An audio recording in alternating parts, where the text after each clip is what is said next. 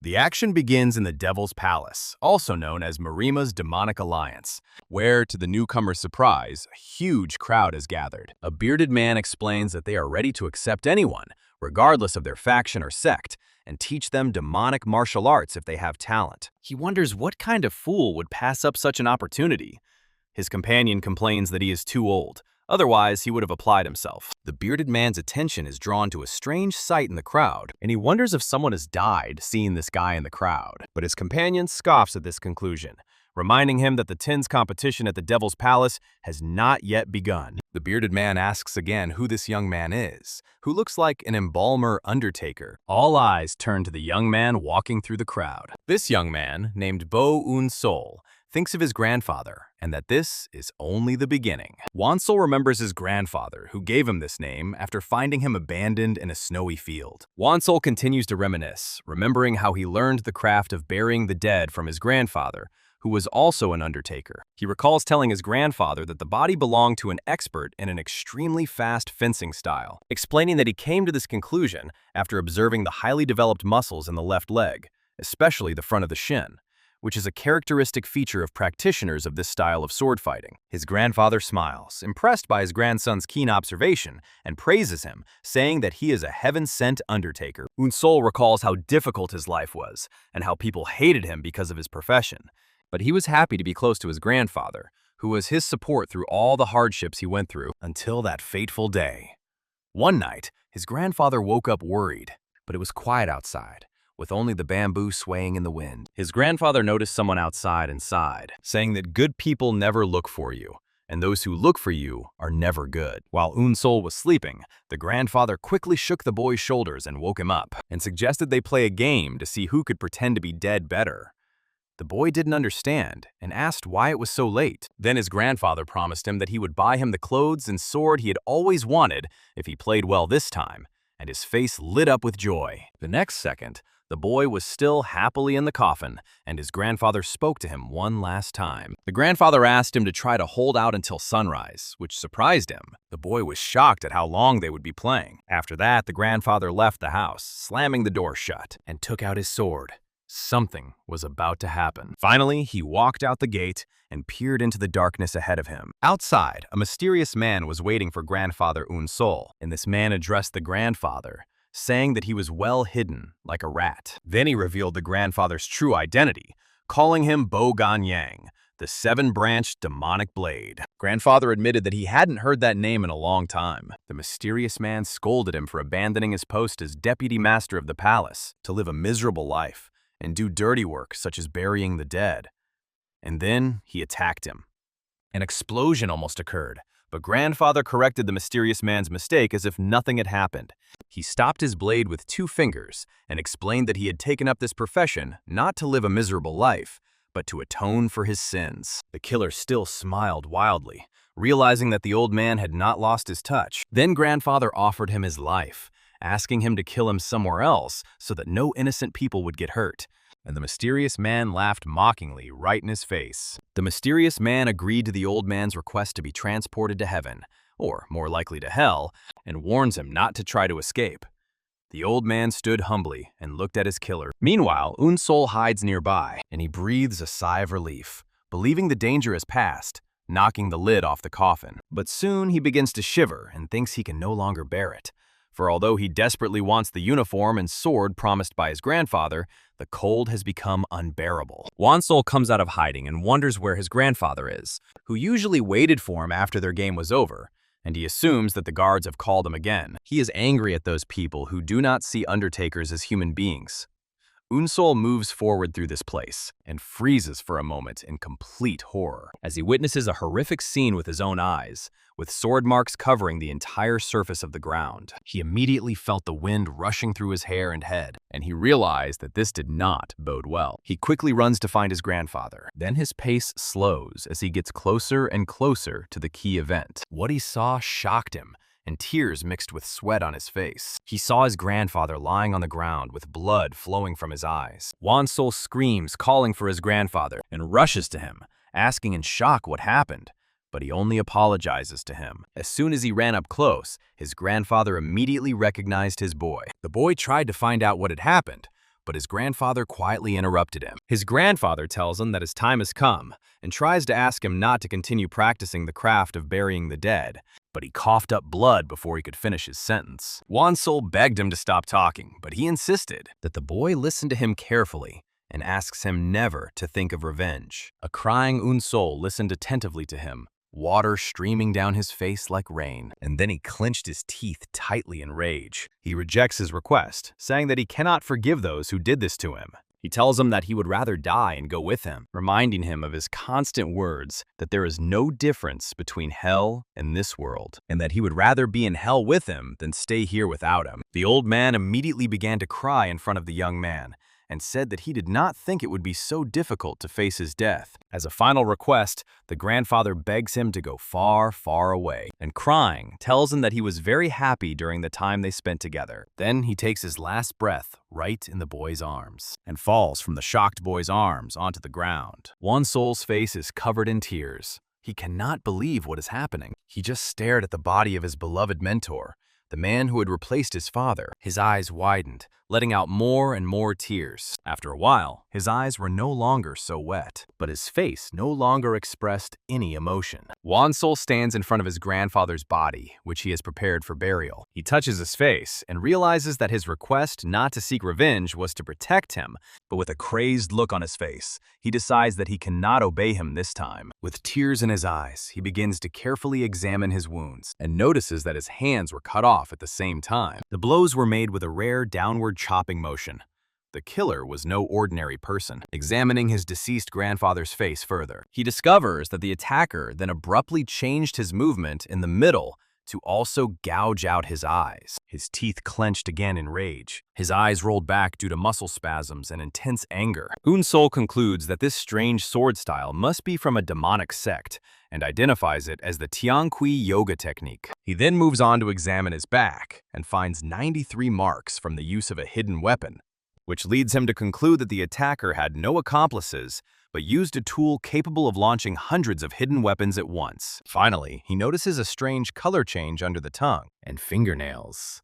Now they were purple. Won-seol concludes that such a color change occurs when poisoned with a deadly toxin that causes the flesh and blood to rot. Based on everything he has seen, he compiles a description of the killer. This is a man belonging to a demonic sect who has studied the Tiankui yoga technique, possesses high-quality hidden weapons, and uses a deadly weapon that causes flesh to rot and blood to spoil. And Eun-seol believes that there cannot be many people who fit this description. He looks at his grandfather's body with determination and closes his eyes to concentrate. Then, opening his bloodshot eyelids, he swears that he will find the killer, no matter what it takes. The drops of blood from the past slowly flowed into the tears of the present and fell onto the forms. Won-seol arrives at the reception desk at the Devil's Palace and writes his name, Bu Eun-seol, of the Ganyang clan.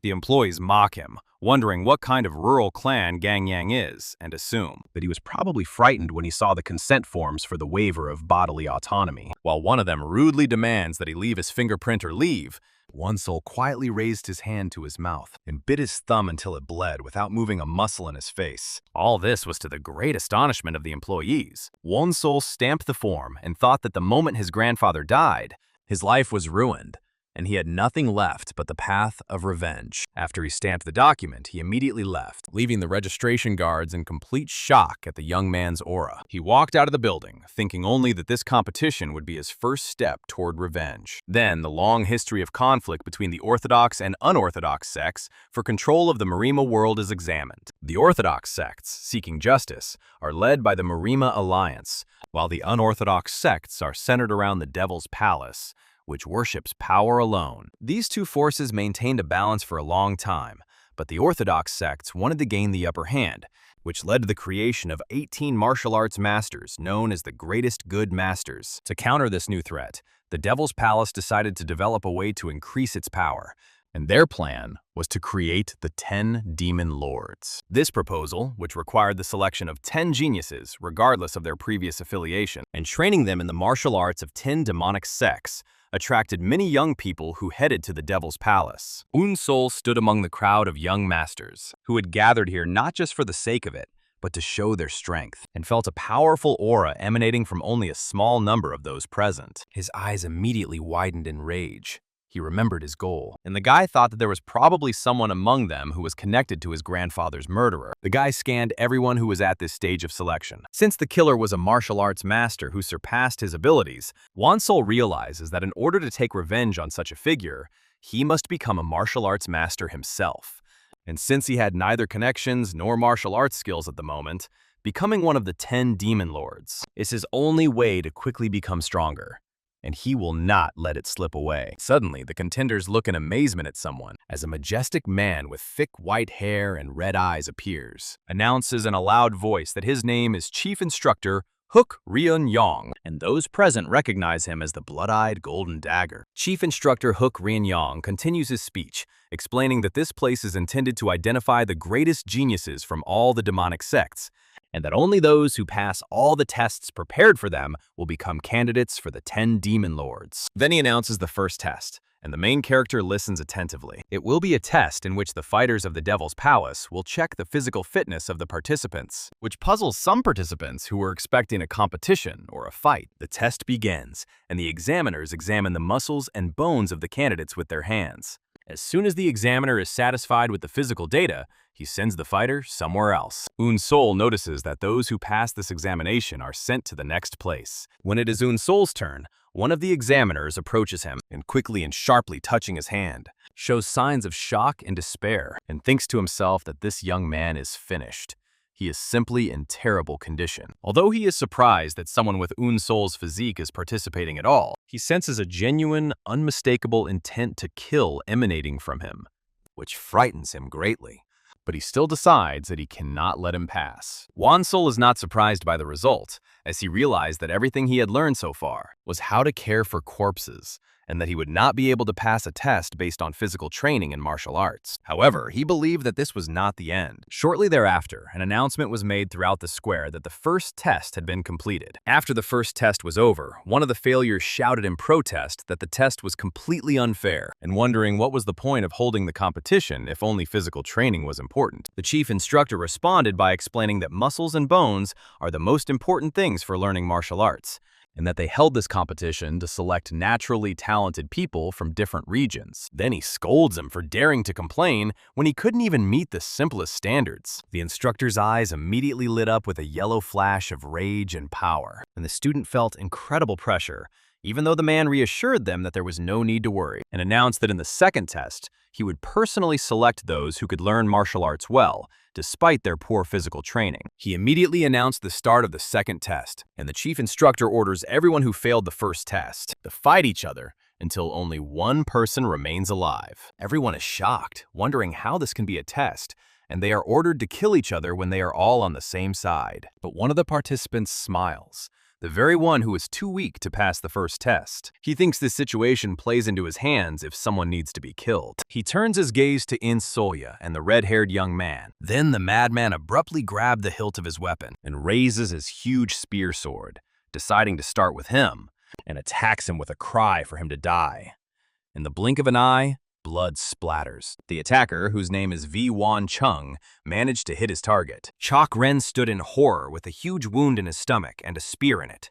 He also recognized his killer. He skillfully kills the red-haired young man, shocking and horrifying the other participants. Eun-seol observes the situation and tries to analyze it, noticing that the killer barely avoided the ribs and hit him right in the heart, and concludes that although his physique is weak, his reflexes and agility are sharp. Wee Won-chung stands boasting of his deed and challenges anyone who wants to share the same fate to come forward and fight him. From a distance, one of the officials comments that Won-chung is acting decisively but lacks common sense, and the chief instructor agrees, saying that the place is full of useless fools. The examiner observes the situation, thinking that in such battles, demonstrating strength makes you a target.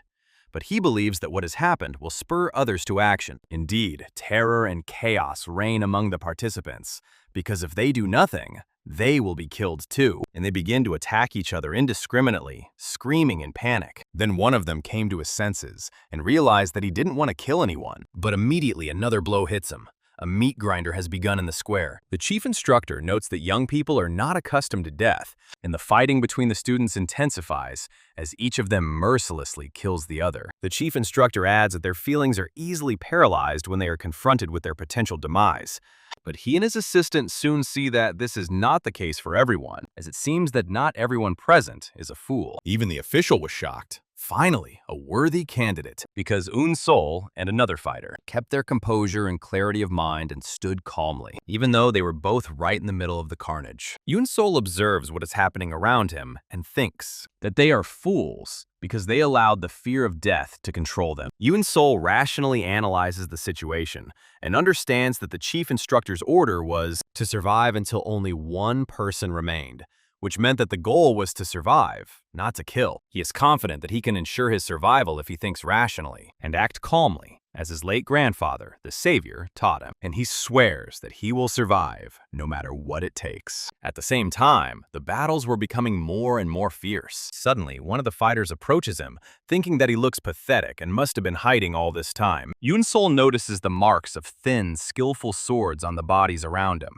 and concludes that this is the work of a thin blade. The fighter decides to kill him himself and throw something. He attacks him with a strange weapon, but Eun-seol gracefully dodges, and the blow hits the box he was carrying. After this blow, the clothes fall to the ground. The attacker mocks him, asking what use the box on his back is and whether he sells funeral supplies. Eun-seol ignores him and picks up some fabric from the ground, and for a moment, she is lost in memories and remembers her grandfather, as well as the gift, the cloth and sword, and a card that his grandfather gave him for his birthday, and his red eyes flash with anger and determination. The guy's aura was like that of a titan, ready to crush anyone. The main character stood opposite the bastard, and next to him was his sword. The attacker sees that he is holding strange tools, and sarcastically asks what he can do with such a flimsy sword. Before he can finish his attack, another calm fighter appears behind him. He then lunged at him and killed him with a single sword stroke, cutting his back in two. The bastard immediately fell, and now another fighter stood in front of the main character, either a friend or an enemy. This fighter tells Eun-seol that he doesn't need to thank him, and that the presence of such a pathetic person as him distracts his opponents and makes his task easier. Eun-seol said nothing, but began to gather all his belongings that had fallen from the blow of the fool who broke his box. The calm one adds that, although he has sharp insight, it seems that he has never studied martial arts, and that he could kill someone like him at any moment, proving it by killing a man without even looking at him. Finally, the guy paid attention to him, but there was no sign of surprise or admiration on his face. From a distance, the chief instructor observes the situation, and his attention is drawn to the calm guy's sword, which he recognizes as the Sword of Annihilation, the legendary sword of the Black Soul Master, who was known as the strongest wandering swordsman. His assistant explains that the young man's name is Neon Won-gan, and it is said that he found the secret manual and sword of the Black Soul in a secluded valley. He adds that since he trained only from the manual, his techniques lack refinement and his movements leave many gaps. The discussion between the instructors continues, with the assistant mentioning that Neon Won-gan is currently the Black Soul's only disciple, and that despite his lack of physical strength, he is a strong candidate to become one of the 10 Demon Lords, and possibly even the winner of this trial. The chief instructor agrees, adding that although Won-gan is still a novice, unworthy of wielding the Sword of Annihilation, there seems to be no one stronger than him among those present, unless something completely unexpected happens. Unless someone is hiding even greater power. The camera immediately switches to our main character, who is examining his limbs and realizes that the cuts on them are quite severe. After a long time and at the end of a brutal battle, in an arena full of corpses, only 2 people remain alive, Myung Won-gan and Eun-seol. Won-gang stands on the training ground and expresses surprise that Eun-seol is the one who managed to survive to the end. Then he turns to him and challenges him, saying that if he kills him, he will also become a candidate for the 10 Demon Lords, and invites him to attack. Won-gang stands on the training ground and expresses surprise that Eun-seol is the one who managed to survive to the end. Although he understands that Won-gang is the strongest here, the guy still held his sword firmly, ready to attack quickly and without regret, because he had already discovered his weakness, and he was sure that he could defeat him without a doubt. After all, when he fought all his opponents, the hero sat down and studied all the bodies he left behind, and studied his fighting style from the corpses he left behind. The hero jumps up from his seat and goes to his opponent, who sarcastically suggests testing his skills a little, and then launches a fierce attack on him. Won-seol skillfully dodges his successive blows, so he only gets away with superficial wounds. Won-gang mocks him, saying that all he can do is clumsily dodge, and that it's impressive how he's lasted this long. The chief instructor and his assistant watch the fight and notice that although Eun-seol seems to be helplessly allowing himself to be beaten, he is actually moving his body at the last moment of each strike to avoid fatal injury. The assistant instructor realizes with amazement that Eun-seol has memorized Won-gan's attack patterns by studying corpses, and he admires his remarkable level of observation. Won-gan is shocked to hear that, despite all this barrage of attacks, all he has done is cut his flesh, and his words shock him. And that after all this flurry of attacks, all he has done is cut his flesh, and his words shock him. The instructors are amazed at her audacity in provoking him, realizing that despite his good evasions, launching a counterattack is another matter entirely, especially with his frail body, which would make it difficult to deliver an effective blow. Won-gan is angered by his words and tells him that he had planned to let him live a little longer, but his arrogance has made him decide to grant his wish to die quickly. He shouts that he will grant his wish and prepares to deliver the final blow. Won-gang is furious at his words and tells him that he had planned to let him live a little longer,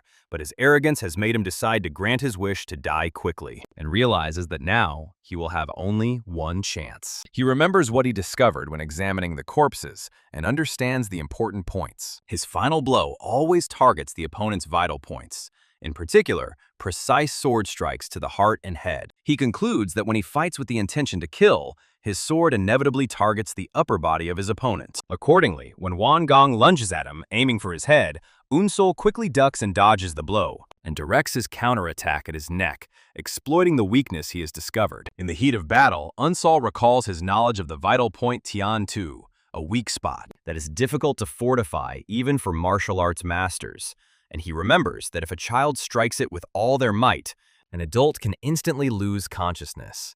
Eun-seol uses this knowledge and delivers his decisive blow, and directs his small sword at Won-gan's neck. In an instant, several thick drops of blood splattered onto the ground. The sun was already setting on the horizon, and Won-gan was standing there dead, bleeding out, and beneath him stood our guy, who quickly pulled his blade out of his neck, cutting him even more, and the body falls to the ground, revealing the face of the main character to us. And so, Eun-seol, whose face and eyes were completely covered in blood, emerges victorious from the duel. Exhausted and bloodied, Eun-seol stands there, wondering if it's really over. The instructors watch the scene in shock, and the assistant comments that what happened was a complete surprise, while the chief instructor expresses his disappointment, as he had high expectations for the Black Soul sword technique. He then announces in a loud voice that Bu Eun-seol has passed the second test. As soon as he hears this news, Eun-seol falls into one of his memories and loses consciousness, falling into a mysterious black and white dream in which he sees his grandfather calling him. He joyfully runs towards him, telling him where he is, and it seems like his grandfather is very close by,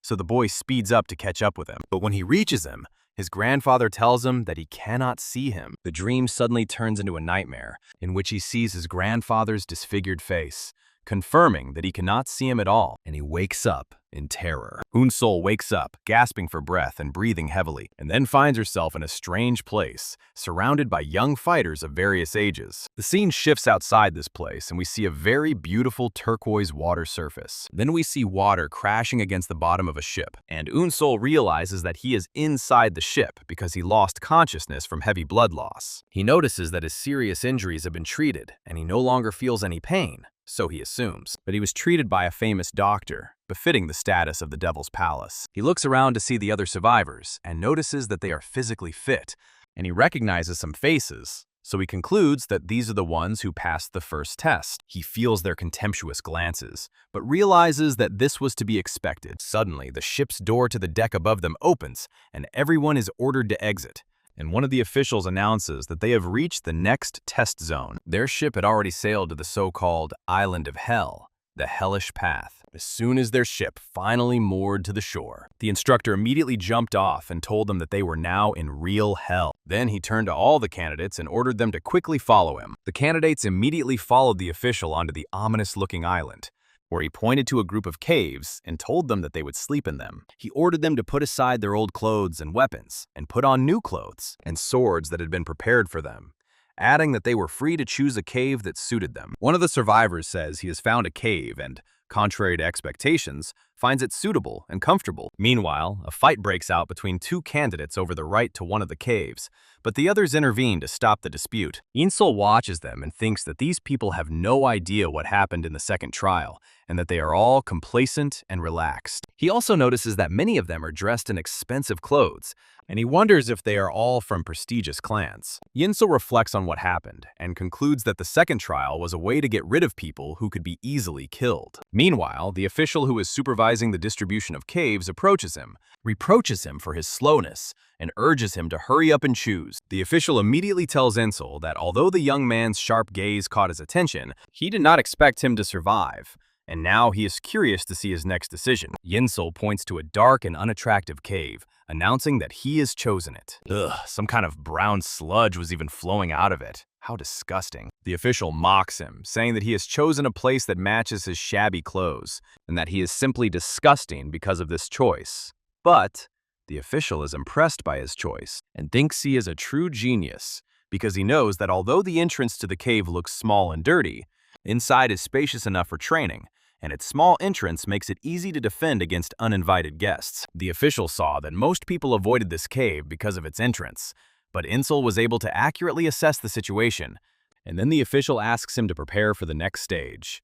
Here it comes. After everyone put on their new uniforms, the official began to explain the next task. He explains that there are 10 martial arts training facilities on Hell Island, and in each building, they can learn the martial arts of one of 10 demonic sects. He adds that they can study all of them or focus on just one, and that they have complete freedom in organizing their schedule, whether it be sleeping, playing games, studying martial arts, or training on their own. This surprises Eun-seol, as he remembers the cruelty of the second trial and cannot believe that they will be allowed to train in peace. Soon, the survivors begin to wonder which martial art they should learn first, and most of them agree on the Sword of Fire sect, which they have heard is the strongest. Everyone rushes there. Eun-seol watches them, thinking that he has also heard that they are the strongest among the demonic sects, and that learning their martial arts would definitely be useful. But he decides that it is not for him, since he has never studied any martial arts before, so he doesn't need to start with the strongest. His eyes widen sharply with understanding. Eun-seol thinks about what he really needs right now, and chooses a different path. After a while, Eun-seol moves in the direction of one of the martial arts training centers. He looks up, and his gaze is not very surprised. After all, Eun-seol arrives at an old and dilapidated building and recognizes it as the Wandering Beast Pavilion, a fallen sect. He recalls that the reputation of this pavilion has deteriorated so much that it is barely counted among the 10 demonic sects, and that the only reason it survives is because of its history of producing a significant number of the strongest martial arts masters of their time. He also thinks and remembers what his grandfather told him about them. Eun-seol decides to train here, but as he moves forward, he notices that the ground in front of him is moving. What's going on? The sand behind him shifted strangely, and suddenly something burst out of it. It was quite unexpected. Suddenly, a man's head appears from the ground. The man introduces himself as Sava, master of the secret wing of the Wandering Beast Pavilion, and asks him if he came here hoping to become one of the 10 demon lords. Eun-seol initially stood in a fighting stance, as he had not expected this at all, but then he replied respectfully, confirming that he had come to study the martial arts of the Wandering Beast Pavilion. Sava looks him up and down, humming for a long time. Then he laughs and orders him to leave so as not to hasten his death, declaring that he had no intention of teaching martial arts, especially to someone who looked as frail as him. Eun-seol confidently responds to Master Sava, explaining that he has heard that if he studies the martial arts of the Wandering Beast Pavilion, he will gain the ability to survive in any situation. Savo mocks his words, expressing surprise that he knows about martial arts that are on the verge of extinction. He then warns him that even the greatest geniuses find it difficult to study these martial arts because they begin with a change in the body, and with his current physical condition, he will die within a day. Then he orders him to leave, since he understands everything. Instead of leaving, Eun-seol bows low and presses his forehead to the ground. Sava asks him in surprise what he is doing, and Eun-seol replies that since he has agreed to teach him, he can only express his respect to his new master. Savo calls him a stubborn fool and even obstinate, but eventually gives in and agrees to teach him. Savo gets up from the ground and assures him not to misunderstand him, as he is only teaching him because the Devil's Palace ordered him to. Then he introduces himself again as Master Sava of the Wandering Beast Pavilion and asks to be called Master Sa from now on. Eun-seol tries to introduce himself, but he interrupts him, saying that he is not interested in his name, and while he is learning from him, he is simply student number 1. Then Sava immediately begins training. His fingers were blue with energy, and his whole body was glowing with an aura. Then he quickly strikes the main character under the eyes, causing them to go blank, and the world to become increasingly blurred. Eun-seol suddenly finds himself in complete darkness and realizes that he cannot see anything. Savu tells him that he has temporarily sealed his vision using the secret techniques of the Wandering Night Pavilion. He explains that this is a necessary step in learning the way of the Wandering Beast, a basic technique that sharpens all the senses and gives the practitioner animal-like reflexes. He adds that their martial arts are different from others because they change dramatically depending on who studies them, and for this reason, mastering the basic technique is very difficult, which has led to a decline in the number of people attempting to master it, until the pavilion reached its current deplorable state. But he assures him that if he can master it, he will gain the senses of the Wandering Beast, and shows him what abilities he himself has now, and then adds with a sarcastic smile that most people die before reaching this point. He came even closer to him. Sava tells him that he must get used to the darkness for about an hour, and that he will return to him then. All this time, the smile never left his face. A moment later, Eun-seol finds himself alone in the darkness and notices that his other senses have not sharpened as he expected. He realizes that an hour is a very long time and that he must adapt as quickly as possible. But his eyes were still empty. He couldn't see anything. He just tried to get out of this state, constantly stumbling over something in the real world and falling. He thinks that countless fighters are competing to become one of the 10 demon lords, and that if he is attacked in this state, he will be completely helpless. At that moment, the attacker was silently behind him and tried to kill him with a sword strike from above. But Eun-seol dodges it with an instinctive movement and fell to the ground with a loud crash, feeling the waves from the blow spread around him. At that moment, Eun-seol realized that with his loss of sight, his balance was now the most important thing. Then the scene shifts in time.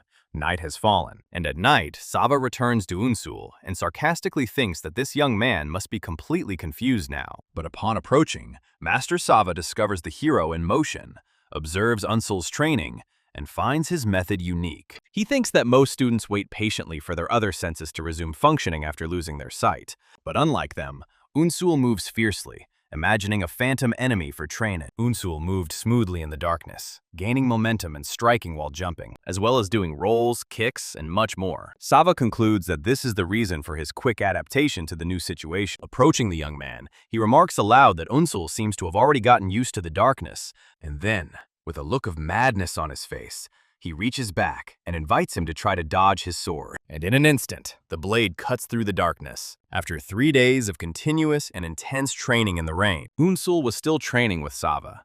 He fell to the ground in the mud. Then he tried to get up, but the master was still there. The training had not exhausted him. Savu immediately surprises him with his incredibly fast movement and strikes Eun-seol in the stomach with the hilt of his sword, which Eun-seol is unable to dodge. Savu thinks about the situation and decides that 3 days have passed and it's time for Eun-seol to start doubting his training style, but he accepts everything without question. Poor boy. He is beaten and trembling. Savu stops attacking and asks him why he is not interested in how to avoid attacks or the theory behind the training. Eun-seol replies that he remembers him saying that the essence of the arts of the Wandering Night Pavilion is to achieve enlightenment on one's own. So he assumed there was a reason for his actions. Sabu is surprised by his answer, chuckling slightly, and then he proudly admits that he is right, after which he enthusiastically tells him to continue training, his aura seeming to become even more intense than before. During training, Eun-seol reaches a new stage of awareness and feels that he can see the path of the approaching sword, but also realizes that he will not be able to dodge the next attack, so he decides to block it instead. Their swords clash with new force, and Eun-seol manages to block Sava's attack, which surprises him. Beads of sweat on the protagonist's face turn into crystals, and his teacher was extremely shocked by this situation. He kept wondering how he was able to block his silent sword attack. How did he do it in just 3 days of training? A moment later, Eun-seol falls to the ground and tries to stop his fall with his sword, finally falling on his back. He was completely exhausted and noted that he couldn't even block the blow properly. Sabu approached him, offered him a drink from a bamboo flask, and Eun-seol thanked him. He quickly opened it and brought it to his mouth. Eun-seol drinks and is surprised that it is not water, as he feels enormous energy flowing through his body, as if the blood he had lost was returning to him. Savu tells him that it is the highest spiritual spring water, which he has been collecting all his life, but he does not feel that he is wasting it on him. That was not the case at all. Savu thinks to himself with great excitement that he has finally met the genius he has been waiting for his whole life. A precious, uncut diamond. At another time, Eun-seol's training continues. Their swords clashed harder and harder each time, generating a lot of light and sparks. The master really liked this and smiled. Sava suggests that he try to block his attack again. Savu continues to attack Eun-seol with strong and consistent sword strikes, but Eun-seol struggles to dodge the attacks. Suddenly, Sava appeared behind Eun-seol, expressing his dissatisfaction with his defensive actions. The boy turned sharply to defend himself, but suddenly, Sava stops attacking, causing Eun-seol to breathe heavily, and wondered why he had stopped. Why wasn't he attacking anymore? Then Sava bursts out laughing, announcing that he has finally found what he has been looking for all this time. At that moment, the seal on Eun-seol's eyes falls away. His eyes are filled with light again, and his vision returns. Sava addresses Eun-seol by his full name and suggests that he forget about becoming one of the 10 demon lords and instead become an official disciple in his pavilion. He promises him that if he does so, within 10 years, he will make him one of the 10 strongest martial arts masters in the Demonic Sect. Eun-seol considers the offer and realizes that Sava is probably not lying about his promise. But he remembers that his grandfather's killer is very skilled and comes to the conclusion that he cannot be satisfied with learning only the martial arts of the Wandering Beast Pavilion. Accordingly, Eun-seol announces his firm decision to become the Lord of Demons. Savu is completely shocked by this statement. His eyes almost pop out of his head. Then he crushed his ambitions and told him to forget about it if his goal was to learn the arts of all 10 demonic sects, because even the great heavenly demon couldn't do that. He explains to him that each martial art is suited to a specific body type and energy type, and that no matter how talented a person is, they cannot learn more than 2 or 3 types of martial arts, and that focusing on one martial art is the fastest way to become the strongest. Eun-seol apologizes for his stubbornness and bows before his master, while Sava wonders if there is a way to change Eun-seol's mind. Without waiting for an answer, he sighs heavily. In the end, Sava gives in and agrees to teach him another martial art. Eun-seol is surprised by this, explaining that he has only learned the basics of the Wandering Beast Pavilion, but Sava instantly surprises Eun-seol with a quick and decisive attack. But Eun-seol manages to block the blow on his own.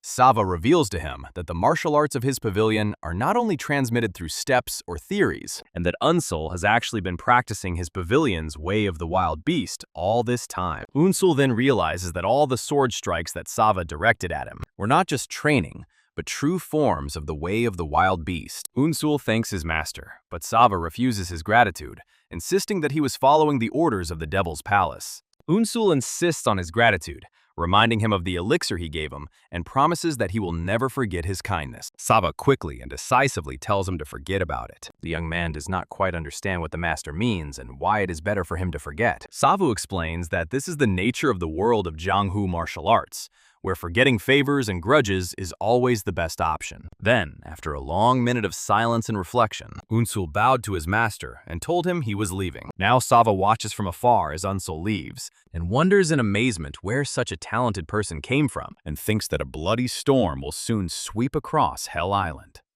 Something great is coming. Eun-seol thinks about his ability to perceive, gained from studying the Way of the Wandering Beast, which has made his senses extremely sharp. But he sees that this constant awareness is very tiring, even when he is doing nothing, and feels that he will not be able to rest properly if the situation continues in the same vein. Therefore, he decides that he must learn to control his senses and suppress them as much as possible. Eun-seol begins to concentrate, trying to control his senses, as if stopping a drop of dew falling from the grass. And after a few moments, he opens his eyes, feeling that this control is enough for now. The world around him finally began to resemble normalcy, and he no longer felt what he did not need. Then Eun-seol takes out a map, looks at it, and thinks that the Devil's Palace will not keep the students on Hell Island for long, especially just to train them endlessly.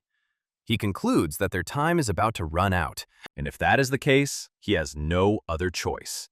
He hides the map. Eun-seol decides to head to the strongest sect among the 10 demon sects, the Sword of Fire Sect, founded by the Emperor of the Sword of Fire Sect, Ju Kwa-woon, who was the rival of the greatest heavenly emperor of demons 700 years ago. Upon arriving at the Sword of Fire sect, Bu discovers that their martial arts hall looks like a majestic palace compared to the modest wandering beast pavilion. When he approaches the door and knocks, a man opens it and wonders who this visitor is at such an hour. The man immediately realizes who it is, and a bead of sweat appears on his forehead. Bu realizes that this is the martial arts instructor for this sect, and he bows respectfully, announcing that he has come to study their martial arts. The instructor asks him to follow him and explains that their sword art is the most extensive of all demonic arts, but it is also the most labor-intensive. He adds that those who arrived half a month ago have already completed the initial test and moved on to the intermediate one, and then asks him why he is so late. Bu tells him that he has been studying martial arts at the Wandering Beast Pavilion for the past half-month. The instructor is surprised and asks him if he means that he has mastered the way of the Wandering Beast,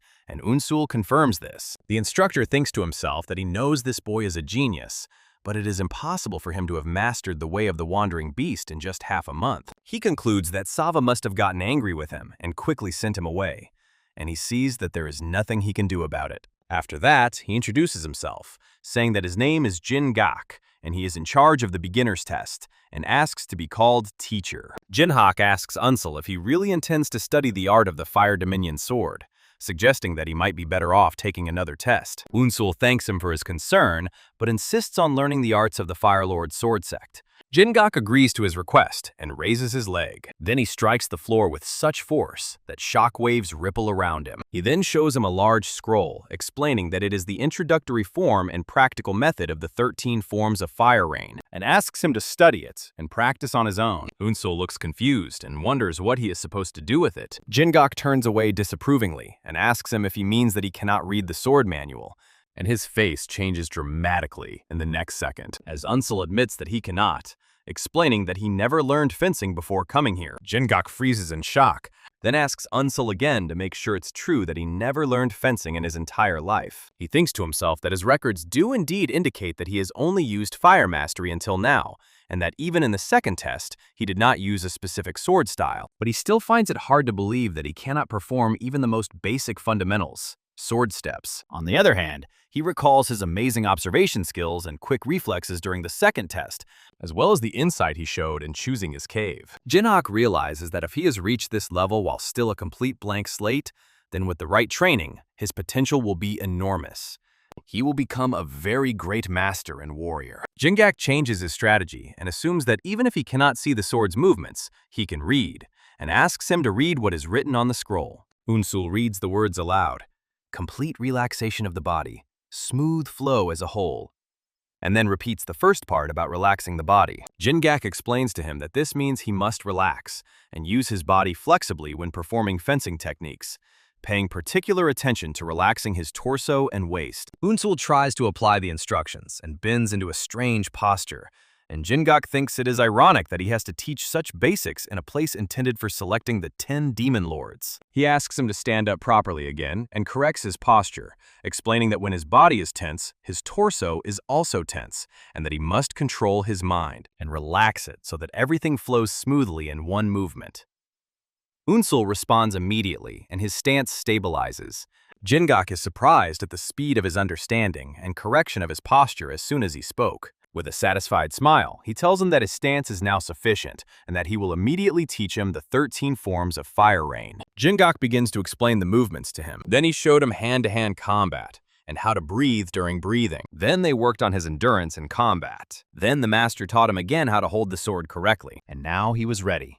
He took the sword in his hands and pointed it forward. His stance was flawless, and his strikes were like waves, smooth and deadly. Bu imitated all the movements with astonishing accuracy and speed. Jinha confirmed his suspicions and realized that this boy was truly talented. After the training session, he told him that now he had to imagine an enemy in front of him and use the 13 forms of fiery rain, explaining that this was a test that would allow him to move on to the middle hall, and that his goal was to see the intention of the sword inherent in his basic movements. Bu realizes that the opportunity he has been waiting for has come sooner than he expected, and that he must prove himself here and now. The young man immediately assumes a stance. He closes his eyes and concentrates, imagining the enemy he must defeat. This bastard stood before him, perhaps one of his enemies, or perhaps his grandfather's killer. He suddenly opens his eyes and draws his sword from its sheath, and then unleashes the first technique of the 13 forms of fiery rain,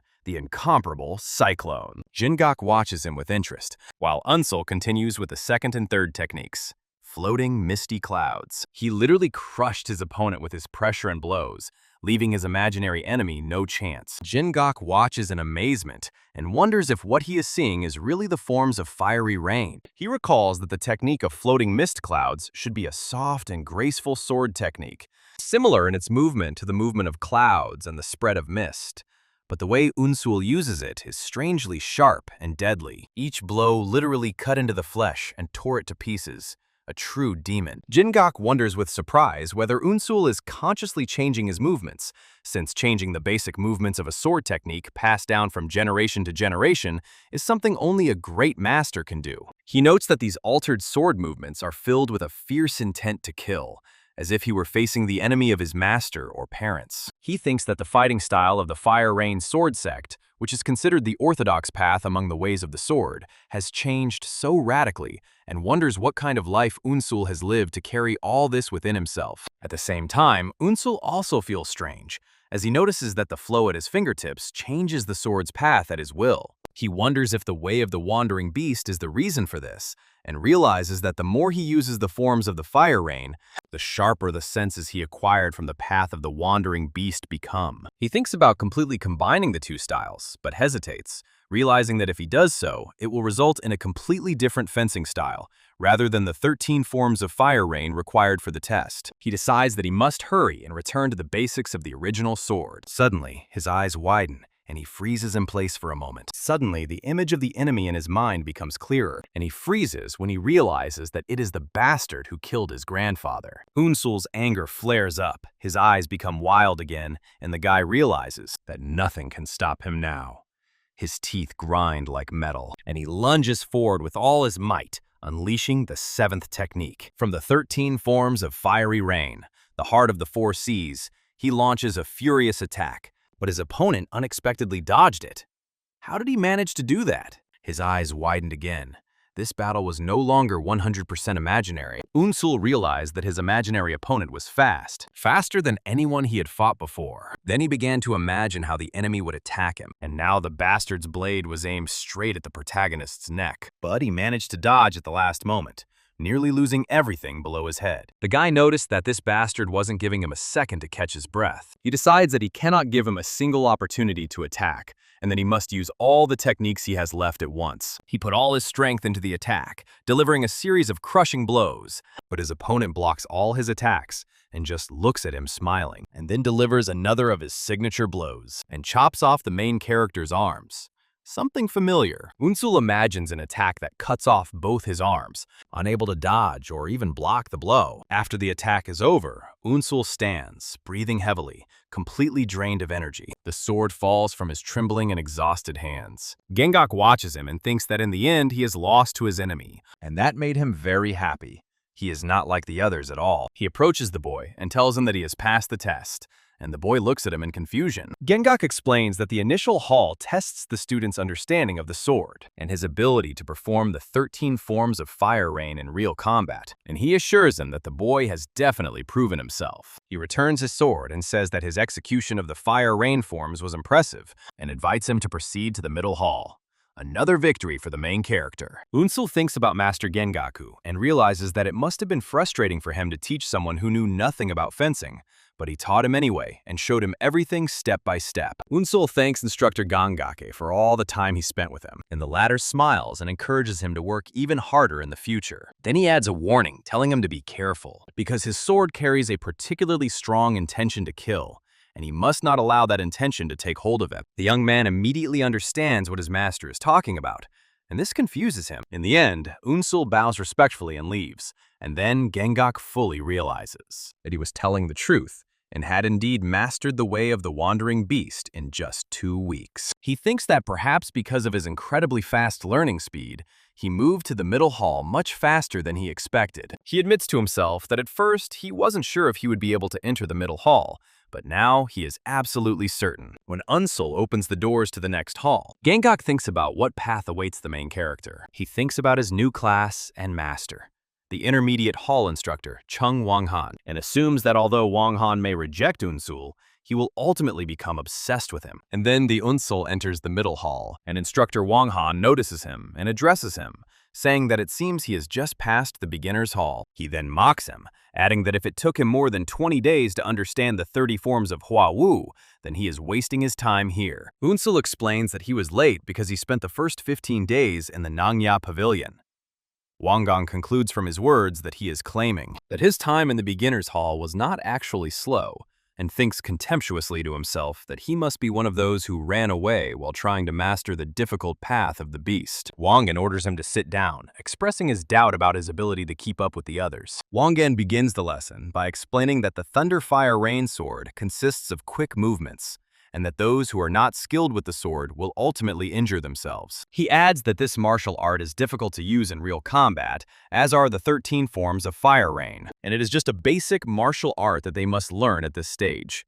He emphasizes that their main focus will be on honing their sword skills, rather than on winning. He then asks one of the students named Bayak Han Xiang to come forward and choose an opponent for a duel. Han Xiang asks if he is free to choose anyone, and the instructor confirms this. So Han Zhang, with a sly, nasty grin, points directly right at the main character, Eun-seol.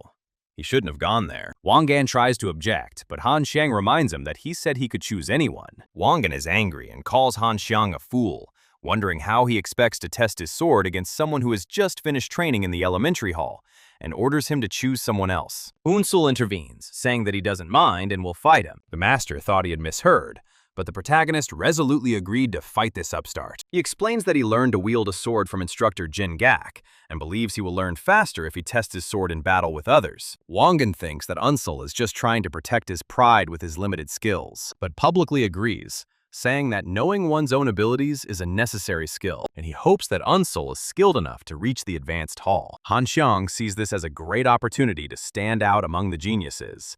If he kills this newcomer, he will be able to establish his position. In the next moment, the two opponents stand face to face in the center of the hall, and Han Xiang tells Eun-seol that he has courage, since he decided to come out after all. But he needs more than that to survive in the world of Murim.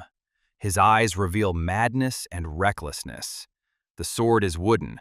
The master gave the command, and the duel began. It began with Han Xiang's fierce attack, but Eun-seol skillfully dodged it. Han Xiang continued his attack, saying that this move had greatly impressed him, and at that moment, he struck hard from above, their swords clashing powerfully. During this clash, Han Xiang senses the weakness of Eun-seol's resistance, and with a sarcastic smile, he realizes that he is indeed a complete novice. Han Xiang laughs loudly, mocking his foolish opponent, and then announces that he will show him the true sword of thunderous fire rain. Han Xiang launches a series of quick attacks, but his joy quickly fades. He was surprised that Eun-seol easily dodged all his blows. Now this bastard no longer felt such superiority over the main character. From a distance, instructor Wang Han observes the situation and thinks that Bu Eun-seol is not skilled with the sword. Unlike him, he notices that Eun-seol not only quickly dodges blows, but also seems to predict every move, which makes him suspect that he has studied the way of the Wandering Beast. Wang Gan dismisses this thought, realizing that although the way of the Wandering Beast is the main martial art of the Wandering Beast Pavilion, it is extremely complex and can only be mastered by the most skilled masters, and it is impossible for anyone, even a genius gifted by heaven, to learn it in just 2 weeks. Wang Gan decides that he cannot judge Eun-seol's skills based solely on his evasions, and that this duel is intended to test his sword skills, not his reflexes. Eun-seol immediately stops dodging and assumes the stance he learned earlier. Then he slightly covers his eyes, just like in training. He begins to counterattack, using 13 forms of fiery rain, which shocks the other students. Han Zhang mocks his opponent for also knowing how to use beginner techniques, and thinks he can dodge it with his eyes closed. But then someone in the crowd notices that Eun-seol's version of the technique is slightly different. Han Xiang is surprised when Eun-seol's strike breaks through his defense and hits him. He doesn't understand. What was that? Why is his hair now blowing in the wind? And while the main character was delivering multiple blows to Han's body, he didn't understand, Were these really the techniques they had studied? Han Sheng becomes enraged, wondering if Eun-seol has been hiding his skills all this time and using a modified version of the forms to mock him. He guesses that Eun-seol is doing all this to attract the instructor's attention and immediately move on to the advanced hall. Han Sheng realizes that if the situation continues in the same vein, he will be the one who looks like a fool. He immediately clenched his teeth tightly and then shouted in anger, declaring that he would be the one to go to the advanced hall, and unleashed his clan's sword style, the Asura sword style, using its deadly technique, the blood-crushing strike. Instructor Wang Gan noted that this was a deadly technique from the Asura sword sect, but he did not forbid others from using it. But still, the instructor was impressed by Eun-seol's composure, as he did not lose his balance in such a situation, which makes him reconsider the possibility. He had truly mastered the way of the wandering beast. Apparently, this was indeed the case. Han Sheng continues his furious attack, shouting that this is the end of Eun-seol. He would never dare to let some newbie make him look like a fool. The instructor immediately frowns, realizing what is about to happen. Han immediately uses his special technique, the defensive Bloody Moon of Wind. The main character puts his weapon up to block, and the two swords collide in a powerful explosion of energy. The remaining students are simply shocked, and the instructor looks on in shock, while Eun-seol recalls how he used the 13th and final form of the Fire Rain forms, Infinite and Boundless. The duel ends with Han Sheng falling to the ground, blood flowing from his mouth. He falls right next to the main character, who stood completely unharmed and looked at his opponent, the man who wanted to stand in his way to his goal. The disciples watched in horror, and the perceptive one too. And now they all asked in horror, "Is Khan dead?" Eun-seol calmly sheathes his sword. Instructor Wang Gan confirms to himself that Han Sheng is indeed dead. After all, he received a precise blow to a vital point. Wang Gan asks Eun-seol if he has always been a student of the Wandering Knights Pavilion, and Eun-seol denies it. The instructor asks again, puzzled, whether he claims to have fully mastered the way of the Wandering Beast in just 2 weeks, and Eun-seol replies that he has only learned the basics. Wang Gan smirks at his answer, sarcastically asking if the Wandering Knight Pavilion teaches its students to lie these days. Eun-seol begins to speak, but the instructor interrupts him, saying he doesn't need excuses, and orders him to remove the body immediately. The students whisper among themselves, expressing their shock at the murder that occurred during a training match, and wondering why the perpetrator is not being punished. Wang Gan yells at them to be quiet and reminds them that this is Hell Island, not a regular training hall, and that anyone who uses lethal techniques must be prepared to die themselves. Then he announces the resumption of the test. Several more fights take place, and after they are over, Wang Gan gathers the defeated students and tells them that they have failed the test and must leave immediately to find another martial arts hall. One of them protests, saying that it was only one match, and they ask for another chance, but Wang Gan flatly refuses. He explains to them that they may have passed the initial tests because of their physical training, but learning the Fire Lord's sword requires talent and potential, as well as blood, sweat, and tears to overcome their own limits. He tells them that they have failed because they lack these qualities, and then orders them to leave. The failed students leave, out of sight. But the instructor notices something interesting, because now only Eun-seol remains in the hall. Wang Gan asks him why he didn't leave, and Eun-seol asks if he should leave too. The instructor explains that he won the duel and passed the test, so he must move on to the advanced test. Eun-seol replies that if he needs to move on to a higher level, he would prefer to stay here. Wang Gan asks him the reason for his decision, and Eun-seol explains that the only sword technique he has learned is the 13 forms of Fire Rain, and that he has not yet learned anything in the middle hall. Wang Gan thinks that Eun-seol has learned the way of the Wandering Beast and exposed the techniques of the Asura sword sect, yet he claims to have learned nothing. The boy agrees with him, saying there is nothing to be done. Wang Gan agrees to teach him the Thunder Fire Rain sword technique, which is considered a continuation of the 13 forms of Fire Rain. But he warns him sharply that he hates petty tricks aimed at attracting attention, and that if he sees him using any sword technique other than the Fire Rain forms, he will immediately cut off his head. His statement was completely serious. 4 days passed, and the instructor stood with the same grim expression, but now not as stern and confident. After all, during those 4 days, he discovered that the guy really had no skills in fencing. And then the fact that the guy was holding a sword in his hand for the first time in a fighting stance surprised him even more. So much ambition, so much talent, so much desire. He was shocked by how hard the boy was trying, Every strike was perfect. Everything was done as if he would die for a mistake. Wang Gan smiled to himself, now understanding how Eun-seol was able to master the way of the wandering beast in just 2 weeks. Eun-seol immediately began training, practicing the piercing lightning technique from the Thunder Fire Rain sword. After a short time, Wang Gan stops him, and the boy looks at the master in shock, who says that it seems he has already grasped the principles of the technique.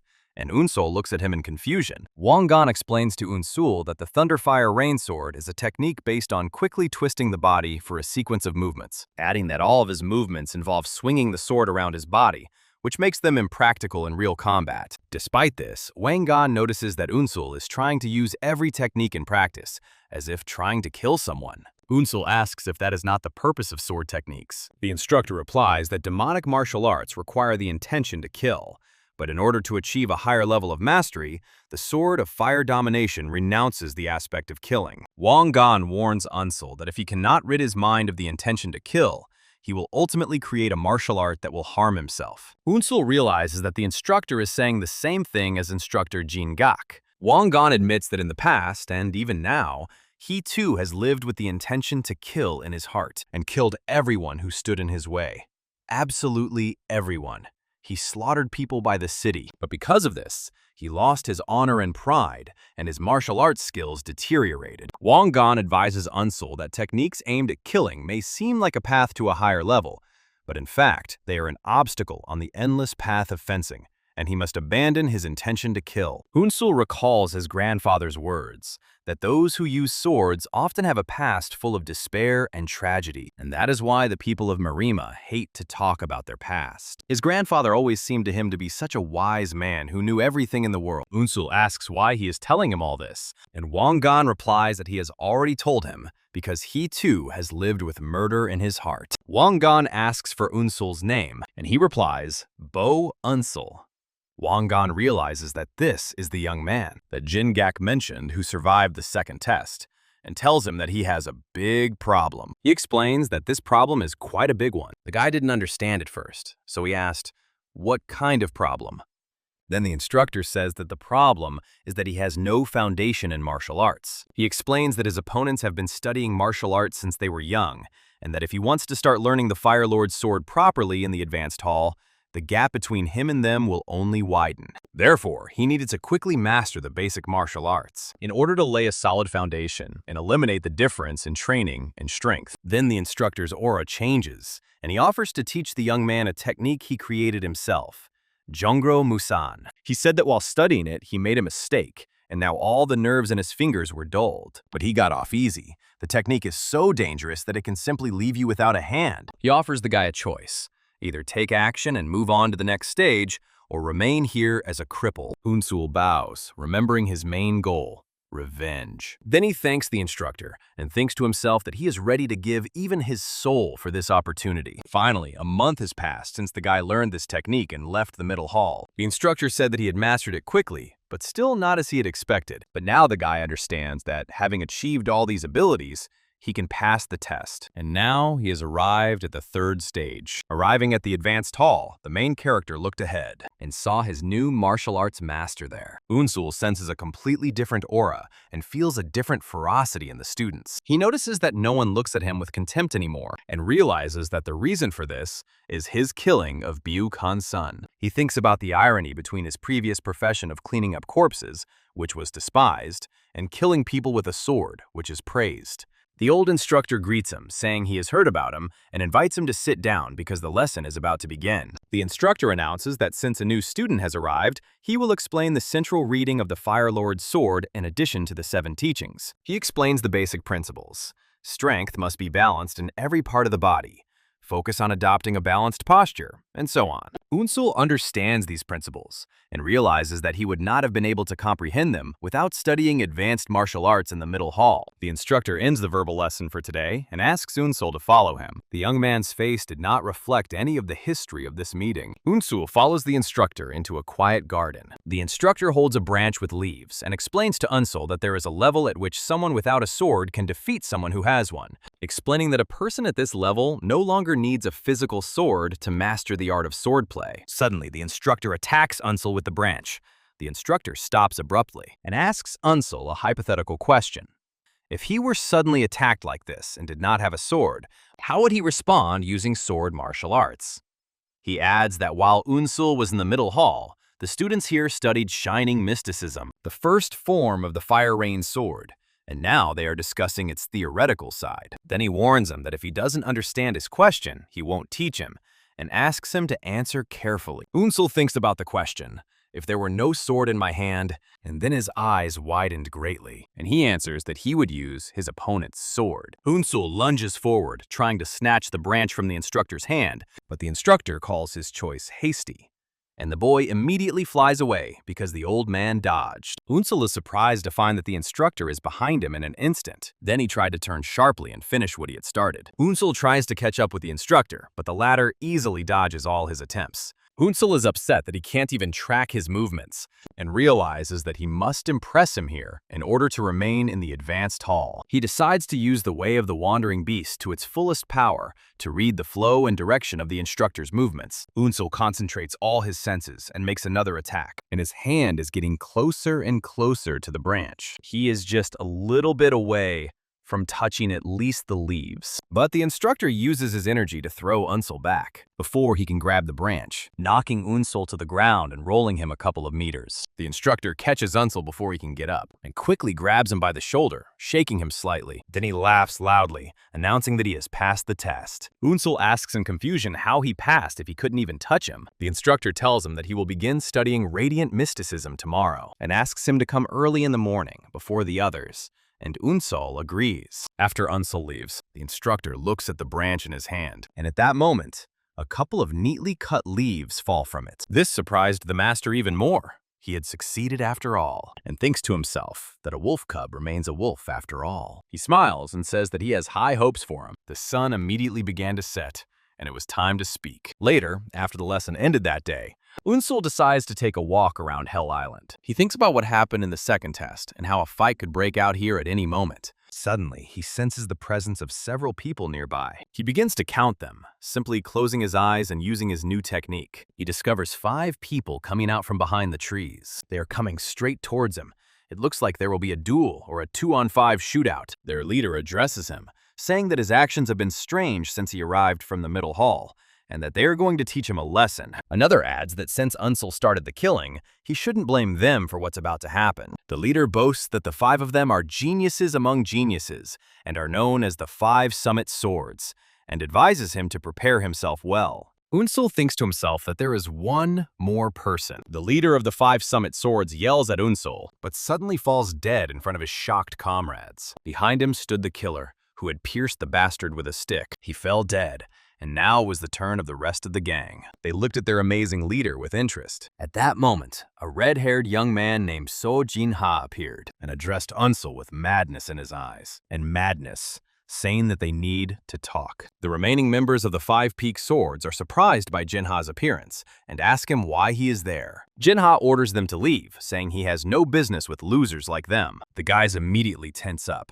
their balls shrinking to the size of atoms. His words anger them, but they decide to retreat, vowing to return later to take revenge. Eun-seol thinks this young man is strong, while Jinha calls them cowards. Jinha turns to Eun-seol and asks him directly whose side he is on. He thrusts his sword forward and asks his question even louder. The main character looked at him with slight confusion. Earlier, in the advanced training hall, the instructor tells his students that they have all learned the first technique of the Fire Rain sword, but true mastery comes only when each of them makes this technique their own. He announces that it is time to see the fiery raindrops they have created.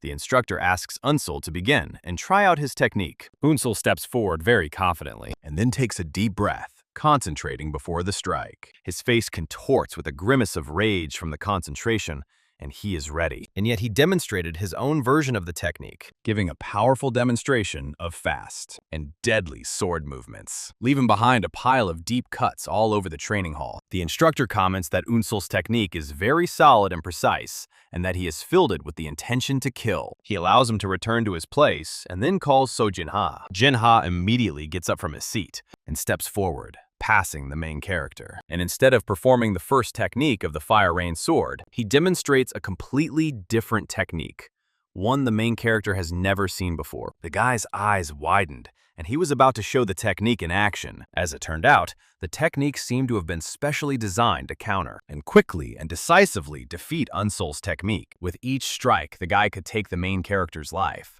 Eun-seol realizes that this was a warning directed at him. Returning to their confrontation, he again wonders about the meaning of Jinha's question about whose side he is on. Jinha yells at Eun-seol, demanding that he stop playing dumb. He thinks he knows that not everyone here wants to become one of the 10 demon lords. He realizes that while the opportunity to learn the arts of the 10 demon sects is amazing, the process of participating in the competition was terribly organized. He concludes that this amazing opportunity is also a trap. Eun-seol finishes his thought, realizing that this opportunity is also a trap to catch something. He wonders if there is a spy among them, but decides not to worry about it. Jinha notices from Eun-seol's expression and tone of voice that he is not actually lying and does not understand what is going on around him. Jinha realizes that the person he is looking for is not Eun-seol.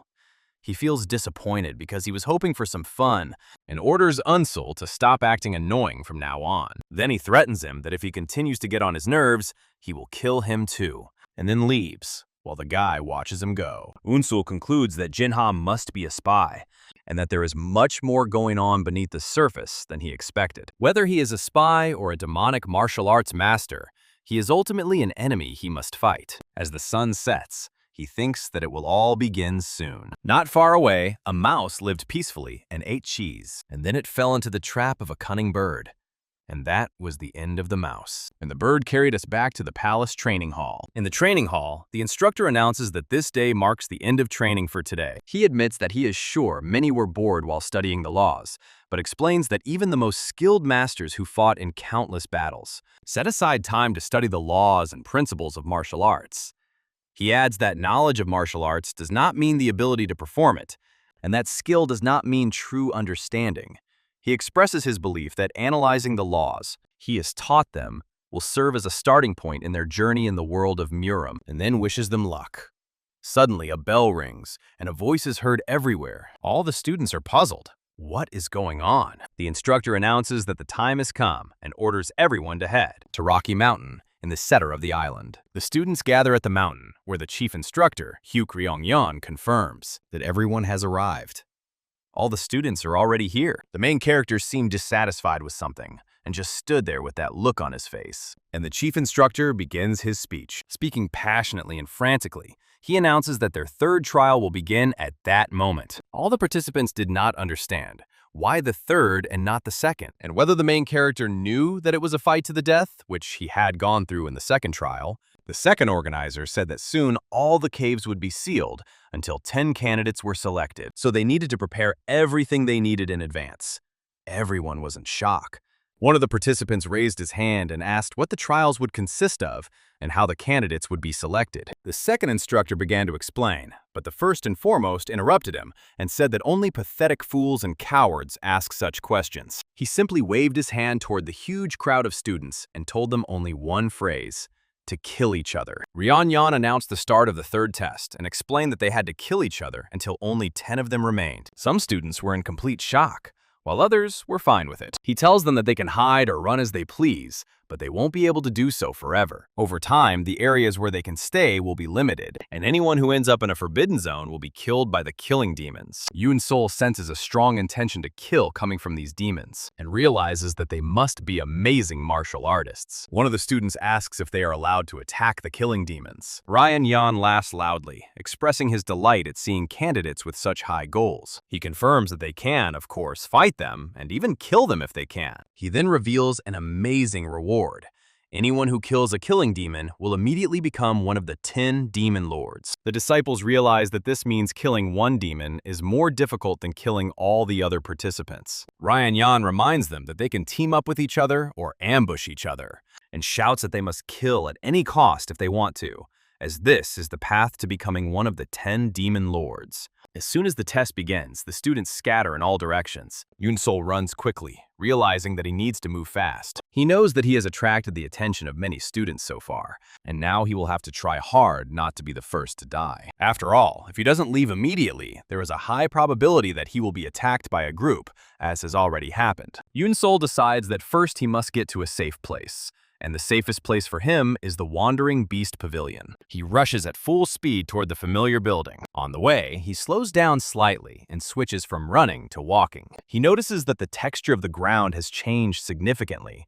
Something is wrong here. He touches the ground with his hand and realizes something else. He turns sharply around, his eyes still reflecting calmness. But suddenly, he senses someone approaching.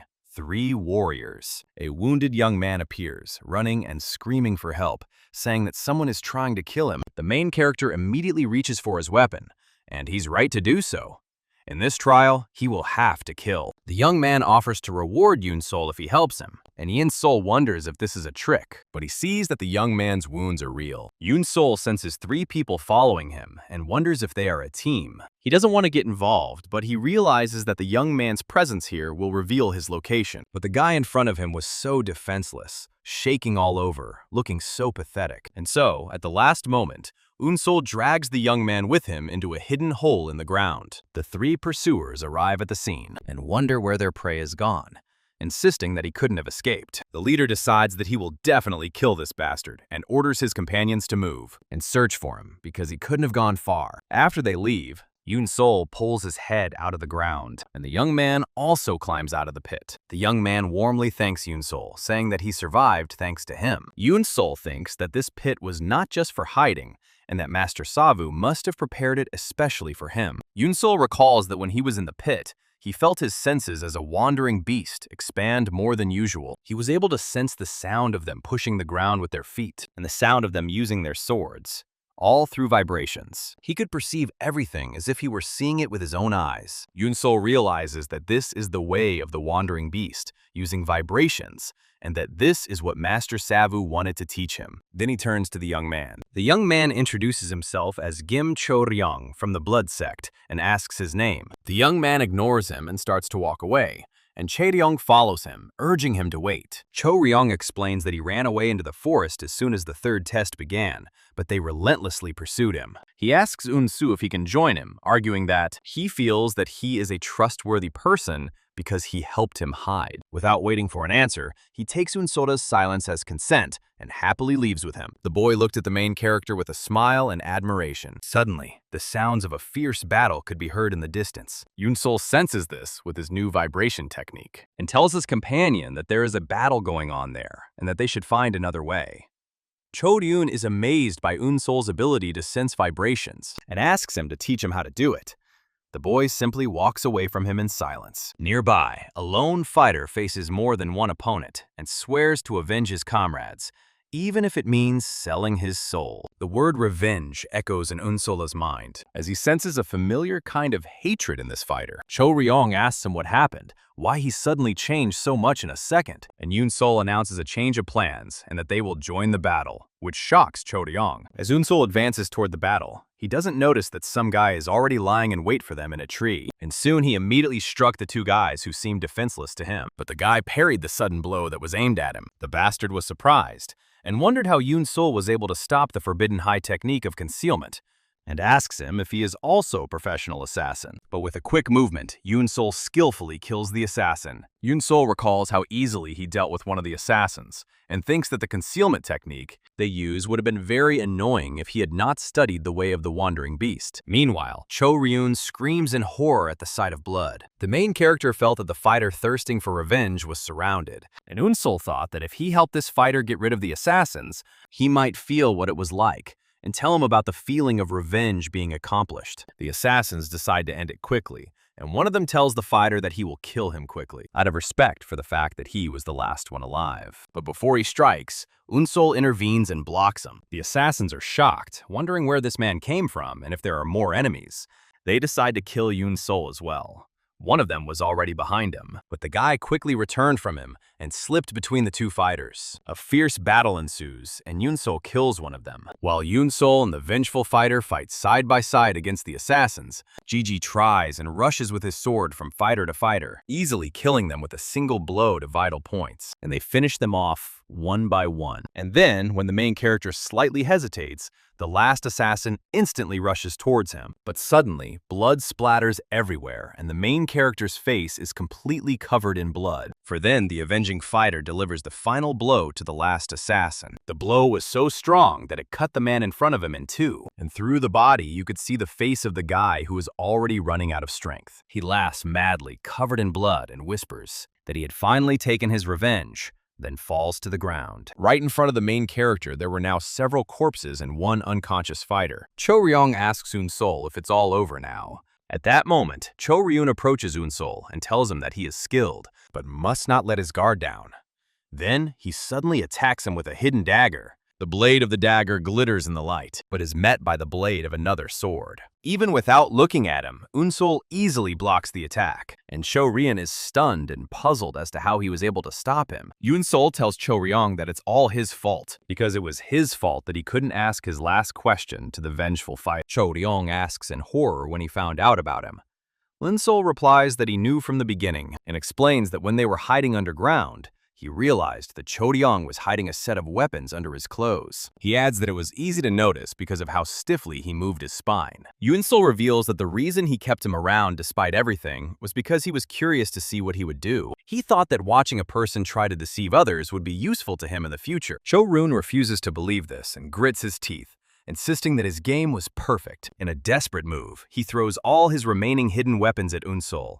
Eun-seol easily dodges Cho Ryun's attack. Cho Ryun thinks to himself that he felt something strange while chasing him, and wonders if Eun-seol can predict his movements. Eun-seol skillfully dodges all the hidden weapons thrown at him, and then strikes Cho Ryung. The blow hits his shoulder perfectly, releasing a huge amount of blood. Eun-seol tells him that even the best hidden weapons are useless if they are discovered. He raises his blades in the air, and the wounded fool can only growl furiously at the main character. Cho Ryung lunges at Eun-seol in a last, desperate attempt, but Eun-seol was unperturbed by such an opponent. The main character quickly ends the fight and finishes off Cho Ryung. The guy dies instantly, leaving behind a pile of blood on all surfaces. And now the main character stood proudly in front of the bastard's body, putting his sword back in its sheath. Covered in blood, Eun-seol thinks that the fight was not easy and that it would have been dangerous if he had not known about the hidden weapon in advance. Then he turns back and watches as life leaves Cho Ryun's body and notices on his face the same obsession with life he has seen in every dying person. Eun-seol leaves the scene and walks past the bodies of the assassins and the fighter who sought revenge. He stops at the latter's body, noticing that he is different. This man died with a smile on his face. Eun-seol wonders about the feeling of successful revenge, and whether he too would be able to smile like that when he took his revenge. This question haunts him. Eun-seol takes the dead assassin's swords and continues on his way with his new trophies,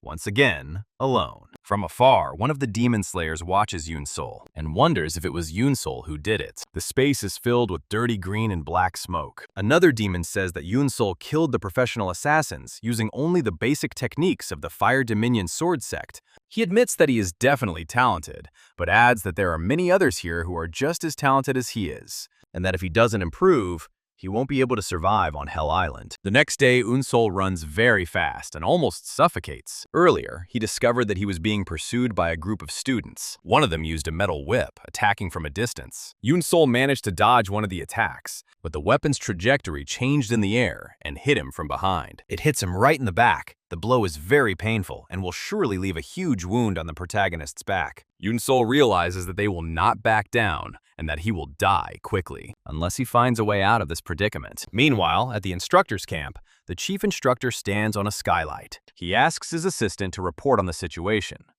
The other tells him that out of 86 students, 41 are still alive. The chief instructor, Hyuk Ryong-yong, is surprised that so many have survived even after 3 days. He concludes that those who remain must be skilled and that it is time to truly test their skills. He asks his assistant to give him a map. Elsewhere on the island, swords clash, and one of the students is about to kill Eun-seol by unexpectedly snatching the sword from his hands. Eun-seol finds himself on the run from his pursuers once again. He thinks that the type of weapon they are using makes fighting in open terrain unsuitable for him, so he devises a plan that suits his situation. Meanwhile, the chief instructor, Hyuk Ryong-yeon, looks at the map and decides to limit the combat zone. The main character keeps running, but suddenly a look of confusion appears on his face. The commander then orders the release of the demon slayers in the area of the Sword of Fire sect, the very building where the main character underwent multiple training sessions. Eun-seol heads straight for the building of the Sword of Fire sect, and behind him stretched a huge trail of blood. His pursuers also noticed it, leaving their iron whips for a second and thinking that the guy had definitely gone inside. His pursuers follow him inside. The pursuers wonder if he is hiding inside, and one of them mocks him for being cornered. Their leader thinks that no matter how fast he runs, he won't be able to get away from them. But suddenly he notices something and turns around sharply. At that moment, Eun-seol suddenly attacks them from behind. The leader calls him a fool, thinking it's a naive trick that they won't fall for. Eun-seol engages them in battle and takes his signature stance, skillfully dodging their weapon attacks. Dodging like a god, and even parrying all attacks with his sword. The leader is stunned and perplexed as to how this bastard can read the paths of their sword techniques. Gigi grips his sword tighter to deal with this upstart. He lunges forward at tremendous speed, running up to them and cutting the throat of one of the bastards with a single movement. He immediately fell to the floor, and the second guy was shocked by such blows. He didn't even notice that the main character was only a centimeter away from his face with his sword. He tried to swing his whip at him, but it hit the ceiling and he couldn't attack. Then the man noticed this and realized that this place was not at all suitable for their weapons. Eun-seol had no intention of stopping. On the contrary, he took an even bigger swing for the blow and immediately chopped off the arm of the bastard standing in front of him in shock. Eun-seol uses chaos and narrow corridors to his advantage. One of the pursuers realizes that this confined space weakens the power of their attacks, and before he can finish his thought, Eun-seol kills him. In his final moments, the pursuer realizes that Eun-seol deliberately lured them here. Eun-seol thinks that his opponents are forced to shorten their attacks in this narrow space, which weakens their power and makes their movements more predictable. In addition, he notices that they are not very skilled. He concludes that he has a chance to defeat them if he fights them one-on-one. One of the pursuers shouts and attacks, but Eun-seol dodges him. However, the whip unexpectedly bounces off the wall and hits Eun-seol, breaking the window and causing him to lose his balance and fall to the ground. The guy realizes that this maneuver was not the best move of his life, and that his opponent is smart. One of the pursuers sees an opportunity and shouts to the others to move now and run away from this place. But before the pursuer can escape, he suddenly stops. Someone stopped him, coldly asking them what they were doing and whether they were running away. His aura was simply terrifying. He repeats his question loudly once more. Are these rats trying to escape from this place? One of them hesitantly replies that they didn't think it was a good idea to fight in that place. Moon-cheon is enraged by their cowardice and kills them all in the blink of an eye. Instead of people, there is just a bloody mess in front of him. Such is his love for his students. He thinks to himself with contempt that this is exactly why he hates working with losers who haven't even reached the advanced hall. Eun-seol watches the scene from afar. After the fighter finishes off the rest of the pursuers, he turns to Eun-seol and asks him if he is their leader. The fighter praises Eun-seol's skill and then asks him if the sword technique he used earlier was the Fire Rain sword. The assassin introduces himself as Woo Moon-cheong and asks for Eun-seol's name. But just as Eun-seol is about to respond, Moon-cheong laughs loudly, saying that he doesn't care about the name of someone who is about to die. Moon-cheong fiercely attacks Eun-seol. He clearly did not expect such a sharp blow. Eun-seol tries to block the attack, but the whip wraps around his sword and then easily breaks his sword. Moon-cheong mocks him, saying that he heard that in the advanced hall of the Fire Rain sword sect, he was taught only one defensive technique. Eun-seol is surprised and wonders how his opponent knows about shining mysticism and whether he has an information network that he knows nothing about. Moon-cheon attacks him again, scolding him for getting lost in thought in the middle of a fight. He swings his iron whip like a lasso and then throws it at the main character. The battle between them intensifies, and Eun-seol realizes that his opponent is destroying everything in his path, and that there is no advantage in fighting someone like him in a confined space. Eun-seol steps back to create some distance between them, but then the iron whip hits him again and pushes him back hard. Eun-seol almost fell on his back, because such a blow could have simply crushed his insides, but the guy managed to stay on his feet. He returned to his signature stance with his sword. Moon-cheon slowly approached and expressed his disappointment. He also told Eun-seol that with such skills, he was no match for him. Moon-cheon unleashed a total attack on him with his chain weapon, luring Eun-seol into an iron web from all sides. Now he was truly trapped by all these parts and blades of the strange weapon, and the bastard laughed, because very soon the white whip technique would kill the guy by simply squeezing him like a hydraulic press. Inside this iron sphere of blades, the guy realized that he didn't have enough defensive strength to block such an attack. In that case, he needed to find another solution, and he remembered his master from the fire pavilion. Strength and energy filled his body, and he gripped the sword's hilt more tightly. Suddenly, his eyes, overflowing with energy, opened a little wider. The bastard outside is shocked to see the guy still trying to get out. He sarcastically asks him if this is his last fight, believing that defensive techniques like radiant mysticism won't save him.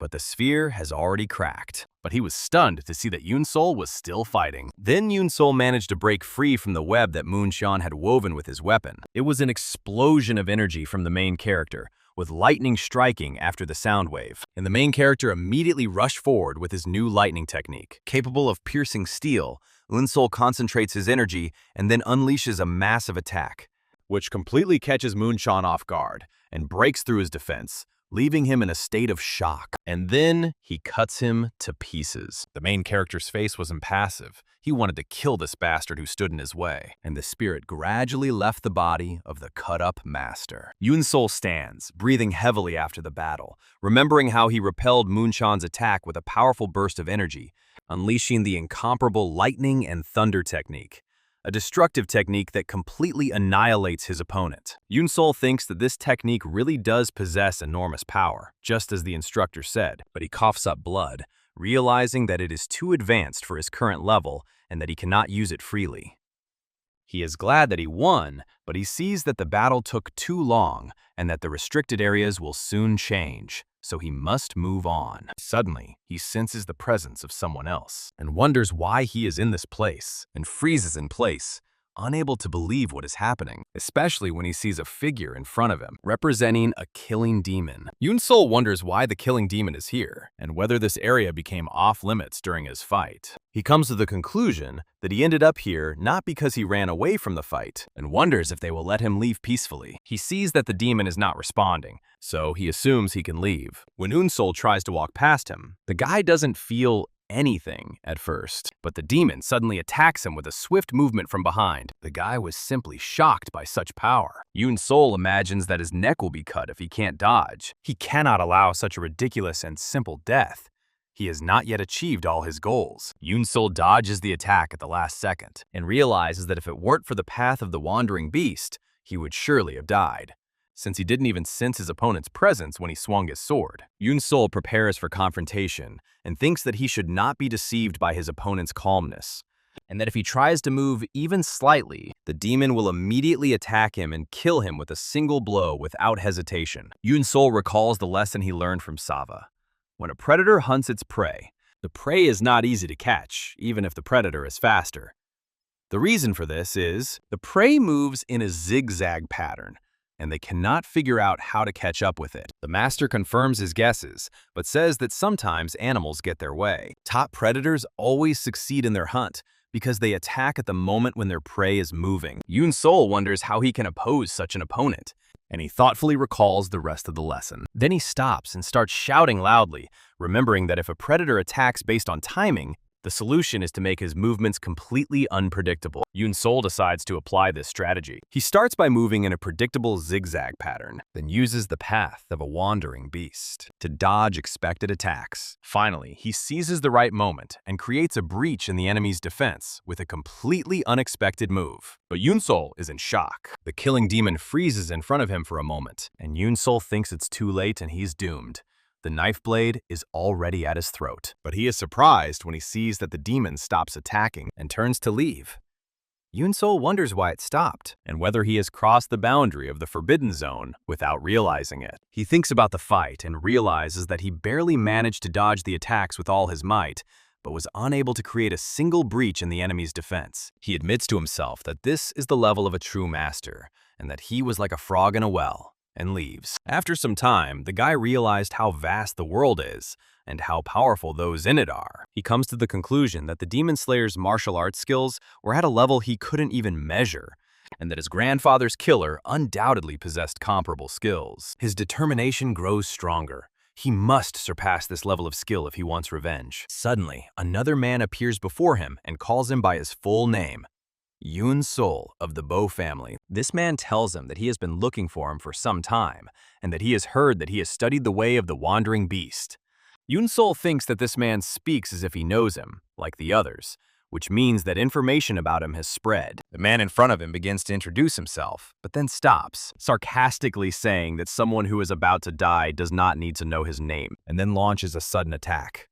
Hasn't this happened before? Eun-seol easily dodges the attack. The attacker is impressed by Eun-seol's abilities, noting that he predicted the path of his attack with his animal senses. He tells him that he is sure that he will become one of the 10 demon lords in the future, and for that very reason, he must kill him now, while he is still a demon seed. Eun-seol notices that his opponent's energy flow has completely changed.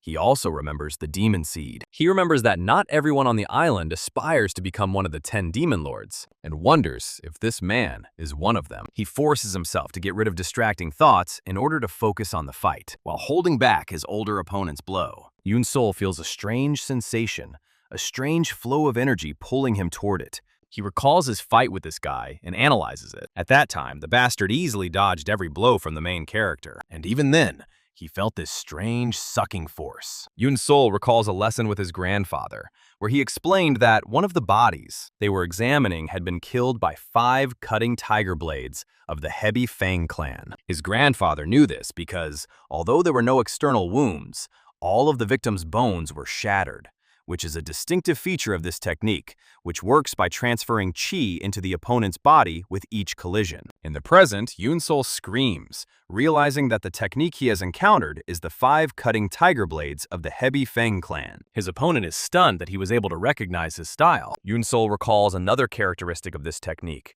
which his grandfather explained, a powerful absorption technique that acts like a whirlwind, pulling everything toward it, and they use it to control their opponent's weapon with every clash. Eun-seol continues to recall his grandfather's lesson, who explained that the Heavy Fang clan fights like a tiger, using the confusion of the enemy's sword to swallow it whole. Young Eun-seol asks his grandfather if this clan is the strongest, and his grandfather replies that the technique of absorption is a double-edged sword. Although it is deceptive, it forces its user to approach the enemy. In the present, Eun-seol decides to use this absorption technique to turn the enemy's sword against him.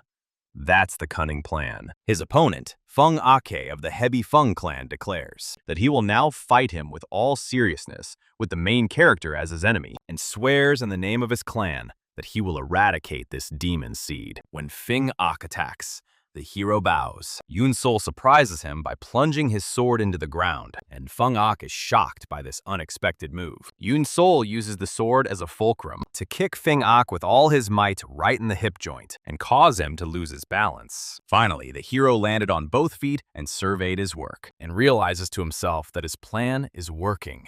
It worked! Feng Ake is angry and accuses Eun-seol of using dirty tricks. Eun-seol thinks the trick worked but didn't do much damage, which makes sense because his opponent has been training for a long time, but now he knows how to counter him.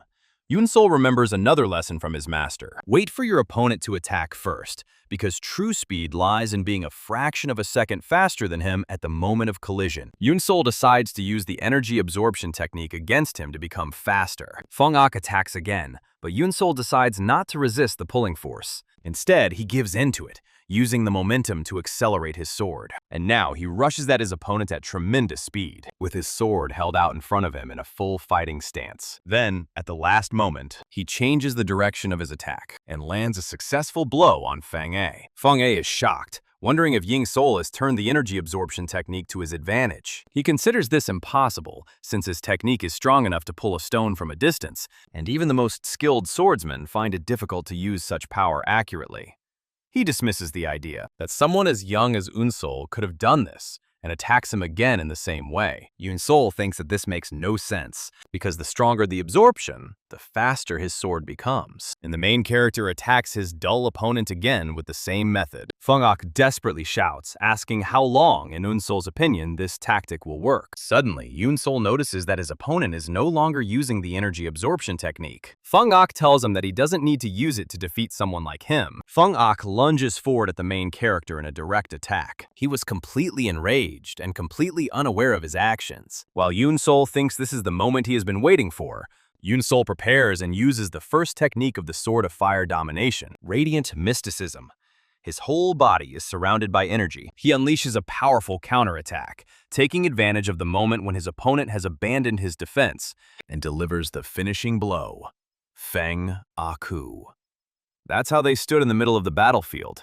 The main character was at the limit of his abilities, while his opponent stood as if nothing had happened, and everything was normal. Suddenly, the outline of a cut and blood appeared on his arm, and in the next second, the entire wound became visible. He had cut half of his body in half. Unable to stand any longer, Feng Aku fell to his knees and asks in shock if it was the technique of shining mysticism, and Eun-seol confirms it, saying that it was a dangerous move. Eun-seol thinks that in order to turn the only deadly move in the shining mysticism defense technique into a full-fledged attack, he had to deliberately direct all of his opponent's other attacks at himself. Feng Ak expresses his amazement, saying that he would never have thought to interpret this technique in such a way. He then asks Eun-seol if he is simply going to leave. Eun-seol replies that he is not part of his revenge. Feng Ake finds this interesting, wondering how someone like Ying Zhao could exist in a demonic cult. Eun-seol tells him that he hopes they will never see each other again, and then turns and walks away. Feng Ak falls from his injuries, falling right on his butt. It was very bad. And suddenly, another man appears behind him, and Feng A asks him if he is here to kill him. The masked killing demon addresses Feng Ak, noting that he was very useful to someone from the righteous cult, and that his death is regrettable. Feng Ak realizes that they knew he was a spy from the beginning, and the demon tells him that he underestimates the devil's palace. Then he says goodbye and raises his sword and kills him with a single slash. The scene shifts further to a completely different place on the island. One of the disciples ran for his life. Then he hides behind a tree to catch his breath and heal his wounds. We see how Jinha pulls the tools stuck in his body out one by one. He throws them away randomly. He no longer needs them. Then he stands there, breathing heavily and wounded. A group of opponents appears before him, and their leader tells him that he is out of luck. He mocks him, asking if he really thinks he can escape after being poisoned with a special poison, Hell's Blood Fortress poison, and describes him as doomed if he does not have an antidote. Jinha curses his luck and thinks that he did not know about the existence of such an organized group using hidden weapons and poisons, and that there are limits to what he can do alone. His opponents notice that Jinha is holding a sword in his left hand and ask him if he intends to fight them with it. The leader tells him that even if he is talented, a right-handed swordsman cannot suddenly master his left hand, and advises him to surrender. Then they begin to attack him together. They throw swords, daggers, shuriken darts, whatever they can get their hands on at him. But Jinha fights them off with amazing skill, but they quickly wound his arm. Not very pleasant. He realizes that he has been hit by another poisoned needle. Damn bastards, and that if he doesn't get the antidote within 15 minutes, it will be all over for him. Surrounded and wounded, he begins to consider surrendering. Suddenly, Jinha hears a scream as her attackers are ambushed by an unknown assailant, who finishes them off one by one, while they scream, asking who is attacking them. At the last moment, Eun-seol intervenes and rescues Jinha from the ambush. Taking the sword firmly in his hands, the main character moves forward. With quick and decisive movements, Eun-seol eliminates all the attackers, so Jin looks on in shock as the main character repays his debt, leaving the bodies of his enemies scattered on the ground. Eun-seol stands in the middle of this carnage and looks at the guy, while Jinha cautiously retreats and asks him to wait, assuring him that she has no ill intentions towards him. But instead of killing the main character searches the body of one of the attackers, finds a vial, and realizes that it is an antidote. She thinks that with this antidote, it will be easier for her to resist the other members of the hellish blood fortress. When Eun-seol turns to leave, Jinha asks him to wait again and asks him what he wants from him. The guy tells him that he is poisoned and has only 10 minutes before the poison spreads throughout his body. Eun-seol coldly replies that he is mistaken and explains that he came here to kill everyone, including him. She adds that the only reason she is letting him go is because she does not feel the need to kill him herself. Jinha admits that he will die if he leaves him, and that in the end, he is just another competitor to him. In a desperate attempt, he offers to work with him if he gives him the antidote. Eun-seol is initially shocked, not understanding what is going on. Then, frowning, she asks him why he would do that. Jinha explains that there are only 20 people left, and that everyone except them belongs to groups. He says that no matter how strong he is, he cannot fight them all alone. He adds that if he works with him, he can provide him with information about their martial arts, and swears that he will never betray him if he saves his life. Eun-seol considers this offer. Based on what he has seen in him so far, He concludes that despite his pride and independent behavior, he does not seem like someone who would resort to deception or betrayal. He asks about the terms of the agreement, and he proposes that they work together until only the two of them remain, and they swear not to betray each other. After a moment's thought and tears from the guy opposite, Eun-seol finally takes out a bottle of liquid and throws the antidote right into his hands. And catching it, the guy thanks him. And while the guy is treating his wounds, Eun-seol hears a strange sound and wonders if another restricted area has been created. He tells Jinha that they need to leave, but he replies that he doesn't think this area is forbidden. Eun-seol urges him to think, explaining that most parts of the island have already become forbidden, and the appearance of a new restricted area now most likely means that the other participants will head here. Indeed, other groups of students begin to appear, and they begin to surround them. And Eun-seol realizes that it is too late to run. After all the surviving teams and fighters were here, preparing to kill them. The guy stares at the crowd of rivals in front of him. One of the newcomers catches Eun-seol's attention, and he feels that this person is different from the others. One of the students suggests that everyone agree to kill Eun-seol and Jinha first. Another recognizes them, Bu Eun-seol, who has studied the way of the wandering beast, and So Jinha, who should not be underestimated for his sword skills and his investigations into other students. The leader of the opposing group thinks that now they know about Eun-seol and So Jinha, and that he wondered why they didn't team up, and guesses that they are now working together. The guy looked at his new ally and saw the vial in his sleeve. Eun-seol remembers the vial of antidote powder he received, and Sojin tells Eun-seol that he is using the poison from Hell's Blood Fortress, and that it will give them a chance. Jinha throws the powder into the air, and the enemies panic, believing it to be the Hell's Blood Fortress poison. Eun-seol and Jinha use this opportunity to escape. One of the opponents realizes that the powder is not poisonous, and that they have been tricked, and the leader orders them to pursue them. Jinha thinks that the powder creates thick smoke, which is good for deceiving the eyes. Jinha thinks that the open terrain is not to their advantage, and that they should head for the rock formations, where there are many small caves. Eun-seol asks him if he is thinking the same thing as him, and he replies that they need to find a cave to fight in, and Eun-seol tells him that she knows one. He leads her to a cave with a narrow entrance and a long passageway. Jinha is amazed that he planned all this, and he finds it hard to believe that he just studied the path of a wandering beast, and he wonders about his true identity. And those idiots continue to chase after them. They rush at full speed, straight towards the rocky terrain. And when they arrive, Jinha notices a strange fog that wasn't there before, and Eun-seol agrees with him that something strange is going on here. A killing demon emerges from the fog. Jinha is shocked to realize that these are killing demons, and that this is a forbidden zone. Eun-seol calmly notes that the demons are just observing the situation, and concludes that the instructors deliberately chose this place as a restricted area because they were heading there. Jinha asks what they should do, and Eun-seol replies that as long as they don't cross the border, the demons won't attack them. Eun-seol adds that if they have to fight, this is not the worst place to do so. If they stand with their backs to the forbidden zone, it will be no different from fighting in a cave with their backs to the wall. Jinha agrees with him, saying that they have no other choice, and they prepare for battle. They take up their stances and aim their weapons at their enemies. At that moment, the group that had been pursuing them arrives, and their leader sarcastically asks them if they are done running. The two teams stand facing each other, while the demon slayers watch from behind. One of the disciples complains that Eun-seol and Jinha are causing them a lot of trouble, and decides not to waste any more time, and orders the others to attack them immediately. The warriors rush forward from all sides. Eun-seol and Jinha grip their swords tighter, and the battle begins. At this time, the chief instructor stands high on the cliff next to instructor Jin-gak. The chief instructor rubs his chin and watches as the students rush at Eun-seol and So Jinha, tells instructor Jin-gak that this will probably be the final battle that will determine the 10 demon masters. The clash begins with someone throwing a multitude of hidden weapons at them. Eun-seol dodges with ease, his body moving smoothly.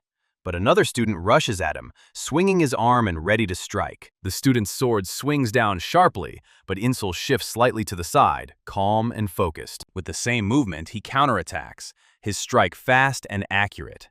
The blade reaches its target, his opponent gasps as blood pours out, and Eun-seol becomes the first to shed blood. So Jinha also rushes forward in his own battle, defeating the student in front of him with quick precision. Another opponent lunges from behind, but his sword describes an arc behind him, clean and merciless, defeating several opponents in an instant. He exhales sharply, his breath trembling, almost exhausted, as he looks ahead, trying to recover. But there is no time to rest. Another disciple jumps in with a crushing blow.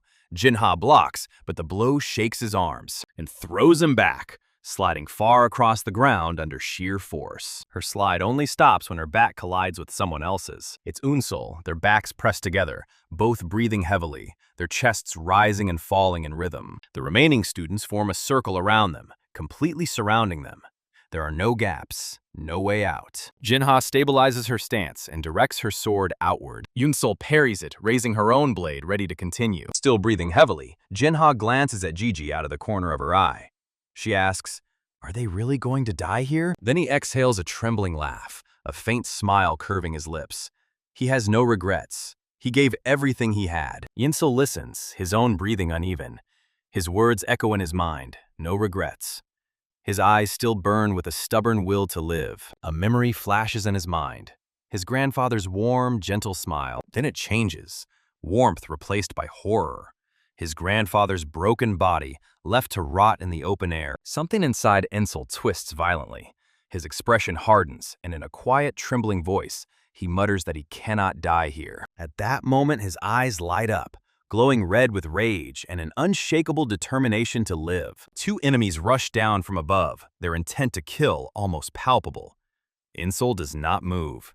He waits. Then, preparing his sword for an arc strike, he twists his wrist back and grips the hilt tighter. His hand moves as if in a fog. Two flashes of sword energy cut through the air, clean and simultaneous. The attacking enemies freeze in midair, blood spurted from their throats before they even hit the ground. Bu-Eun-seol moves on.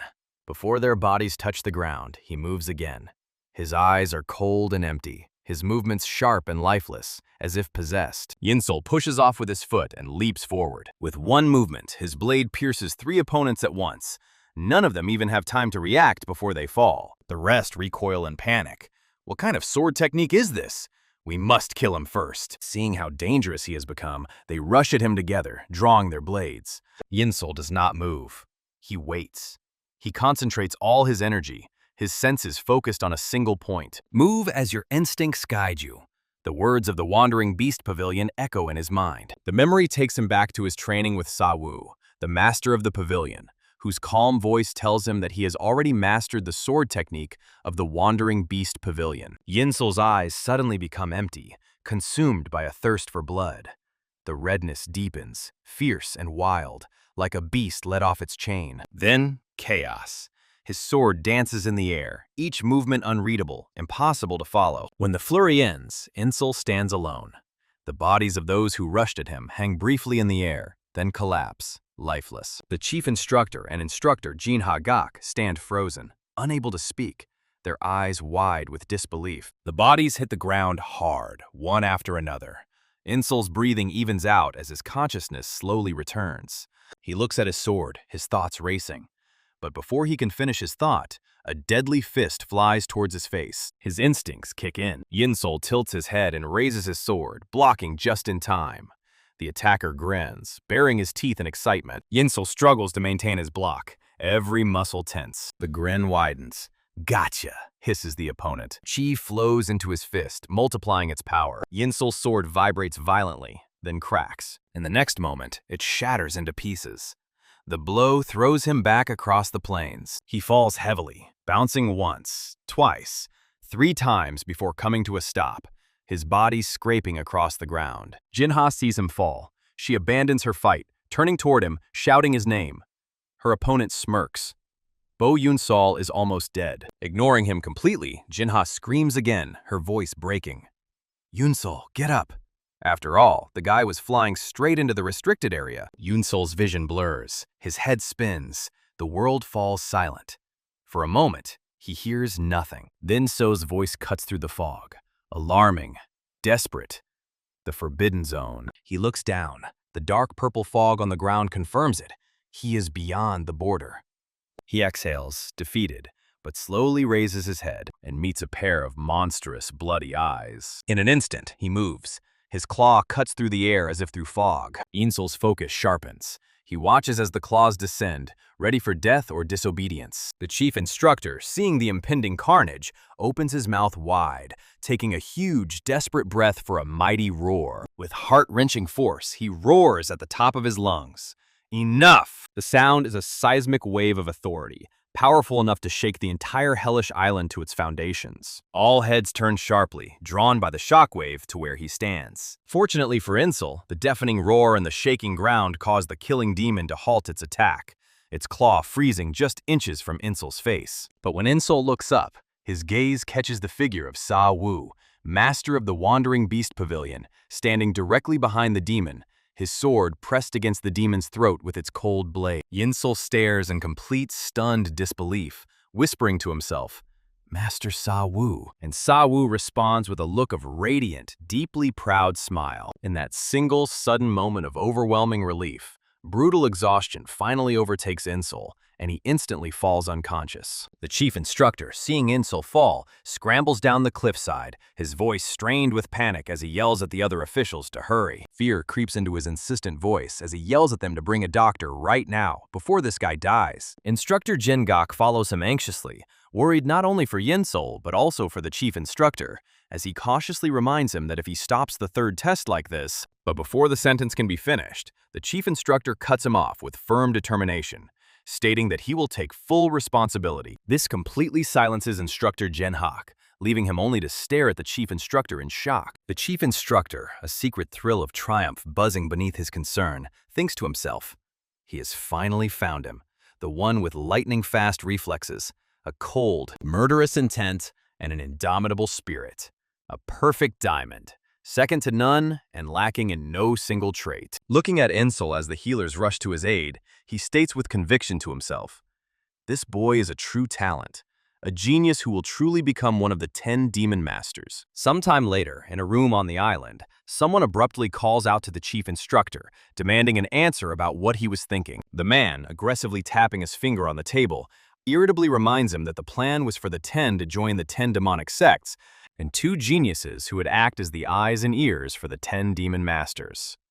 Now, clearly upset, the man hisses at him that this was the plan, that there were supposed to be 12 of them. This man is Elder Hwa Vim-yeon of the Demon Palace. Elder Hwa continues his stern reprimand, telling him that he has ended the trial with 2 extra people, so he tells him straight up that he will be punished for it. The chief instructor, whose determination was unshakable, calmly tells Elder Hwa that he was ready for this. This only causes Elder Hwa to look at him with intense, probing attention. With a deep, exasperated sigh, the elder tells him that emissaries from the 10 demonic sects will soon be here, and that he does not know how they will take this news. But with unwavering confidence, the chief instructor tells Elder Hwa that there is no way the eyes of the 10 demonic sects could be less sharp than his. A few hours later, same place but in a different building, Eun-seol lies peacefully, fast asleep on his bed, oblivious to the turmoil raging around him. His eyes suddenly flutter and open, foggy and unfocused. But he instantly sits up, his gaze darting around nervously, wondering what this place is. Forcing himself to calm down and think, he notes that the room smells strongly of medicine, which means it must be a place where the wounded are treated. With this realization, he quickly examines his body and notices a striking difference. Touching the places where he had been wounded before, he realizes that his wounds have healed perfectly, and not just his external wounds. The internal wounds he had also healed. This leads him to believe that the healer from the Demon Palace is far more skilled than he could ever have imagined. After gathering his thoughts, he approaches the door and carefully opens it. Opening it, he finds himself in an empty, quiet corridor. Then, as he walks down the hallway, someone materializes behind him with a pleasant smile and calls him Young Master, telling him that since he has awakened, he should please follow this path. Eun-seol nods and silently follows him as they both descend the stairs in silence. Reaching the bottom, Eun-seol's eyes widen in pure shock at the scene before him. The other students from Hell Island are sitting right here, all casually eating in this restaurant-like hall. Sitting down, he looks out the window and sees various buildings and structures. Still looking out the window, he asks the man who brought him down where they are, to which he replies that they are in the very center of Hell Island. Eun-seol asks if this is really Hell Island, then concludes that it must be because it was a forbidden region when he was scouting the island. Therefore, he states that he now clearly sees why. Now that Eun-seol has settled into his chair, the attendant asks him if he would like to order anything, respectfully telling him that if there is anything specific he wants, they can prepare it for him. Eun-seol pauses, lost in thought, trying to decide. Then, looking out the window, he gestures with his finger, without turning his head, and tells the attendant that he would like 2 bowls of noodles, please. In just a few moments, his order of 2 steaming bowls of noodles arrives at his table. Eun-seol remains motionless, staring at the bowls of noodles, deep in thought. His mind suddenly takes him back to the tender, peaceful times he spent with his grandfather, eating noodles together. Then he picks up his chopsticks and begins to eat, continuing to stare out the window. Then, without warning, Jinha slumps down in the seat opposite him, asking him with playful defiance if he loves noodles so much that he ordered 2 bowls just for himself. Eun-seol, not in the mood to joke with him, uses his name directly and asks what's wrong, and she replies casually, "Well." He abruptly cuts her off and looks away, his expression thoughtful. Turning to him, he lets out a quiet sigh and sincerely thanks him for saving his life there. Eun-seol stares blankly at him as he continues to speak, telling him that if it weren't for him, the guy would probably be dead by now. When he finishes, he asks him what he is talking about, then tells him that he just killed the enemy he saw in front of him. So Jinha is visibly shocked by his response, asking him what he is talking about and if he really doesn't know. She then calms down and explains to him that there were 12 members who were supposed to survive the 3rd trial. But, pointing her finger at him, she informs him that the chief instructor suddenly intervened to save him, so now there are 14 of them. Therefore, looking away, with a blush of embarrassment on his cheeks, he informs him that he did indeed save him, adding that he just wanted to thank him for it. He also adds that he is not the type to go around saying such things, but pauses and clears his throat. But even after a detailed explanation, Eun-seol still looks back at him, completely confused. He catches his blank stare and realizes that he really didn't know. Shrugging it off, he tells him that it has been 4 days since he lost consciousness. Hearing this, he sinks into deep thought, lowering his head. Then, raising his head, his face serious, he tells her that he thought only 1 day had passed. This only makes So laugh as she tells him that he was lucky that the Mad Doctor happened to be nearby. Thinking of the Mad Doctor, he recalls that he was once known as the Divine Hand, the best doctor in the world, but after failing to cure his beloved's illness, his mind became clouded. Processing the memory, he recalls that the Mad Doctor is supposed to be able to save anyone as long as they are still breathing. This makes him wonder with deep pain what might have happened if his grandfather had been able to meet him before his death. So Jinha, now carelessly eating his 2nd bowl of noodles, loudly slurping, tells him that he will tell him something else. Munching, he asks him to give him some, as he is hungry from all this talking. Eun-seol just looks at him, silent, his thoughts fixed on the noodles he is devouring. She tells him that the assassins they fought were martial arts masters sent by the 10 Demonic Sects, and that according to their assessment, they will choose their successors. Hearing this, the news shocks Eun-seol to the core. Then he regains his composure and says that he understands, and that it is not surprising that those guys' skills were equal to those of the instructors. He asks Jinha if he knows why the chief instructor saved him, but the reason is also a mystery to him, as he tells her that this is what he wanted to ask her about. She tells him that it seems the chief instructor really wanted him to become one of the 10 demon masters, so he asks her if he could be from a clan that has something to do with it, and Eun-seol shakes her head, telling him that there is no connection between them. This makes things even less clear, as the chief instructor was severely punished for this, and it seems that he had to give up his position as chief instructor and return to the demon palace. This news shocks Eun-seol. He also thinks, with deep confusion, that none of this makes any sense. That a person who has nothing to do with him would save him, even knowing that he would be punished? He cannot comprehend it. Suddenly, a huge bell rings out, making a massive, hollow sound. Eun-seol turns sharply toward the noise, asking what it means. And Jinha begins to get up from his seat, telling him that it must be time and that they must go. He looks at him and informs him that the sound is calling those who remain on Hell Island. In other words, he explains to him with a hint of seriousness, the leaders of the 10 Demonic Sects are here. Outside the building, located somewhere on Hell Island, the air crackles with tension. Inside, the disciples line up in rows of 2, 7 in each row. Eun-seol, one of them, watches with complete calm and a dead expression on his face. Moments later, the door opens. Light from outside floods in as people whose presence radiates power enter. Eun-seol's face suddenly shows extreme shock. He sees them enter, but the whole room is silent. He notices that so many people are moving, but not a single step can be heard. He quickly regains his composure and remains in line as they pass inside. Upon entering, one of the men with a spear looks at the students with curious eyes. Then the man points toward Eun-seol and shouts, "That's the man!" This man is Yablachko, the deputy master of the necromancer sect, known as Bez-la. He asks the student if he will become a demon master of the necromancer sect. Eun-seol, thinking that he is being addressed, stares blankly at Yabloko. After a moment of confusion, the disciple standing behind Eun-seol stammers and asks if Yabloko is addressing him. Yabloko instantly replies that it is. Calling the boy by name, Munho, he orders him to step forward and asks again if he will become a master demon of the necromancer sect. The boy steps forward and mumbles that he has only trained in swordplay and has never used a spear.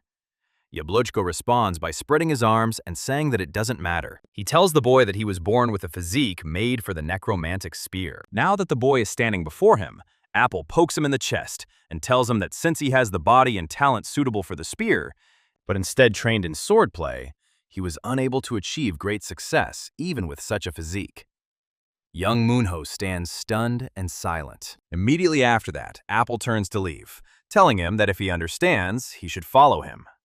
Young Munho hurriedly follows him, shouting, "Yes!" Another member of the group laughs and announces that it is now his turn. With a cheerful expression on his face, he introduces himself as Ji Kyohan, the deputy master of the Hellblood Castle, also known as the Honorable 10,000 Poisons, the Red Wild Soul. Despite his light tone, all the disciples look on in fear, their eyes downcast, remembering that he is a master of the poison arts who can kill all living things within a radius of 30 steps with a single wave of his hand. Jinha slowly raises his hand, points, and names one of them, Jinha. He opens his palm toward him and asks if he will become the demon master of the Hellish Blood Castle, but he stands motionless, his eyes full of thoughts.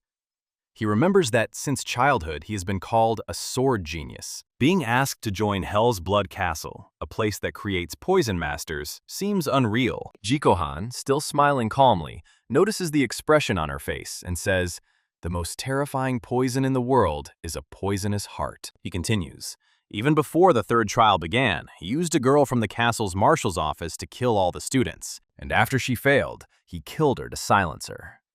With a crooked smile, he finishes his statement and stares intently at him. So Jinha quickly defends himself, shouting that the girl made the first move, and she was the first to try to kill him. To say that he killed her to silence her is an exaggeration, but Ji Kyohan interrupts him with a sigh. He doesn't blame him.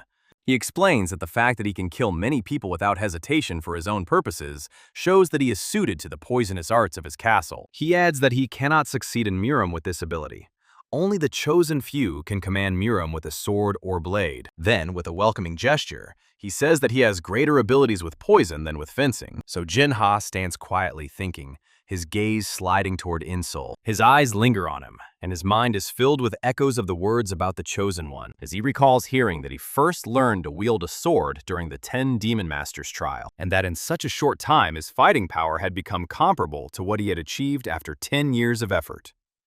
Clenching his fist in realization, he concludes. He bows and says he will go to the castle of hellish blood. Ji Kyohan smiles faintly and tells him to follow him. As they leave, Eun-seol watches with serious concentration. Another member of the group steps forward with an authoritative tone, announcing that it is his turn. He approaches, radiating grandeur, and stands before the disciples with a stern gaze. This is Hwaihyakon of the Fire Rain Sword Sect, currently the strongest swordsman on the demon path, known as the Sword Demon. The room falls silent as his gaze sweeps over them. The disciples bow their heads, praying inwardly to be chosen, hoping to receive recognition from the greatest swordsman on the demon path. Finally, he says, "You." His gaze rests on Bu Eun-seol. He tells Eun-seol that not only Master Pavilion Jin, but also other elders have praised him highly, and that he has heard that Eun-seol has also studied Master Pavilion's philosophy. Eun-seol replies, "Yes."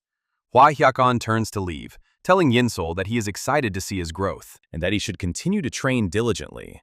But Eun-seol does not move. He looks at the remaining men, his gaze fixed on one of them. Then, gathering his courage, he looks at Hwaihyakon again and stammers. He pauses, swallows hard, and starts again. He will not go to the Fire Rain Sword Sect. The whole room falls silent. Hwaihyakon slowly turns around, his eyes filled with murderous intent. He repeats once more, very loudly, "How dare the boy reject the offer of the main school?" His murderous aura fills the air, bringing Eun-seol to her knees. The pressure makes it hard to breathe.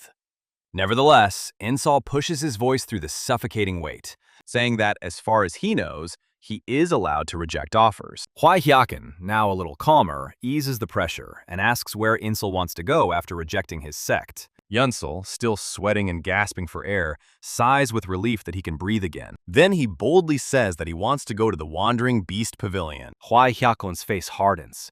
The Wandering Beast Pavilion? He repeats. His rage explodes. His intention to kill grows again, filling the room. Of all places, the decaying Wandering Beast Pavilion. Is he trying to show contempt for his sect? The pressure becomes unbearable. Even the other representatives stagger.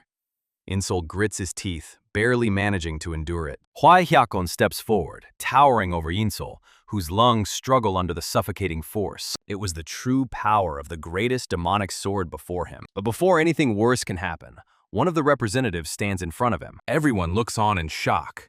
The disciples cannot believe it. The man standing in front of Eun-seol is from the Wandering Beast Pavilion. Hwai Hyak's voice trembles with anger as he asks how a mere master of a secret pavilion dares to block his path. His intention to kill intensifies again.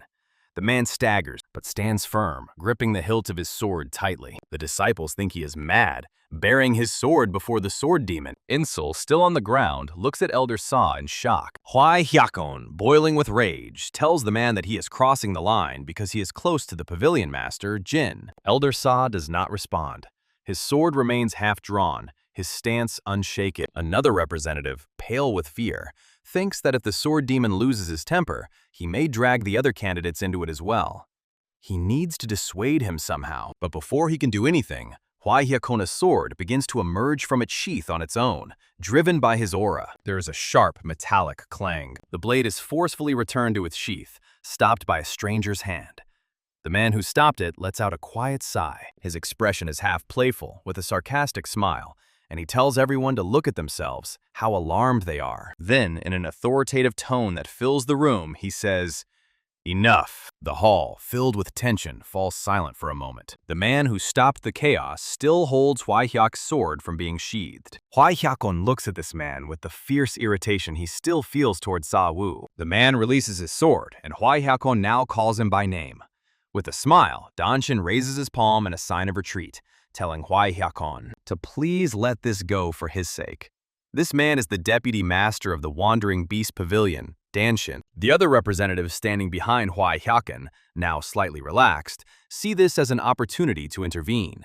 The pavilion must have a disciple anyway. Hwai Hyakun, still seething with anger, pauses, quietly considering this with cold eyes. Sa-woo, having sheathed his sword again, still stands guard while Eun-seol behind him tries to get up, catching his breath. With annoyance, Hwai Hyakon turns his head with a resigned sigh, now turning completely and walking away. He tells Danshin that if he is taking the boy away, he should do so quickly, before his sword slips out on its own. Danshin, with his playful manner, claps his hands, thanking him for his understanding. Danshin, with his narrow eyes, now turns to Eun-seol with a smile, while Eun-seol wipes the sweat from his face, breathing a sigh of relief. As the tension eases, Sa-woo remains calm and pats Eun-seol on the back, while Danshin tells them both that it's time for them to go too. When Eun-seol exits, he looks at the back of Hwai Hyakon, who is already almost out the door, and realizes that the aura emanating from Hyakwan earlier was filled with a strong, murderous intent directed at him. Now, looking at the backs of Sa-woo and Danshin, he thinks that if they hadn't intervened and stopped it,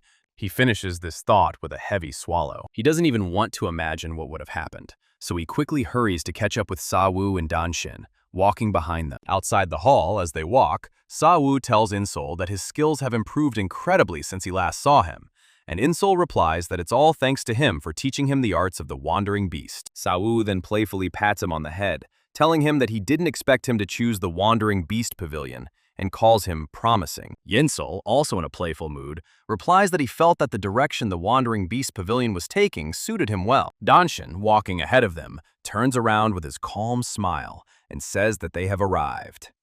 When the three of them stop a few meters from the entrance, Danshin tells Eun-seol that this is the Wandering Beast Pavilion. Eun-seol looks completely confused, his mouth and eyes wide open, because he was expecting a quiet, serious atmosphere. But instead, he sees a crowd of people bustling about, the place as lively as a market where buying and selling takes place. Danshin sees the expression on Eun-seol's face and asks him if he is surprised.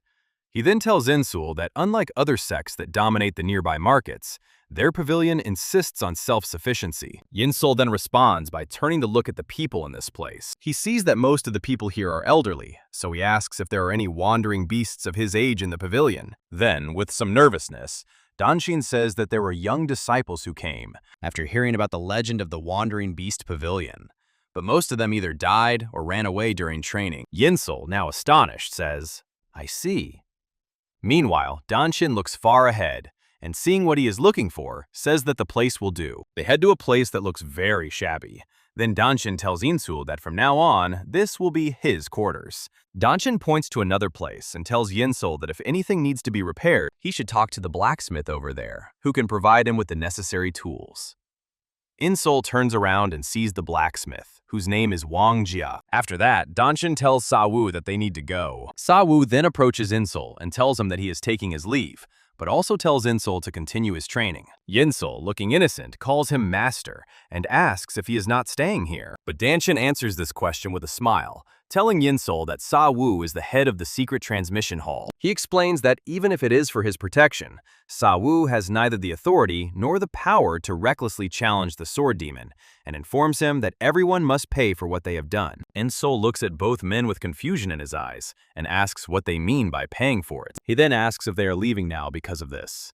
Sa-woo looks encouragingly at Eun-seol, telling him not to worry and that it is only a minor punishment. Eun-seol still looks gloomy, so Sa-woo unexpectedly playfully slaps Eun-seol on the back, telling him not to even think about slacking off just because he's not here, and says he'll check in often to see how he's doing. Even after the slap, Eun-seol remains motionless, looking sadly at Sa-woo and deep in thought. As he leaves, Eun-seol tells Sa-woo to please take care of himself. Danshin, who is still there, calls out to Bu Eun-seol and tells him that he is not yet officially a disciple of the Wandering Beast Pavilion. This leaves Eun-seol completely confused, and he asks, "What?" Danshin now leans very close to Eun-seol.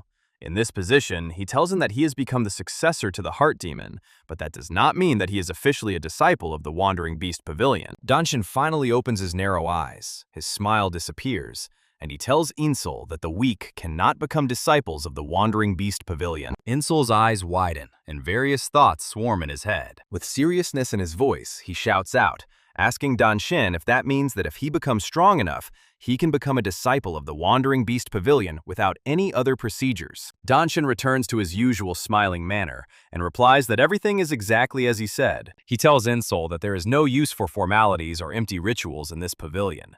He then explains to Eun-seol that every disciple here represents the Wandering Beast Pavilion itself, so there is no need to force oaths or allegiances. He tells Eun-seol that, without worrying about anything else, he should train in martial arts and become stronger. Then Danshin strikes his chest with his clenched fist and tells Eun-seol that he needs to become strong enough to be recognized as a true disciple of the Wandering Beast Pavilion. Finally, he tells Eun-seol something that shocks him. Everyone here is his teacher, but he adds, getting excited about what he is about to say, that whether they want to teach him or not is up to them. The next day, at Iron Staff Peak, a tall, rugged mountain mostly covered in fog, somewhere nearby, Eun-seol stops to catch his breath, breathing heavily and sweating. Stopping, he places his palm on a ledge and looks ahead, sweat dripping from his chin. Then, without wasting any time, he continues his ascent, still holding his palm on the mountain. As he climbs, he thinks that he is almost at the top. Then he remembers Danshin's words, "Tomorrow, climb Iron Staff Peak." A memory flashes through his mind. Danshin tells him that there is a master there who will teach him the best technique for internal cultivation. Now, finally, the summit is within reach. His head appears, and he has finally reached the summit. But before Eun-seol has time to climb to the surface, he hears a voice saying, "So, this is the one chosen as the successor to the Heart Demon of the Wandering Beast Pavilion." On the surface stands a man in monastic robes, his back to Eun-seol, his hands clasped behind his back. Eun-seol quickly climbs to the surface, bowing his head, fist to palm, greeting the man, saying, "That's right, and by order of Deputy Master Dan." Before he can finish his name, the man interrupts him, saying that Eun-seol must be here to learn the method of internal cultivation. The man tells Eun-seol that he has already cultivated internal energy, but is seeking a higher level. But Eun-seol, who has never cultivated before, stares blankly, unable to utter a word. The man turns slightly to look at him and tells him that he can feel chi flowing from his body and that it is not the chi of a beginner. It is something that has been systematically accumulated since a young age. Eun-seol, still not understanding anything, replies that he has lived his entire life as an undertaker and has never practiced any internal cultivation techniques. The man smiles faintly, saying that it must be one of two things. In an instant, he closes the distance between himself and Eun-seol, bringing his face closer with a frightening aura, telling him that he is either the greatest liar under the heavens or has mastered the arts of internal cultivation in his sleep. Eun-seol, slightly frightened but composed, tells the man that he swears it is not a lie and says that he can confirm it himself. The man looks annoyed, staring at Eun-seol without saying a word, just thinking. Then, out of irritation, he grabs Eun-seol by the wrist, lifting his hand, and asks if that is the case, then he can destroy all the chi in his body, right? Eun-seol confidently and firmly replies, "Of course."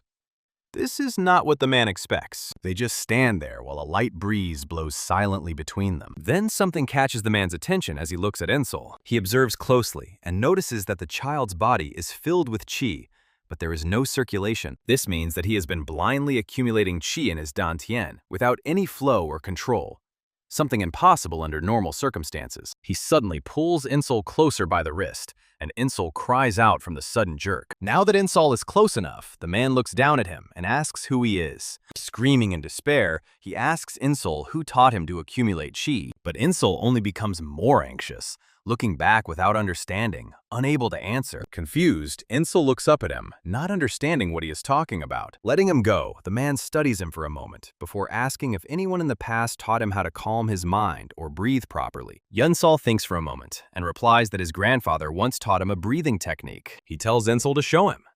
Closing his eyes, Eun-seol evens out his breathing. Gigi exhales gently to clear his mind, then opens his mouth, drawing in air slowly and steadily. He switches to breathing in through his nose and out through his mouth, and as the rhythm settles in, energy begins to gather faintly in his core. The monk watches, stunned, unable to believe his eyes.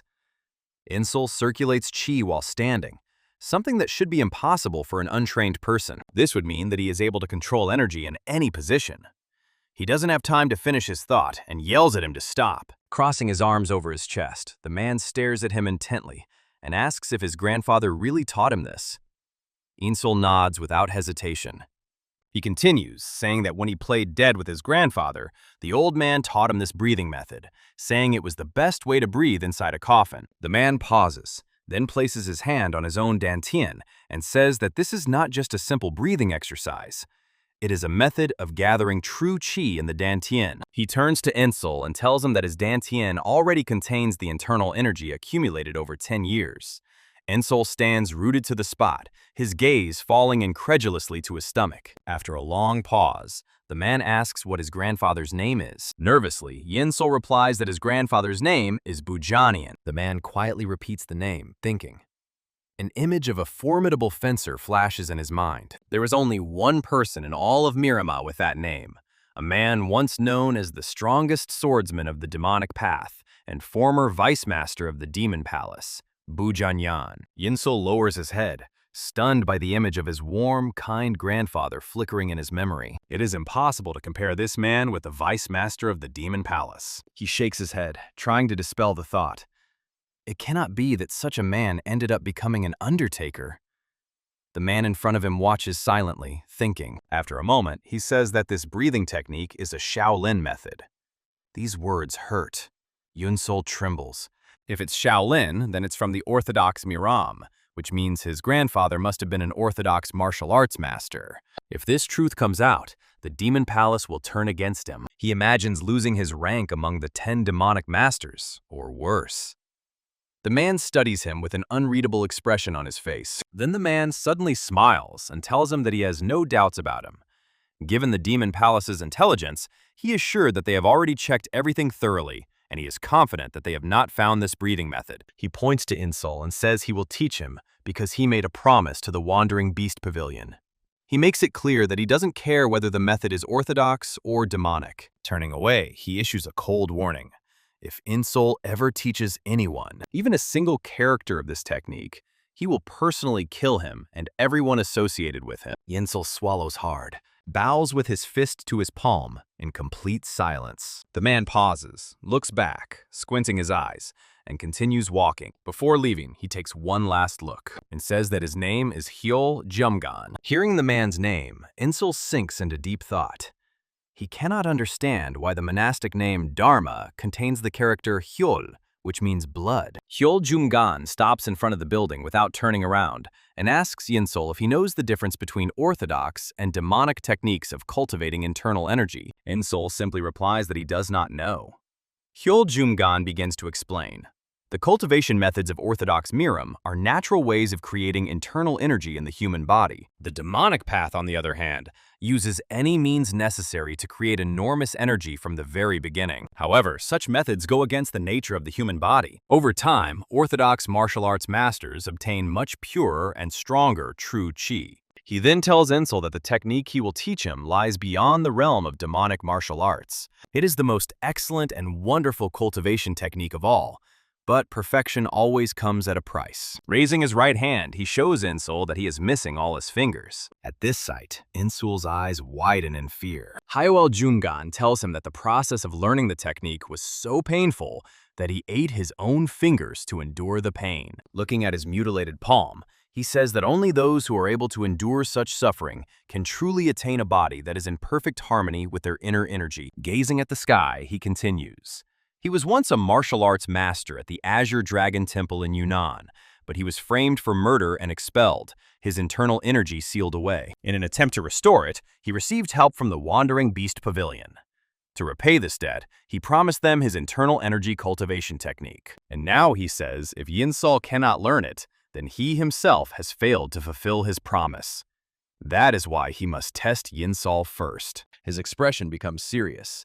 He explains that he is using his true qi to pierce all 365 of In-seol's acupuncture points at once, because every vessel must be clear in order to learn this technique. In-seol begins to look concerned. Hyol Jumgan continues, saying that usually this process is done gradually, with care and time, but doing everything at once will be excruciatingly painful. He warns In-seol to give up if he is not sure he can endure it. In-seol swallows and strengthens his resolve, saying he will do it. Hyol Jumgan smiles faintly, almost in anticipation. Without wasting a second, he raises both hands, filling them with glowing true qi, and shouts at In-seol not to regret it. With a quick movement, he presses his palms against In-seol's stomach, where his dantian is located. A massive wave of pressure breaks through the air, and light envelops In-seol's body. The energy spreads outward, shaking everything around it. But Hyol Jumgan's expression suddenly changes. This is not what he expected. Using true qi to pierce each acupuncture point should feel like bones being scraped with a blade. However, In-seol stands there, silent and calm. Hyol Jumgan hesitates, but allows the process to continue, watching to see how long the boy can endure. Then, something even stranger happens. No impurities come out of In-seol's body. There is no foul odor that should accompany the cleansing process. He slowly removes his hands, and the light fades. In-seol remains motionless, breathing evenly. A surprised grin spreads across Hyol Jumgan's face when he realizes what he is seeing. Could it be that this boy had no dirty energy in his vessels from the very beginning? In-seol's breathing becomes more and more even, and he regains consciousness. He opens his eyes and finds Hyol Jumgan laughing.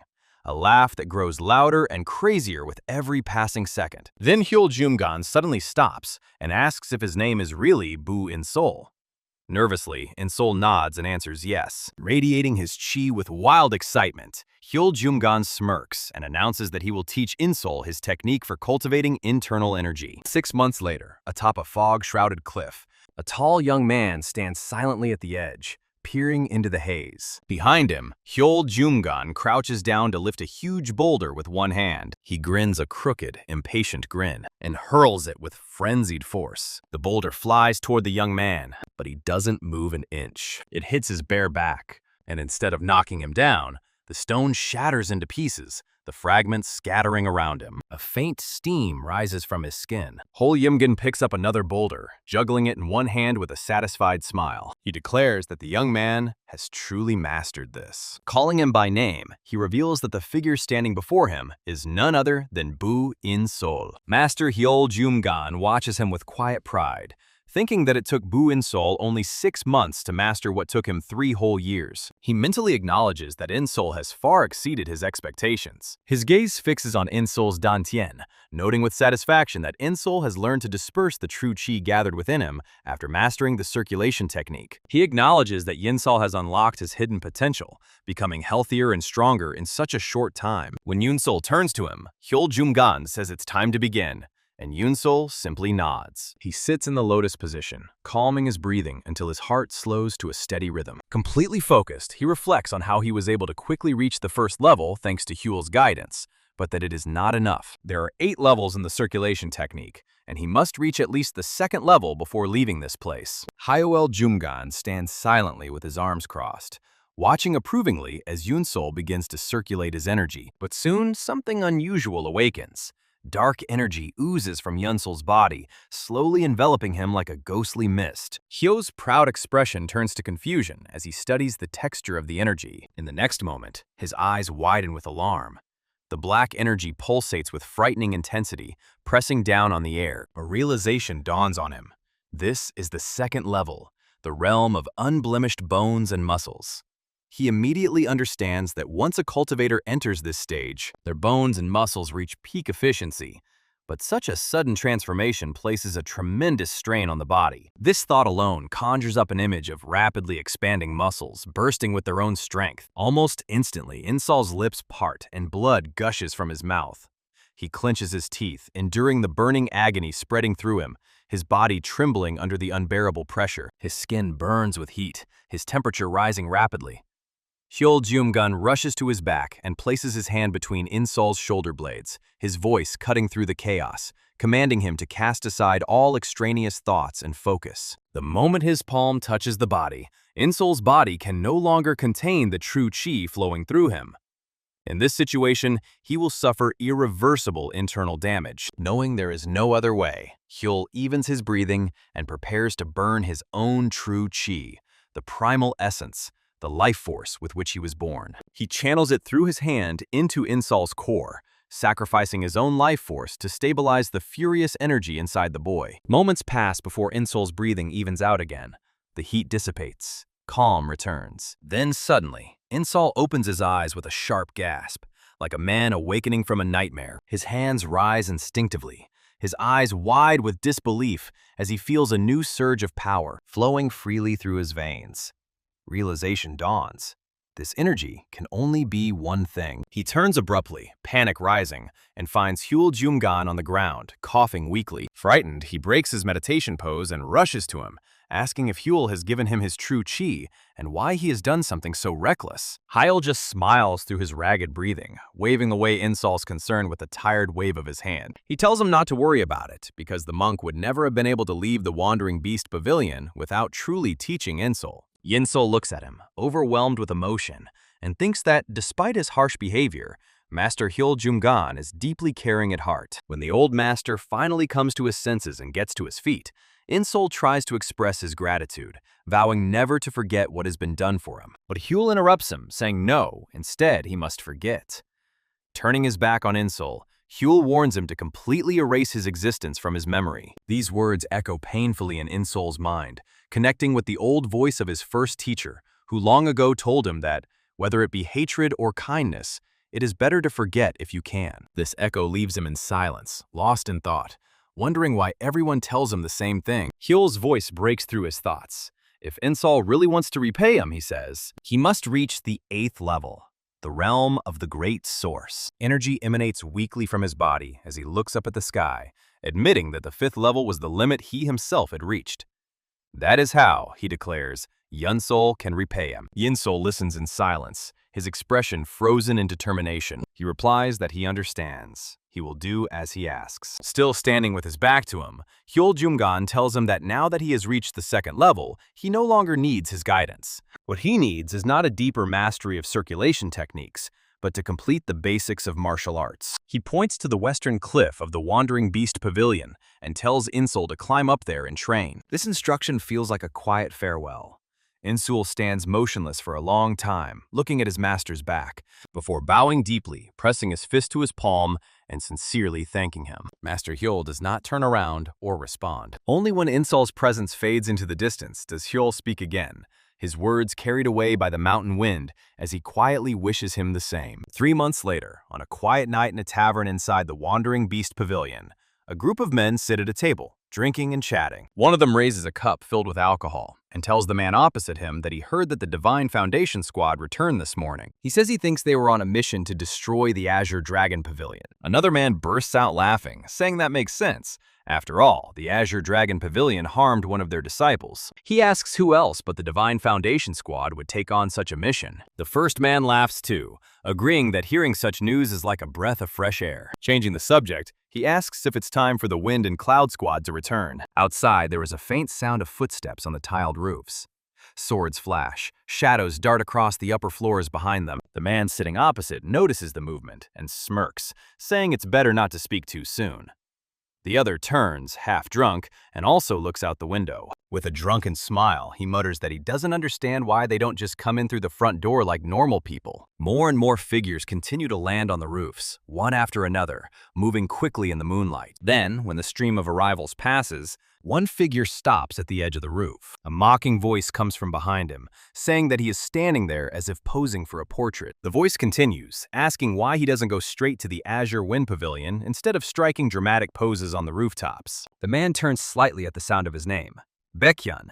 He is the leader of the Wind and Cloud squad of the Wandering Beast Pavilion. Removing his mask, he addresses the speaker as the pavilion's vice master. Dan-cheon, the pavilion's vice master, tells Baekhyun with a playful smile that he has asked many times to be called by his first name when they are alone. But Baekhyun frowns at this suggestion, calling it nonsense, and saying that the pavilion's rules are already relaxed enough. Sighing quietly, he changes his tone and says that the timing is perfect.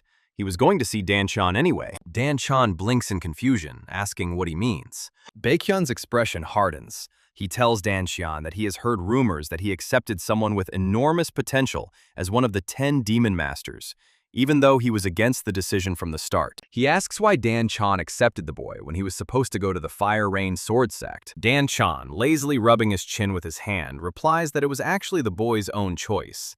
He explains that the boy himself rejected the Fire Rain Sword Sect's offer. Baekhyun looks skeptical and repeats the question. Did the boy really choose the Wandering Beast Pavilion? Dan-cheon nods, admitting that he almost had to fight that crazy old sword demon over it. Then he smiles again, asking if Baekhyun isn't proud that the boy chose their pavilion. Baekhyun looks away, slightly annoyed. He reminds Dan-cheon that because of this decision, the Fire Rain Sword Sect did not choose any of the 10 Demon Masters this year, and that the sect leader himself has expressed his disappointment. Dan-cheon's eyes narrow slightly, his tone softening as he speaks clearly. His calmness, however, only adds fuel to Baekhyun's disappointment. He takes a step forward, raising his voice, and shouts that Dan-cheon knows very well that the Demon Palace is already suspicious of them, and the Wandering Beast Pavilion has already suffered because of it. Dan-cheon remains unperturbed, the same playful smile lingering on his face as he tells Baekhyun that he has spent too long in the Janghu. He reminds him that the goal of the Wandering Beast Pavilion is to perfect martial arts, not to chase political power. Baekhyun smirks, calling it an ideal, not reality. Then he exhales slowly, forcing himself to regain his composure, and says that despite everything, there is something he must do. Opening his eyes again, still boiling with irritation, he asks where the boy is. He tells Dan-cheon that the boy's position as one of the 10 Demon Masters is now at stake. At this moment, Fallen Leaf floats calmly on the surface of the water. Then a foot descends on it with a precise, practiced movement, pressing down just enough to move forward without disturbing the surface. In-seol glides across the water, his body moving in a rhythm known only to him. A memory surfaces in In-seol's mind. Go-ul, once a great thief nicknamed the Swift Ghost, teaching him the art of agility. The old man boasted that this technique broke the boundary between movement and footwork. He named it Fast Ghost in honor of himself, and warned that students who couldn't keep up often ended up crippled. Still, he was curious to see how In-seol would fare. A month later, In-seol's movements became smooth and perfect. Go-ul watched, his eyes nearly popping out of their sockets in disbelief. Unable to believe that In-seol had reached the 3rd level of mastery in just 1 month, in anticipation of his retirement, He points to Eun-seol and declares that finally, someone can inherit his movement technique. Throwing the collected bags over his shoulder, he announces that he is handing over the training hall to the young man. Eun-seol has learned the basics. Now it's up to him. He must hone his technique in real-world application. Eun-seol rushes forward, gliding across the water again, each step precise and confident. From the cliff above, Danshin and Baekhyun watch silently, assessing his performance. Danshin squints, leaning closer as recognition dawns on him. This is Master Go's Swift Ghost, a movement technique that cannot be mastered quickly. Baekhyun confirms this, his voice quiet, filled with respect and awe. This knowledge ignites a rage within him. Could it be that since arriving at the Wandering Beast Pavilion, Eun-seol has focused solely on movement techniques? Danshin's light, playful smile dispels this thought. Eun-seol joined them only 6 months ago, and it was only last month that he learned the cultivation technique from Elder Jungang at Iron Peak. Baekhyun turns to Danshin, stunned, struggling to voice the rumor that Eun-seol mastered the way of the wild beast on Hell Island in just 2 weeks. Danshin interrupts him before he can finish, confirming with a crooked smile that the rumors are true. He adds that Sowu provided Eun-seol with all the extreme spring spiritual water at his disposal, which probably contributed to the early development of the transcendent nerve plexus. Baekhyun watches closely, noting that even this assistance alone cannot explain his mastery of the way of the wild beast. 12 masters from the 10 demon masters were expected, but with Eun-seol's arrival, there are now 14, which is a shock in itself. He asks if the pavilion master will soon emerge from seclusion. Danshin responds calmly. This delay is the reason for all the work he is doing. Baekhyun's expression becomes tense and serious, noting that the 10 demon masters' plan originated from the demon palace, and now they are all at odds with each other. Danshin, unperturbed, remarks that unlike the Wandering Beast Pavilion, which values the survival of the fittest, other sects have specially selected successors. No wonder they are shocked when told to teach the 10 demon masters their martial arts. Thoughtfully rubbing his chin, Danshin asks if Baekhyun understands the true purpose of the plan, to train martial arts masters capable of challenging the renowned masters. Baekhyun, knowing the goal, is surprised that Danshin knows it too. Danshin notes that some sects remain in the dark, sending selected students to compete without understanding the broader implications. Danshin remarks that this strategy is not without merit. If the students possess true talent, they deserve such an opportunity. Baekhyun agrees in principle, but his gaze wanders.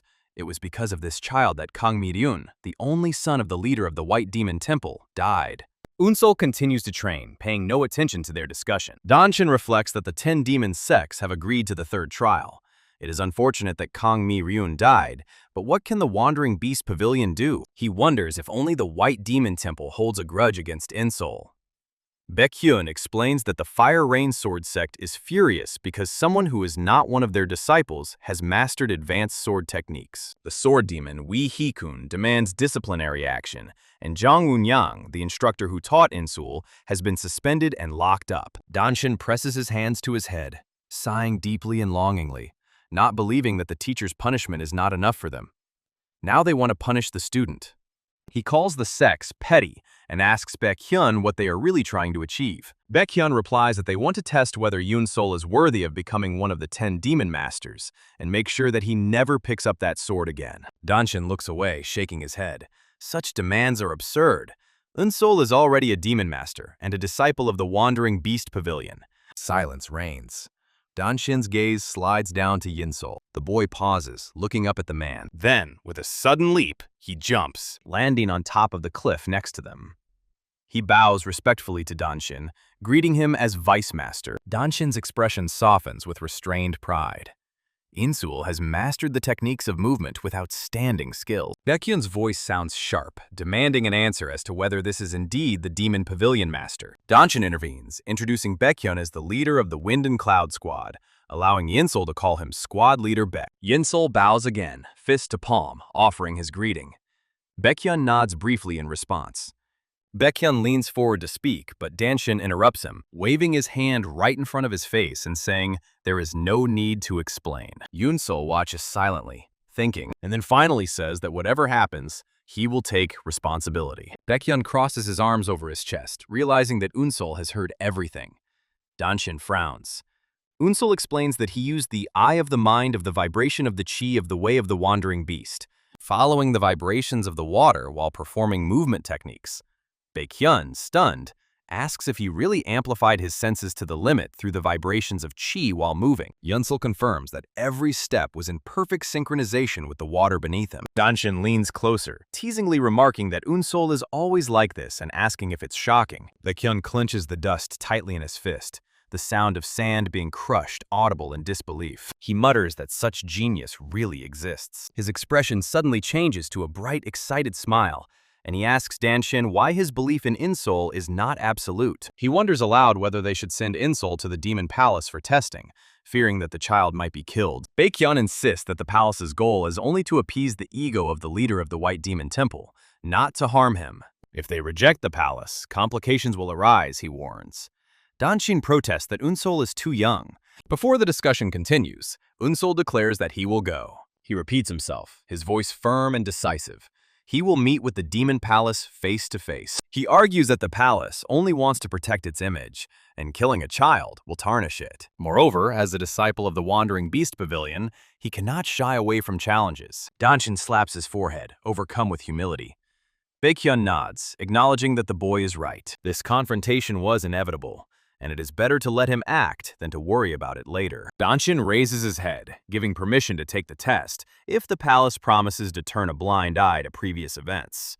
Eun-seol bows, fist to palm, confirming her understanding. Later, at the gates of the Demon Palace, Eun-seol stops, remembering the first time. He arrived here, knowing nothing of martial arts. Now he walks with purpose, as the Demon Master of the Wandering Beast Pavilion, the all-encompassing pavilion, the brain of the Demon Palace. The guard gestures toward the doors, indicating that someone will escort him once he is inside. Eun-seol reads the sign, the all-encompassing pavilion, the headquarters of administration and strategy, equivalent to the pavilion of the chief strategist in the Murim alliance. He takes a step forward, pushing the door open. Light floods his face. His eyes wide, he whispers in awe, "This is it."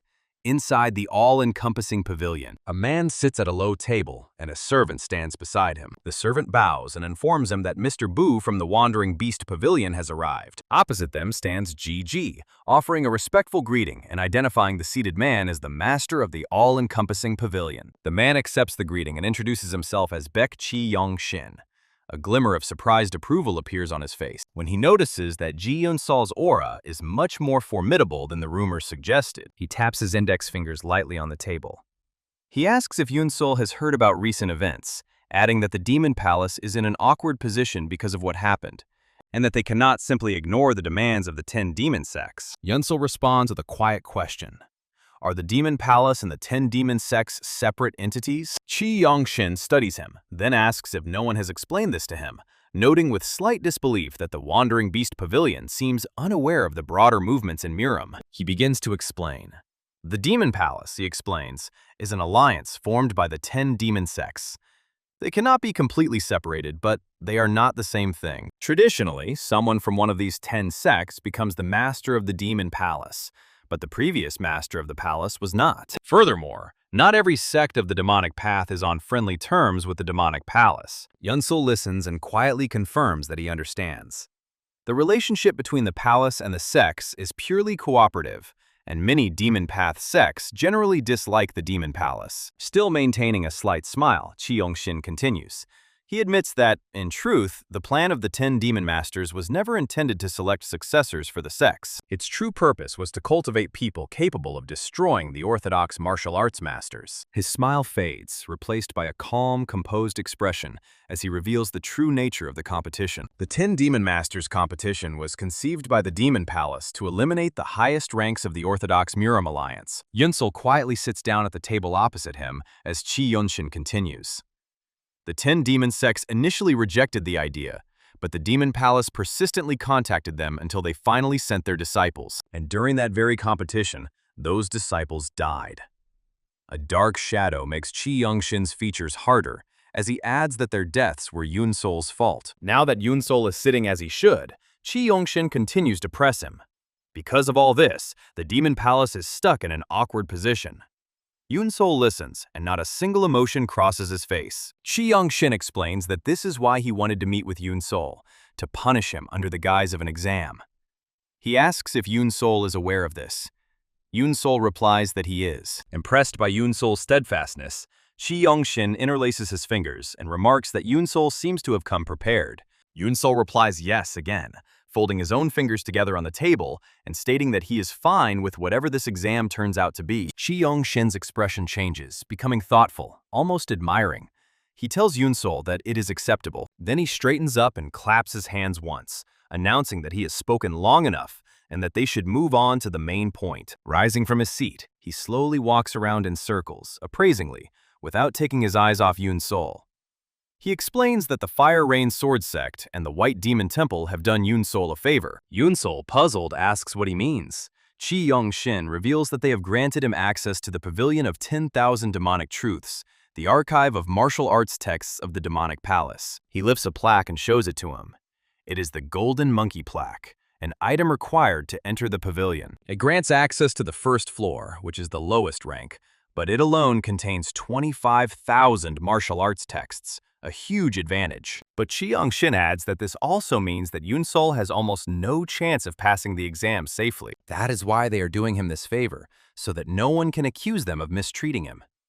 He begins to reveal the essence of the exam, Chi Young-shin states clearly. Eun-seol must withstand 5 attacks from a martial arts master chosen by the White Demon Temple. With a slight smile, Chi Young-shin hands him a sign and reminds him that the chief instructor resigned from his position during the competition to guarantee Eun-seol's success. He says he asked the head instructor repeatedly why he did this, but the only answer he ever got was, "You'll find out." As the sign approaches Eun-seol's hand, Chi Young-shin adds that he hopes to witness the answer himself. Later, after leaving Chi Young-shin's office, Eun-seol steps into the hallway. A faint sound catches his attention, and he turns around. Instructor Jin is walking toward him. Recognition flashes between them instantly. Jin greets him by name with casual warmth. Approaching him, Instructor Jin says he heard the news that Eun-seol should be here for the exam. Eun-seol confirms this and asks what brought Jin here. Both look down the hallway from which Jin came. Jin explains that he has many connections in the all-encompassing pavilion. He helped the chief instructor on Hell Island, acting as a substitute for the pavilion master, who was absent at the time. Eun-seol nods. He understands. The sign in his hand catches Jin's eye. Jin points to it and asks if Eun-seol is going to visit the 10,000 Demonic Truths pavilion for the exam. The suddenness almost catches Eun-seol off guard, but he answers yes. Jin rubs his chin thoughtfully, then offers advice, since Eun-seol was once his student. He tells him that Janghu is a frightening place, that no good deed is ever offered without a motive. There is always some hidden motive or scheme behind it, and the same is true here. But with a slight smile, he pats Eun-seol on the shoulder and tells him that even so, he is sure that Eun-seol will be able to find an opportunity in the midst of danger. Trees grow from their roots, he reminds him. He urges Eun-seol to remember this and do his best. Eun-seol bows his fist to his palm and thanks him. Jin accepts this, and smiling again says he hopes Eun-seol will do well. In the next scene, in bright daylight, Eun-seol now stands before a massive metal door carved into the mountain. A quiet sigh of awe escapes his lips as he realizes its presence. This is the 10,000 Demonic Truths Pavilion. He takes a step forward and pushes the door. Inside, he stops at the entrance, stunned by the expanse before him. Light spills across towering shelves and endless rows of texts. His jaw drops, and a quiet "wow" escapes before he even realizes it. He enters, scanning the shelves, noting that this is no ordinary library. A thought strikes him. Could all these books be about martial arts techniques? He stops at the nearest shelf and starts there. He picks up one book, then another, then another. One turns into two, two into 8, stacked in his arms before he even notices. His mind returns, and he realizes the truth. It's a trap. These may be secret martial arts techniques, but he won't be able to learn any of them in a single day. If he gets too carried away and tries to absorb everything, he will waste the precious time he has. That must be their intention. The Fire Rain Sword Sect and the White Demon Temple are trying to distract him, so he remembers Instructor Jin's words and pulls himself together. He must not be shaken. He must find opportunity within danger. He puts back every book he has collected and goes deeper into the pavilion, silently repeating Jin's words. A tree grows from its roots. He pauses, focusing sharply. The phrase spins in his mind. Root, my roots. A revelation comes. He activates his heightened senses and rushes between the shelves, searching quickly. Not this one. Not that one. Not this one. Not that one. His eyes scan relentlessly. Then his gaze falls on a particular spine, and something in him flashes with recognition. His eyes widen. He reaches for the shelf and pulls it out. The title reads, The Turn of the Stray Beast. Excitement shows on his face when he sees it. There really is something from the Wandering Beast Pavilion here. He flips through the pages, his mind racing, wondering what technique is contained within. Then his thoughts come to a sudden halt. Shock sweeps across his features. His mouth opens slightly. His eyes widen as the contents reveal themselves to him. The day of the trial arrives, and the enormous hall of the Demon Palace absorbs every sound into its immense, oppressive silence. The gates swing open, and In-seol enters with a confident stride. When the doors close behind him, he continues to look straight ahead. For before him sit the people who will observe today's trial. Standing alone under their scrutinizing gaze in the courtyard, In-seol places his fist against his palm, bows his head, and greets them. He holds this gesture until one of the men calls his name, Pyeong-seol, and recognizes him as a disciple of the Wandering Beast Pavilion. He introduces himself as Gok Jae-bon, stating that he is a follower of the Pavilion of Elders and is here to observe In-seol during the test.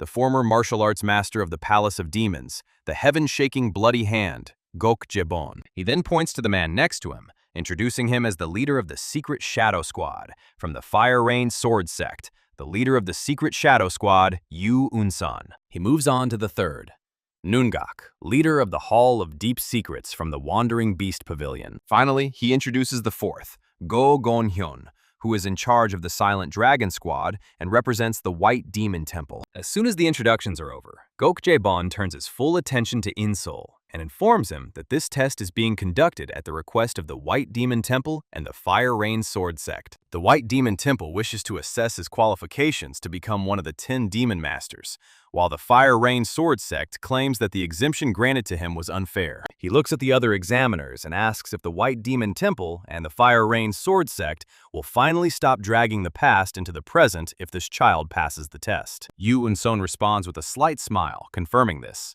Go Gon-hyun responds with a flat, unchanging expression, but also confirms. Gok Jae-bon snaps his fingers, announcing that the test is now beginning. Go Gon-hyun places his palm on the armrest as he rises from his seat. He steps down from the platform, stepping onto the floor in front of In-seol, who draws his sword. He prepares himself, unflinching. Go Gon-hyun meets In-seol's gaze with his cold, unwavering gaze and mutters 5 movements, throwing his sleeve aside. Hearing this, In-seol tenses up, sensing the unspoken rule in the man's tone. If he blocks the 5 movements, he will pass. Go Gon-hyun extends his arm, revealing the metal weapon wrapped around his sleeve. With this simple movement, the spiral loosens and spins around him. As it spins, the memory of the White Demon Master's order flashes through his mind. Kill Bu Eun-seol during this trial. He exhales with his eyes closed, remembering the order and rejecting it. The boy is still young. He decides that he doesn't want to ruin the image of the Wandering Beast Pavilion. Better, he concludes, to take both of the boy's arms away on the 5th move instead. He begins his first attack, a straight, piercing strike with a metal whip, cutting toward In-seol at terrifying speed. In-seol's face tenses. He grits his teeth as the thought pierces him that he wasn't prepared for such an attack at all, that it's too fast. But he forces his body to move, jumping aside just before the whip destroys the ground with a vicious blow. He lands to the side, clenching his teeth, breathless, his eyes fixed on Go Gon-hyun. Sweat beads on his forehead.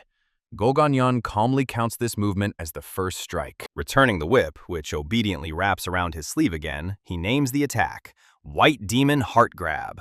Securing his weapon, he shifts to another stance, silently acknowledging that In-seol has mastered the basics. He releases the whip again, announcing the next technique. The weapon splits into countless mirage-like copies, multiplying in the air as they rush toward In-seol on different attack trajectories. In-seol's focus sharpens as he studies the approaching assault. The spread widens and confusion flashes in his eyes. How can one weapon now strike from all sides? He wastes no time. He lunges straight into the attack, allowing the false images to pass through him and dissolve. The real whip crashes into the ground behind him, sending dust flying upward. He turns around, holding his breath, watching as dust fills the hall. Go Gon-hyun calls this the second move, the descent of the White Demon Spirit, and acknowledges that In-seol has managed to see through the fake strikes. He concludes that the boy has truly learned the way of the wild beast. Taking a new stance for the third strike, his tone hardens as he warns In-seol to be careful. He raises his hand, His eyes become empty, and the whip twists upward fiercely. He announces the third move, Chaotic Shadow of the White Demon. The hall brightens as sunlight catches countless falling blades, hundreds of shimmering reflections raining down from above. In-Seol looks up at the deadly illusion and realizes with disappointment that he cannot distinguish the real from the fake. He clenches his teeth, suppressing his growing panic, and decides he'll just have to dodge everything. He moves with razor-sharp precision as the storm descends. Each strike hits the floor with deafening force, the entire hall shaking with each rumble. Dust swirls upward. Go Gon-hyun holds his stance, waiting for the haze to settle. His eyes widen when he notices something in the dust. In-Seol stands, bleeding, tiny cuts covering his skin, his breathing shallow and strained. He raises his sword again, steady despite his trembling, forcing himself to be ready for the next attack. He mentally notes that he barely dodged the attack. He survived by using Quick Phantom, hanging on by a thread. If Go Gon-hyun had intended to kill him, or continued without pause, he would already be dead. Go Gon-hyun returns his face to calm indifference, although inside, he admits that he expected to inflict several serious wounds with this technique. Cutting off the boy's arms at this rate may not work. With a quiet, "Well then," he begins to gather energy in his palm. Light spreads around him. A smoky aura emanates from his body, as if he were igniting. In-Seol watches in amazement as Go Gon-hyun announces the fourth move. The man's hand moves so fast that it is impossible to follow, and he unleashes the White Demon's Heart Strike. The glow burns so fiercely that In-Seol can barely look at it. He admits to himself that he cannot see through this technique at all, and if he does not do something, he will die. His mind is transported back to the 10,000 Demonic Truths Pavilion, to reading the text of the Wandering Beast's turnaround. He recalls the first pages, insulting the Wandering Beast Pavilion, calling its disciples fools, who seem to believe they have 10 lives, mocking even the basic path of the Wandering Beast. He remembers stopping, annoyed, flipping forward, and confusion. Then he found something. The later pages changed, describing in detail the weaknesses of the Wandering Beast's path.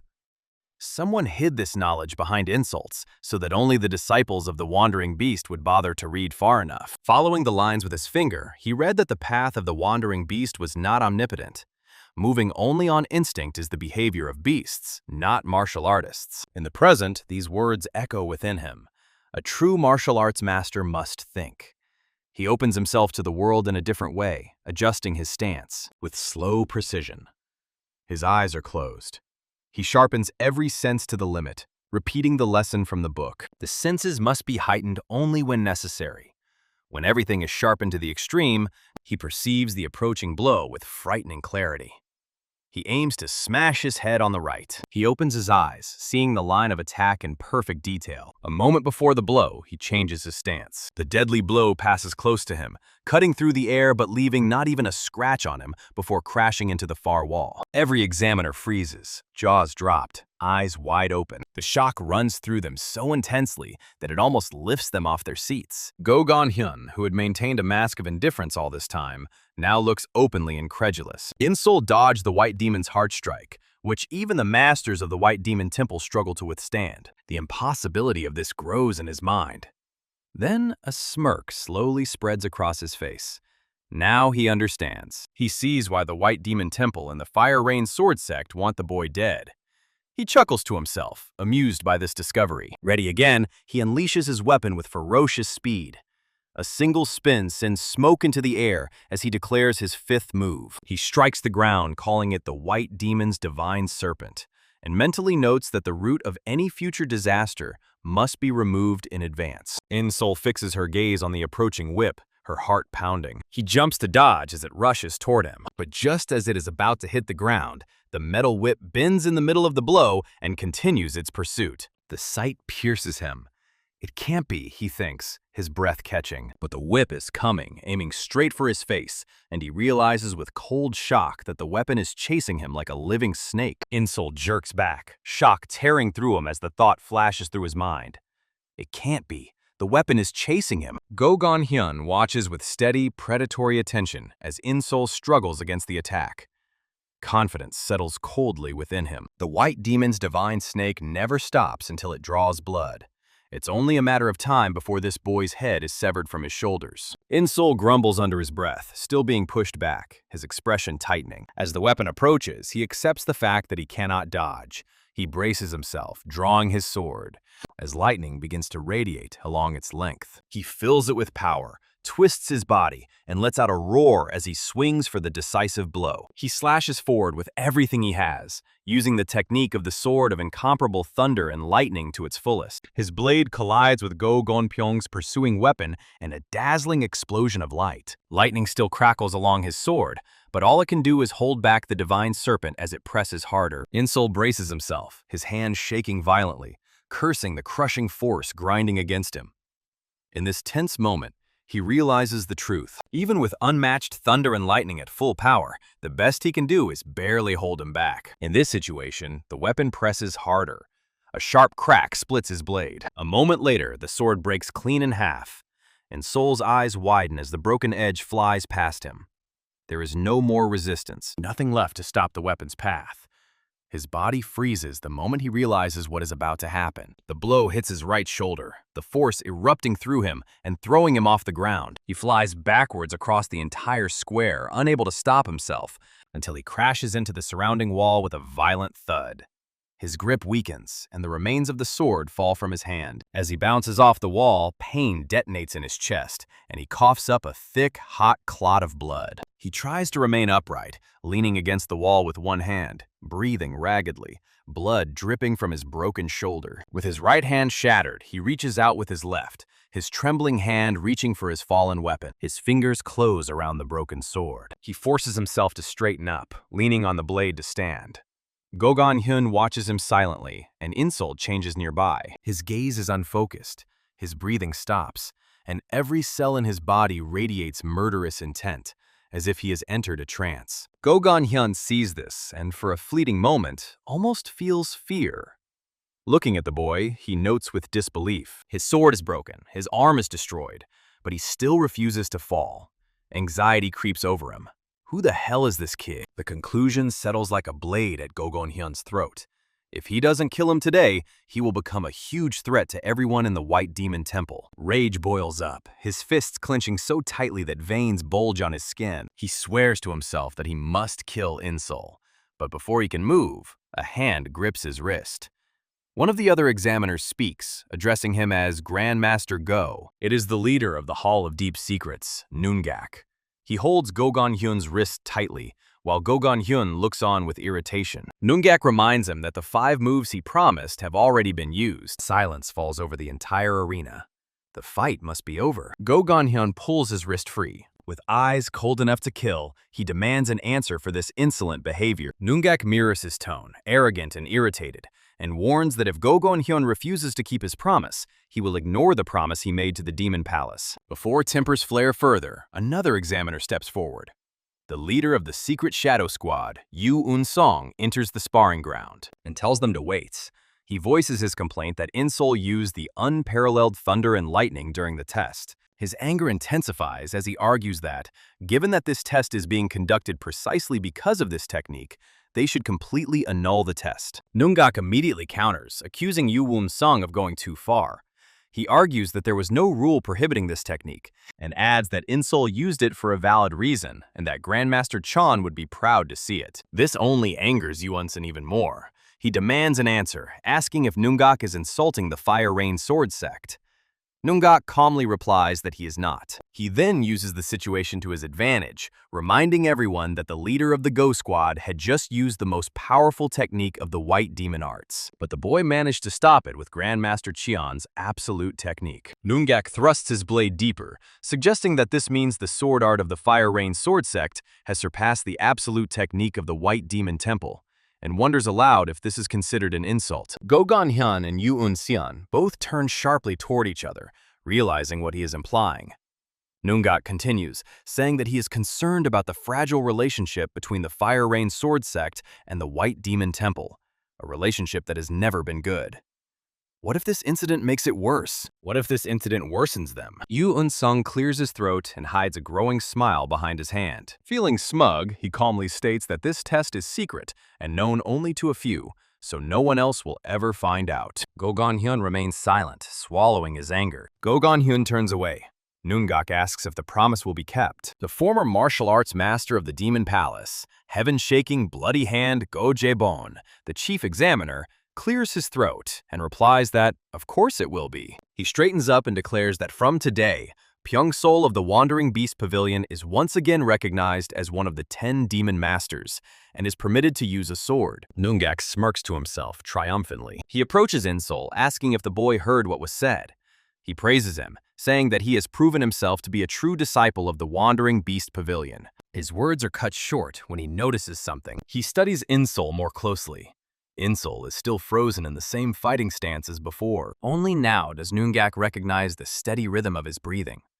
The boy has been unconscious this whole time. A slight smile appears on Noonggak's face as he says aloud that he understands. Now that everything is settled, he pulls Eun-seol into an embrace, tells him he can rest, and pats him on the back. After a while, Eun-seol wakes up with a start, his eyes wide open. He gets out of bed with a quick defensive movement, shouting as if he were still in battle. He is met with silence and unfamiliar surroundings. He asks where he is, noting with disorientation that every time he wakes up, he finds himself in a room more luxurious than before. He slowly straightens up, his mind returning to the battle.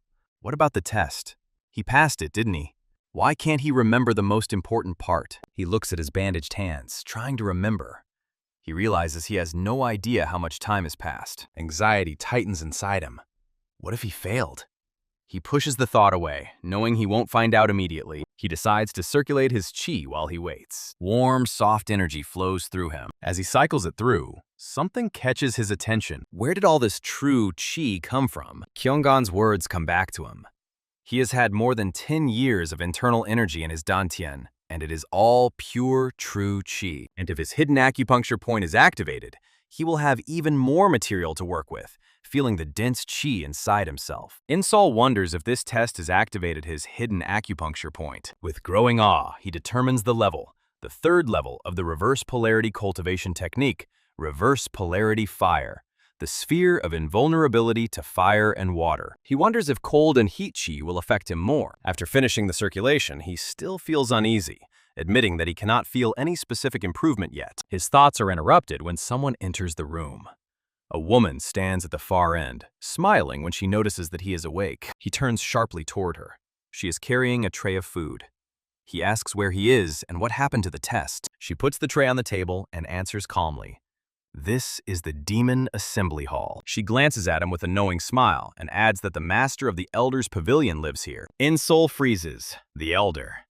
The residence of the master of the pavilion, not the medical hall. Even he, largely uninformed about Murim affairs, knows that name. A grim image forms in his mind.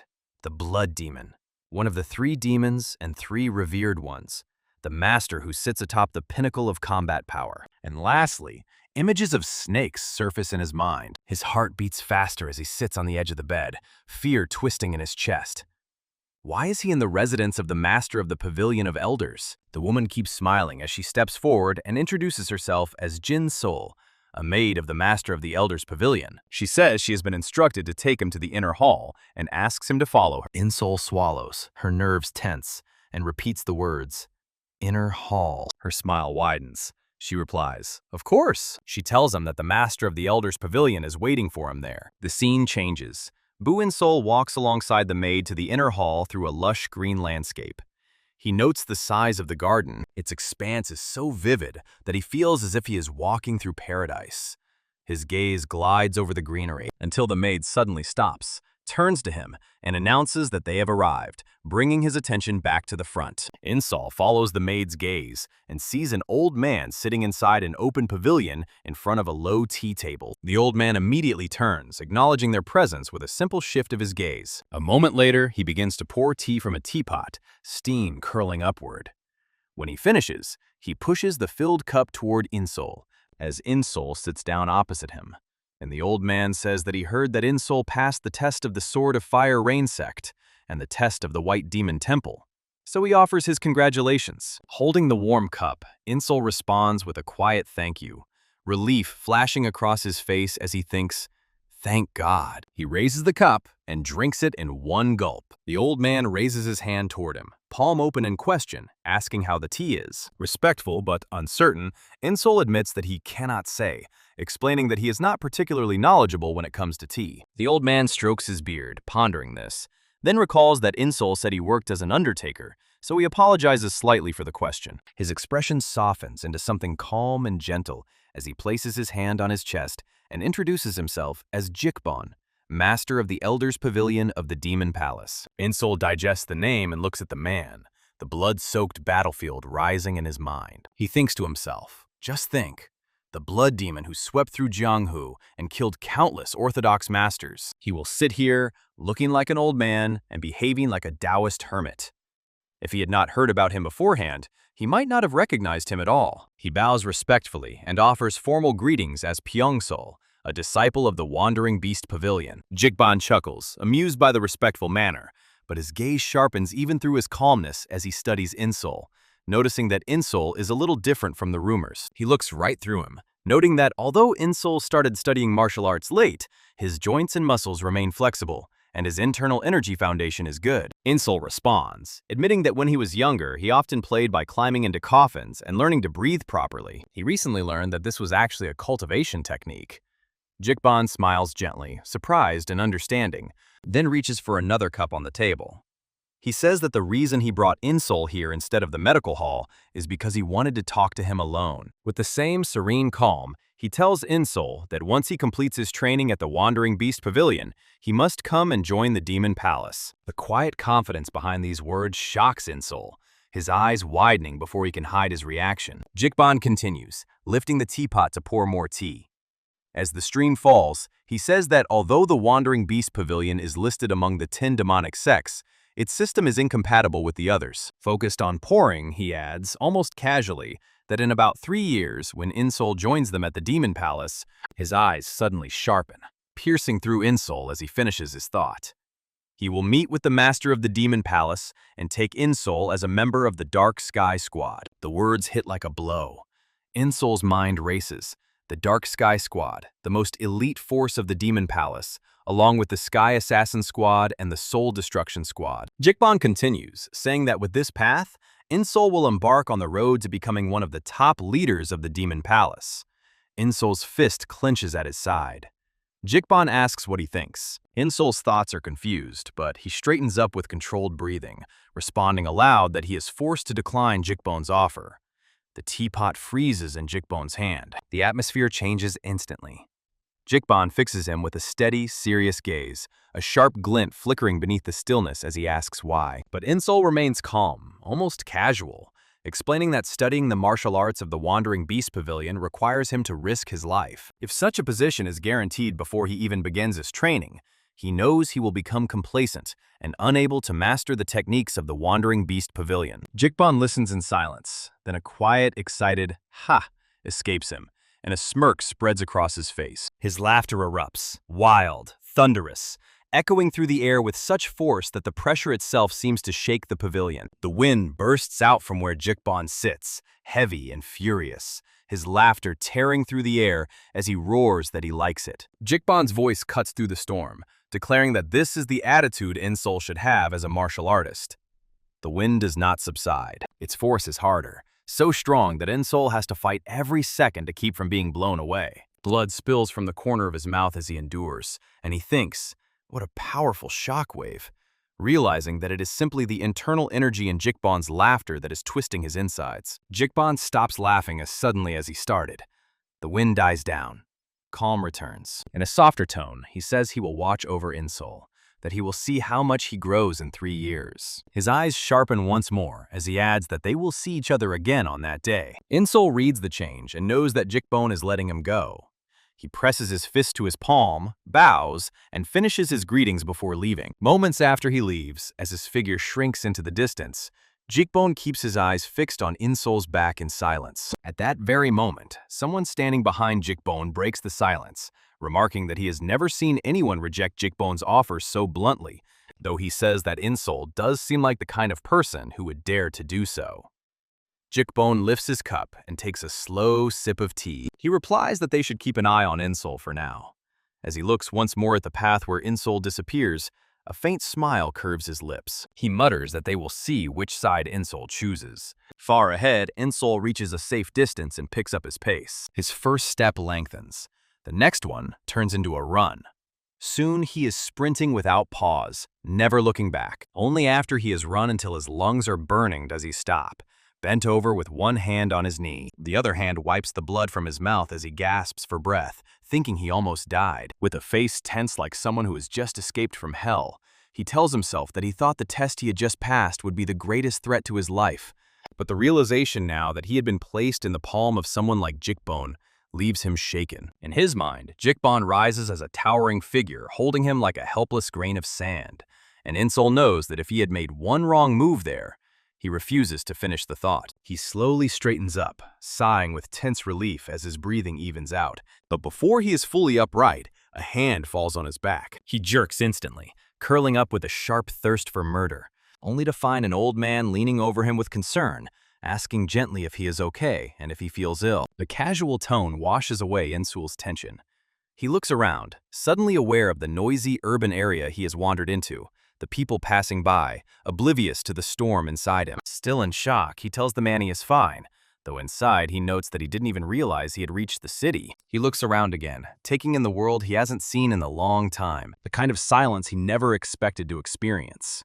A rarity. His thoughts drift back to the hellish days on Hell Island, and he wonders when he started to change like this, when he had sunk so deep into a life he never wanted. His eyes sharpen as something pricks his instincts. Without turning completely, he notices that someone is following him. As if to confirm this unwanted truth, the feeling of being watched becomes clearer. He takes a step, changing direction without hesitation, then walks calmly, maintaining the appearance of someone completely unaware. He continues this for several turns, but the presence remains behind him. His thoughts sharpen into practicality. First, he needs a weapon.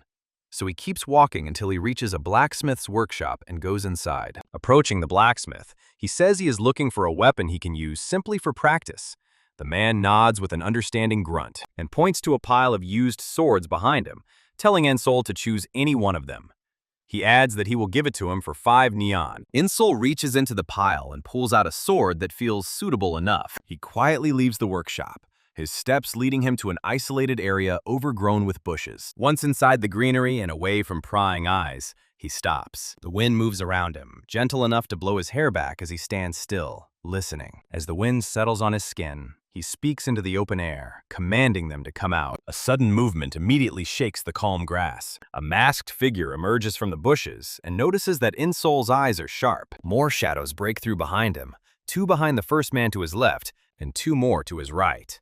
In-Seol senses each of them without turning around. One by one, 6 masked men surround him, all with swords at their belts. One steps forward, sword pointed at In-Seol, his brow furrowed in a grim expression as he declares that Bu Eun-seol, one of the 10 demon masters, will not enter Murim after 3 years of training. He says he will kill him here, and all 6 swords rise in unison, the steel cutting thinly through the air, and In-Seol meets them with eyes that become completely cold and dead, matching the thirst for murder closing in around him. Bu Eun-seol stands alone in the center of the circle, the 6 men closing in around him with their swords drawn, ready to strike. He remains unperturbed. Calmly, he tells them that he does not know who they are and has no desire to kill them, urging them to put away their swords and leave while they still can. One of them openly mocks him, spitting out that it is In-Seol who is about to die. Another immediately picks up on this, declaring that he will not get out of there alive. In-Seol's gaze hardens, the gaze of a man who has already warned his enemies and found their response unsatisfactory. He tells them that they leave him no choice. He raises his sword in its sheath and draws it without a hint of emotion. The empty scabbard falls to the ground, and he pulls the blade forward in a clean, confident line. One of the men smirks, calling the sword meaningless and declaring that In-Seol's life is already in their hands. He shouts an order for the others to regroup, and they begin to move. As they circle, In-Seol's eyes track every shift and step. He notices the ring narrowing and wonders for a moment if they are going to attack all at once. Then one of them moves differently, breaking the rhythm, and lunges straight at him, aiming his sword precisely to kill. In-Seol meets the blow head-on, steel clashing against steel, blades rebounding. Before the recoil even ends, another attacker lunges from the side. In-Seol catches the movement and realizes that 2 more are attacking together from a different angle. He leans back completely, barely avoiding a horizontal blow, and as he begins to rise, a presence focuses behind him. One attacker is already in the air, his body perfectly arched for a deadly strike. The sword comes down, and gritting his teeth, In-Seol twists just enough to make the blade slide past where his head had been. He grunts and jerks back twice, barely regaining his balance, but they give him no space. His thoughts sharpen as he realizes that their attacks follow in quick succession, each strike flowing smoothly into the next. Watching their synchronized movements, he realizes that they have been training together for a long time. Their positions change smoothly, one replacing the other without hesitation. Their teamwork precise and ruthless. He sharpens his senses through the path of a wandering beast, and through this prism, he sees everything clearly. Despite their coordination, the gap in skill between them is great. Too great. He realizes that if he exploits this inequality, he freezes, his feet braced, his body tensed like a spring. In one explosive movement, he lunges forward and describes a wide horizontal arc. The blade cuts cleanly through the nearest attacker, blood spurting out as the man falls mid-movement. In-Seol stands at the end of his swing, his eyes empty as the body collapses to the ground, bleeding out. A strangled sound escapes from one of the remaining men as realization dawns on him. In-Seol has identified the weakness of the Udon Sect's absolute sword formation. Two of them exchange glances, sharing the same thought without words. Could it be that the Demon Palace taught the 10 Demon Masters how to destroy orthodox formations? Despite this, one of them shouts to regroup into a third formation. They move instantly. Two attackers rush to the rear of In-Seol. However, In-Seol remains motionless. He raises his sword, his eyes fixed on them, thinking that changing formations is pointless. Through the path of a wild beast, he clearly sees the truth. The gap in skill does not disappear simply because they rearrange themselves. He attacks, quickly, fiercely, without hesitation. He reaches the two attackers in a single breath and slashes both of their necks with one fluid motion. Their eyes instantly go blank as blood gushes from their throats, their bodies falling almost simultaneously. One of the remaining men breaks out in a cold sweat, watching in disbelief as the bodies hit the ground. He mutters that this cannot be, then shouts that the Demon Palace has leaked false information. He was sure that In-Seol had not mastered the great sword techniques. In-Seol shakes the blood off his blade and replies without turning around that it is not martial arts. Then he looks back over his shoulder, meeting the man's gaze with eyes colder than death itself, and grimly tells him that it is simply his struggle for survival. Now facing them, In-Seol calmly tells them that they are losing because they were too confident in their superiority, because they believed that arrogance had a place in combat where lives were at stake. Fear distorts the man's face as realization sinks in. He always believed they were hunters. He thought their enemies were prey, and they were predators. That once their target was in their sights, death was inevitable. But now, looking at In-Seol, he understands the truth with chilling clarity. They are the ones being hunted. The pressure around In-Seol changes. His gaze hardens into that of a wild apex predator, his sword pointed forward, and he tells them calmly that they can begin now. The remaining men break out in a sweat. One mutters that In-Seol is much stronger than expected. Another agrees, saying they should retreat, report what happened, and gather their strength. The words die in his throat. His eyes widen in shock and horror as he looks down and sees the sword being pulled out of his stomach and the blood spilling out behind it. A strangled sound escapes him as his body weakens. The killer who struck him shakes the blood from his blade as the corpse falls and snaps irritably at the others for not retreating. He declares that to die with one's back to the enemy is to throw away one's honor. Right behind him, In-Seol's voice cuts in, calm and clear, asking if honor is more important than their lives. The words hit like a blow, stunning the man. The enraged killer turns sharply to face him. Looking at In-Seol's impassive expression, he says he does not understand the demonic martial arts masters of the Demon Palace, but insists that they do not wield swords for personal glory. Beating his chest, with conviction burning in his eyes, he declares that they are fighting for honor. In-Seol's expression remains unchanged. He simply asks if that is really the case. The cold corpse of his grandfather flashes into his memory. The memory burns. In-Seol begins to speak slowly, saying that honor cannot be taken away. Rage boils within him. He moves. Lightning explodes on his blade, crackling energy bursts forth, and, unleashing the technique of the unrivaled sword of thunder and lightning, he finishes his sentence. Honor cannot be taken with you to the grave. The sword, completely covered in lightning, cuts freely through the air. The assassin recoils in shock at the sight of the energy. He yells at the others to stop him immediately. The command is never completed. In a single flash of lightning, In-seol passes through them and stops behind their formation. A moment later, blood gushes from the necks of the remaining assassins. The man who spoke of honor stands motionless, his eyes wide with horror and disbelief, seemingly untouched. Then a thin red line appears around his neck. Realization comes too late. The line spreads into a full circle and blood begins to drip. In the next moment, the pressure bursts out. Blood sprays like a fountain and his body gives way. In-seol does not look back. The killer falls to his knees, then begins to fall face down on the ground, exhaling that Bu Eun-seol has already become one of them. In-seol listens without reaction.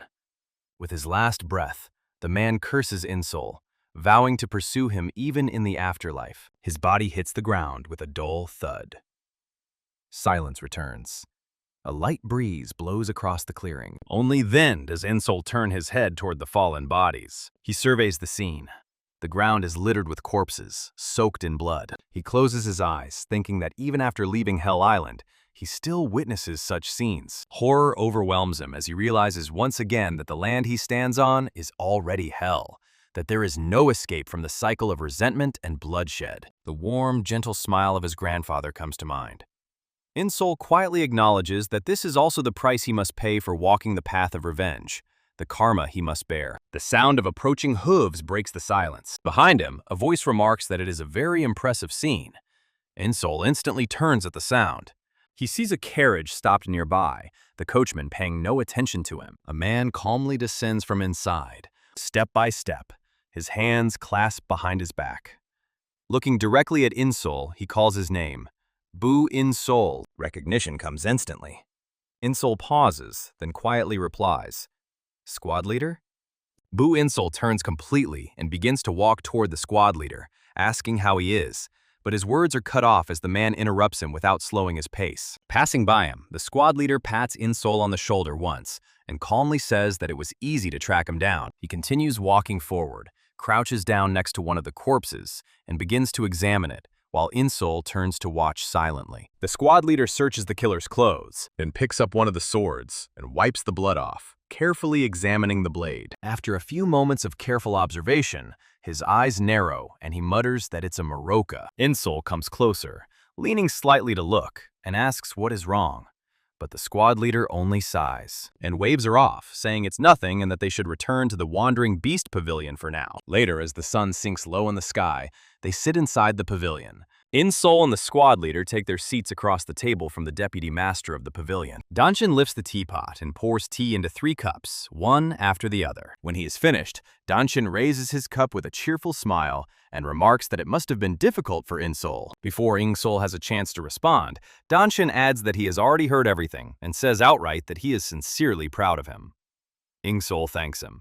Still maintaining his playful expression, Danshin interlaces his fingers and says that the trial must have been difficult, asking if In-seol was injured anywhere. In-seol honestly replies that he was, but that he was treated at the residence of the master of the Elders' pavilion.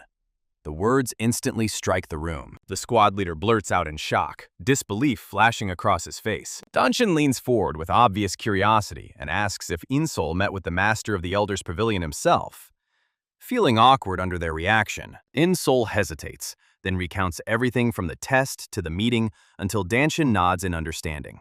Danshin exhales and presses his hand to his forehead with relief, saying that now he understands why the Fire Rain Sword Sect and the White Demon Temple so easily accepted the results. He admits that he did not know that this old man was still thriving. Still confused by the weight of their reaction, In-seol asks if the position of the Pavilion Master of the Elders is really that significant, acknowledging that he knows this man is powerful as an individual. But his words are cut off as the squad leader interrupts. The squad leader explains that the Demon Palace's power is divided into 3 parts: the Demon Palace Master, the Elders' Pavilion, and the 10 Demonic Sects. Giving In-seol a serious look, he adds that the Elders' Pavilion wields exceptional influence because it is home to the martial arts masters of the previous generation. The image of Jik Bon, the army commander, flashes through his mind as he adds that Jik Bon has also been quietly building up his own forces. Danshin, still cheerful despite the topic, says he can't believe it. Jikbone asks to see In-seol alone, noting that this must mean that In-seol has really proven himself. In-seol finally understands, muttering that he sees now, realizing that this was a much bigger deal than he thought. Danshin suddenly asks if there is anything else they want to report. In-seol freezes, blankly, while the squad leader's expression hardens. A second later, he states bluntly that there was an ambush. In-seol turns to him in surprise. Danshin's grip unconsciously tightens around his teacup, cracking its surface as he asks, "What?" In-seol feels the pressure in the room rise, his hand trembling slightly as he reaches for his cup. Leaning forward, Danshin asks in a grim tone who dared to ambush one of their students. Without hesitation, the squad leader replies that it was the Murim Alliance. Something snaps in Danshin at these words. The squad leader continues, explaining that, judging by the weapons and belongings of the attackers, it must have been one of the general strategist's subordinate squads, either the Autumn Wind Squad or the Flying Cloud Squad. After a brief silence, Danshin sighs, saying he understands. His expression soon returns to a playful one as he rubs his chin, noting that the Murim Alliance probably planned to pin all the blame on the general strategist if anything went wrong. Then his smile sharpens as he wonders about the persecution of a child who has just joined the Wandering Beast Pavilion. The squad leader replies that it is probably because, according to rumors, In-seol is exceptionally talented. The squad leader imagines pulling up the plant before it can sprout, as he says aloud that In-seol will become a great enemy in the future, and that the Murim Alliance probably tried to kill him before he could become stronger. Danshin closes his eyes, thinking that In-seol has not even properly studied martial arts yet, and the 10 Demonic Sects, the Elders Pavilion, and now even the Murim Alliance are all watching him. In his thoughts, he imagines In-seol as a powerful figure in the future, and shrugs to himself. A hero must endure trials. He decides, believing that it will only help the child become stronger. Suddenly, In-seol speaks up, saying that he has something he would like to ask in connection with this. Curiosity flashes across Danshin's face as he asks In-seol what exactly he wants to ask for. In-seol's response causes the room to fall silent. In a firm tone and with a face devoid of any emotion, he says that he has heard about the Divine Foundation Squad, a group tasked with eliminating those who try to harm the Wandering Beast Pavilion. He states directly that he wants to join the Divine Foundation Squad and learn martial arts through real, live experience. The squad leader reacts instantly, jerking back in refusal, starting to yell, "Who are you?" He restrains his voice and tells In-seol that the Divine Foundation Squad is filled with the roughest and most aggressive personalities in the entire pavilion. Although he is calmer now, concern remains on his face as he adds that even their leader, Sojong, is notorious for her vicious temper. An image flashes in his mind. Sojong sitting atop a mountain of corpses, and his voice rises as he explains that she killed the disciples of the Wandering Beast Pavilion whom she deemed unworthy, all under the guise of testing them. In-seol clenches the fabric under the table, but responds without hesitation that this is normal. If he dies because he is not good enough, then the blame lies solely with him. His eyes remain sharp as he tells Danshin that he wants to become strong as quickly as possible, and that the most effective way to do so is through real battles and by watching true martial arts masters fight in real life and death situations. Team leader Beck looks at him with concern and begins to argue against it, but Danshin interrupts him with a soft laugh, addressing him directly as Team Leader Beck, and noting that it seems they disagree this time. Still maintaining his cheerful smile, Danshin says he wants to trust the child's judgment, adding that In-seol is clearly confident in his choice. He then mentions that the next mission will be in the Valley of Wind and Thunder, and suggests that it would be ideal to infiltrate In-seol as a temporary member of the Divine Foundation Squad. Beck starts to protest, exclaiming Vice Master, but stops himself. He falls silent, calming his breathing, and looks at In-seol with obvious concern. In-seol, however, meets his gaze with unwavering determination, having already made up her mind. Seeing this, Beck exhales heavily and turns his head away. Folding his arms, he says that if the Vice Master insists, he will inform Sojong. Danshin's smile widens with satisfaction as he tells him to do so. After a while, inside the Thousand Successes Inn, a furious scream shakes the room. A cup of liquor crashes down on the table, nearly spilling its contents, as Sojong roars in disbelief, demanding an answer as to whether they really expect her to take some little child to the Valley of Wind and Thunder. The leader of the Divine Foundation Squad points her finger aggressively, her voice sharp and heated, demanding an answer as to whether they think she is some kind of nanny. Sitting across from her, the leader of the Beck squad calmly replies that it is a direct order from the vice master of the pavilion. Sojong snorts, crossing her arms and snapping that she herself will go to Danshin and refuse the order to his face. Beck responds by taking out a plaque.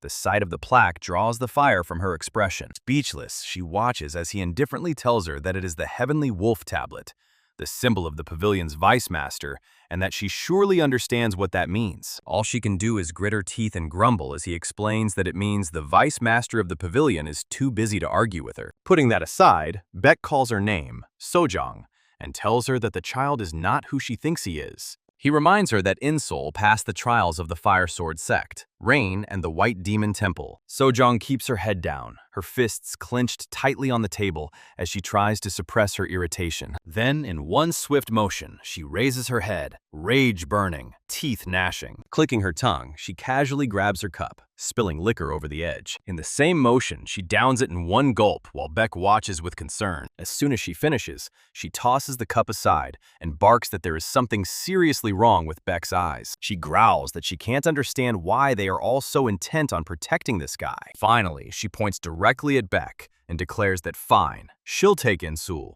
but she makes it clear that she'll test him. Her expression sharpens into something predatory as she finishes by declaring that she will see if he is truly worthy of becoming a disciple of the Wandering Beast Pavilion. The scene shifted abruptly.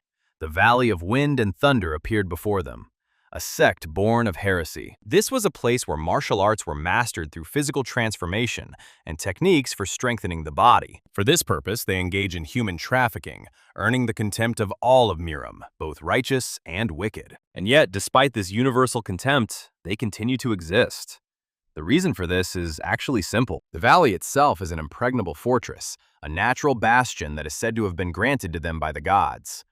Because of this, even the Divine Foundation squad from the Wandering Beast Pavilion hesitates before this mission. Standing at the edge of a dangerous path, the leader of the Divine Squad surveys the area and notes that the bridge is much longer than they were told. Next to him, the squad's vice leader expresses a different concern, pointing out that the real problem is the wind. As if in response, powerful gusts of wind sweep through the valley, strong enough to make the crossing unsafe. He adds that there is an outpost with guards on the opposite side of the bridge, and if they reveal themselves, the guards will immediately cut the bridge. His face tenses as he squints at their own formation, thinking about how difficult the mission already is. And now he has to babysit a child.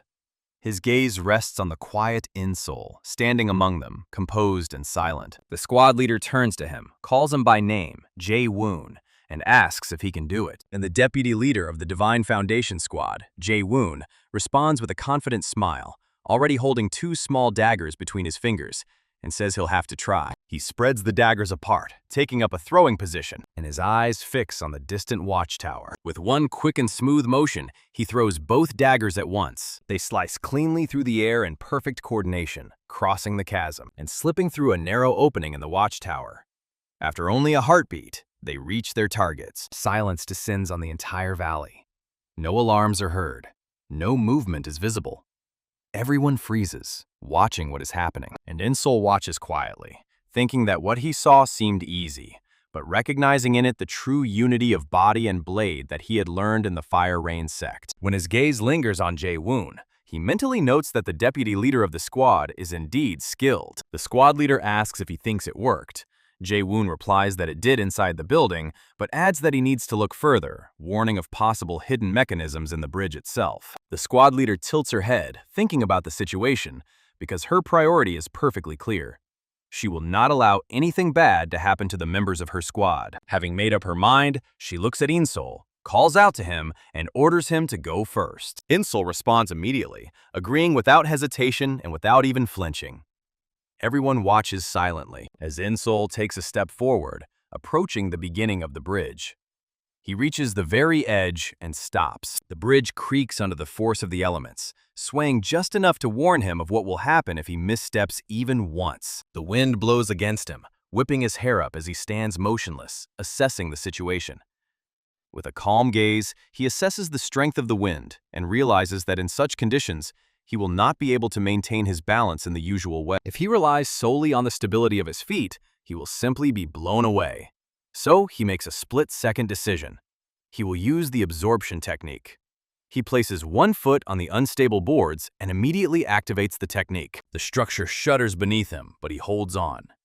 Step by step, he moves forward across the shaking bridge, constantly strengthening his footing. Looking closely, the vice leader mutters that using the absorption technique to such an extent means that In-seol's internal energy is impressive. The squad leader snorts at this remark, dismissing it as trivial. The vice leader smiles faintly and replies that her standards are perhaps simply too high. Then his expression changes abruptly. That sound is familiar to him. He shouts a warning to In-seol just as In-seol raises his head, panic flashing in his eyes. Along the walls of the valley, sections of rock suddenly shift and split apart. Steel compartments with numerous holes are exposed, and in the next moment, sharp steel pipes shoot out simultaneously with tremendous force. In-seol stands in the center of the bridge as death rains down on him from above. For a split second, he freezes. His mind races, calculating options and searching for a way out as the shells tear through the air. Then he kicks the bridge hard, concentrating his energy in one spot. He jumps back sharply. His body leaps off the bridge in one powerful movement, narrowly avoiding the steel storm as shells crash into the boards where he stood a moment ago. But before he can recover, another section of the wall opens behind him. Another mechanism appears, and this time the steel flies out of his blind spots. In-seol senses it. Sharp clicks signal danger behind him, and with no footing under his feet, he reacts instinctively. He kicks one foot against the other, using his own body as a springboard to make another jump right in the air. It's as if he's climbing through the air itself. The deputy leader shouts the name Stairway to Heaven in disbelief, his mind reeling as he learns of the Qigong technique that allows one to push off from one's own foot in midair. Next to him, the squad leader maintains an impassive expression. To think that In-seol predicted the path of evasion upward in the middle of such a trap. But the vice leader's amazement is replaced by horror.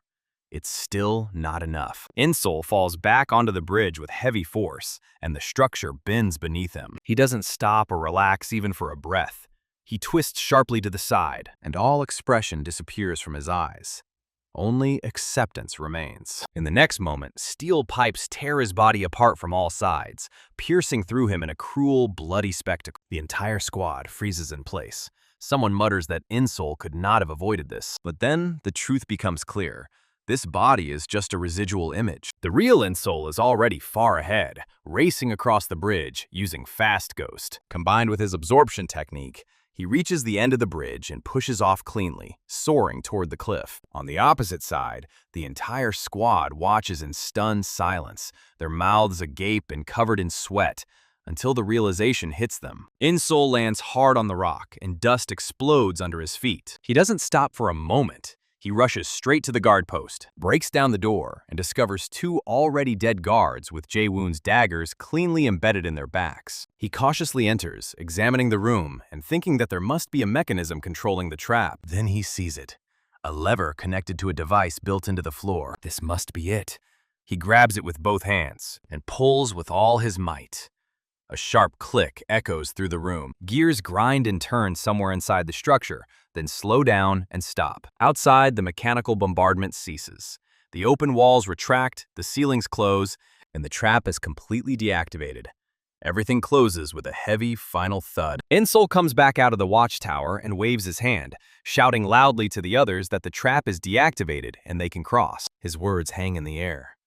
The squad leader and deputy leader are still staring, frozen, unable to comprehend how quickly it all happened. For the first time, the squad leader cannot hide her expression.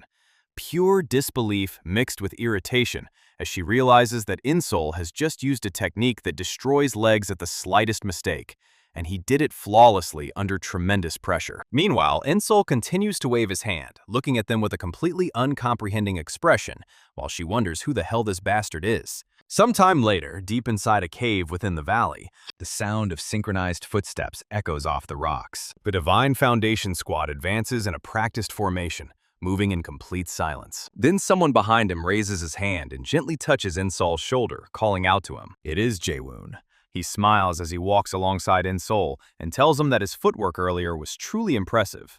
He asks if In-seol has studied the technique of the Swift Ghost Master. In-seol replies affirmatively that yes, he has, and thanks him for the praise.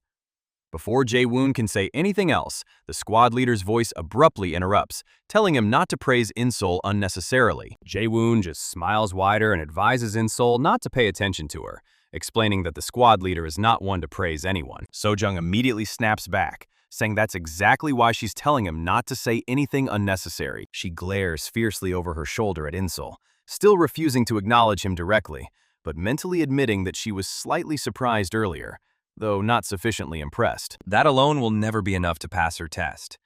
Staring at In-seol's calm, unsuspecting face, she thinks coldly, "We'll see. She will prove that he is worthless." Advancing deeper into the cave, the squad comes to a dead end, where an underground lake stretches out before them. She declares that this must be the place.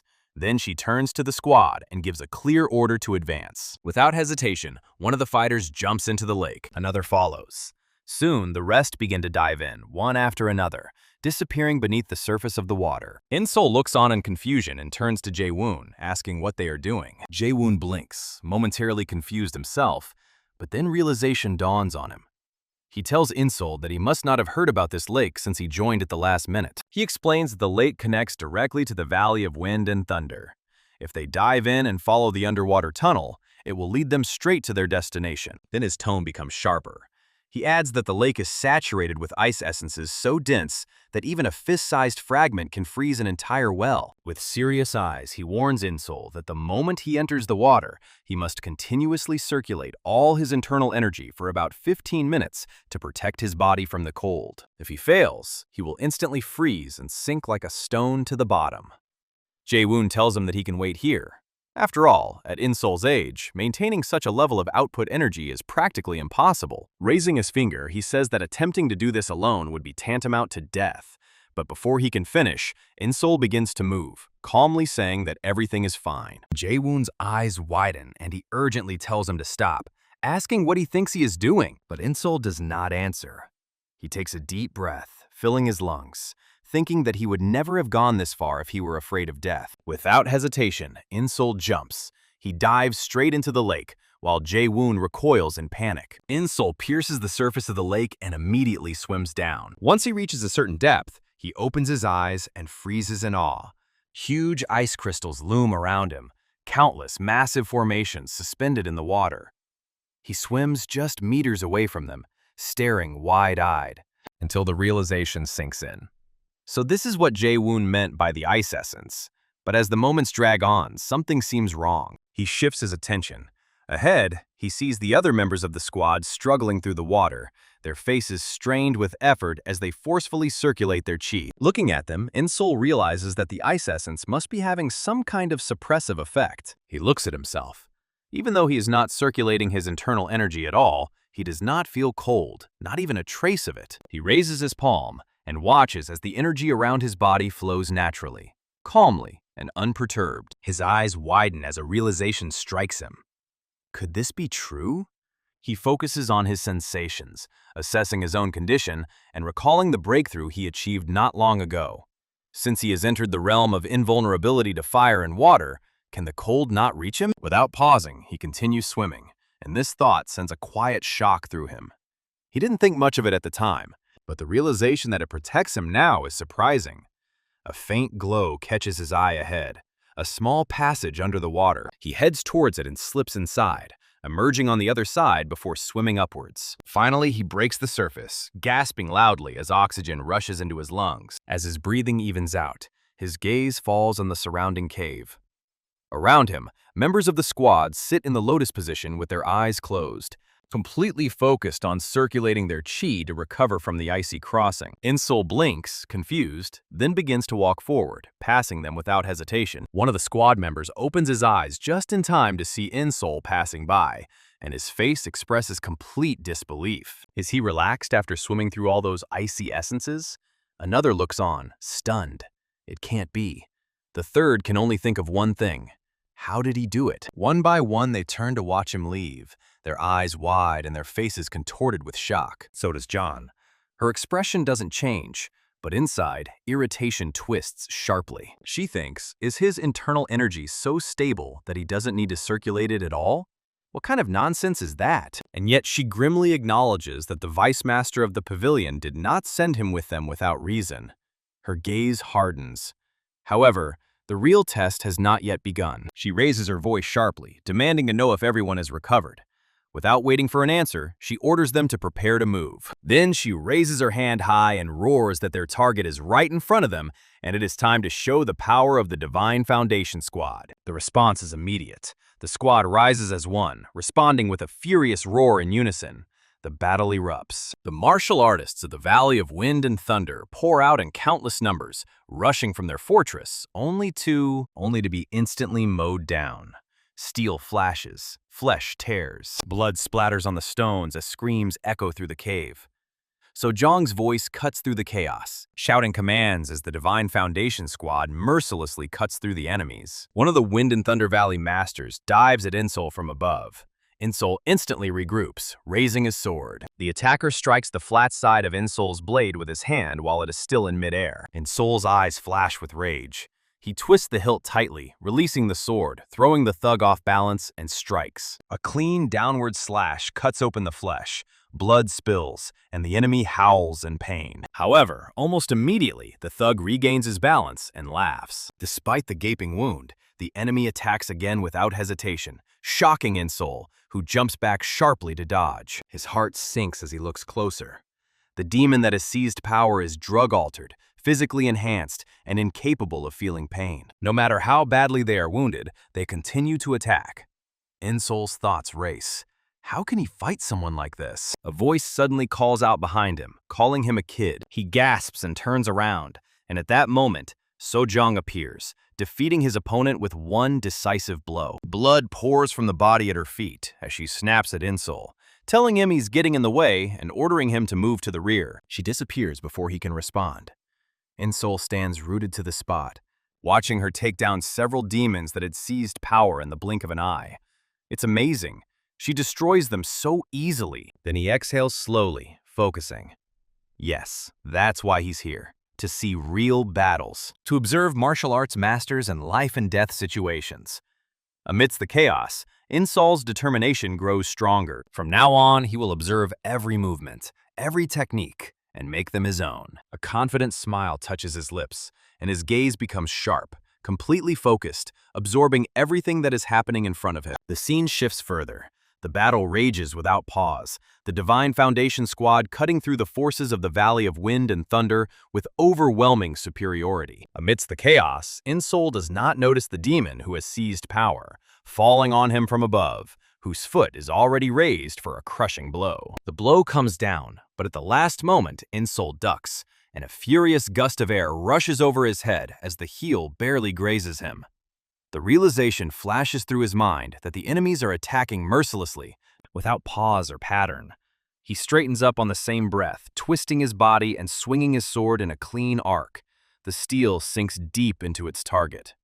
The demon's leg is severed, blood spattering everywhere. In-seol calmly and confidently concludes. If he dodges and counterattacks in this manner, he will be able to deal with them using the Way of the Wild Beast and the Swift Ghost. His eyes rise to the battlefield. The Divine Foundation Squad completely suppresses the demons who have seized power. Their formation holds, their pressure never weakening for a moment. Even if he doesn't fight seriously, the balance of the battle will not change. With this understanding, In-seol makes a decision. He uses this time to observe the battle of the Divine Squad members and learn from them. Then his focus is fixed on the leader of the squad.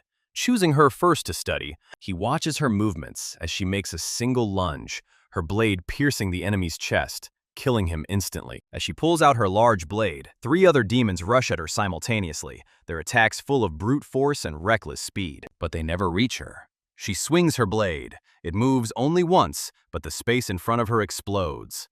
The enemies are cut to pieces, their bodies torn apart, scattering in the air in a fountain of blood. In-seol freezes, stunned.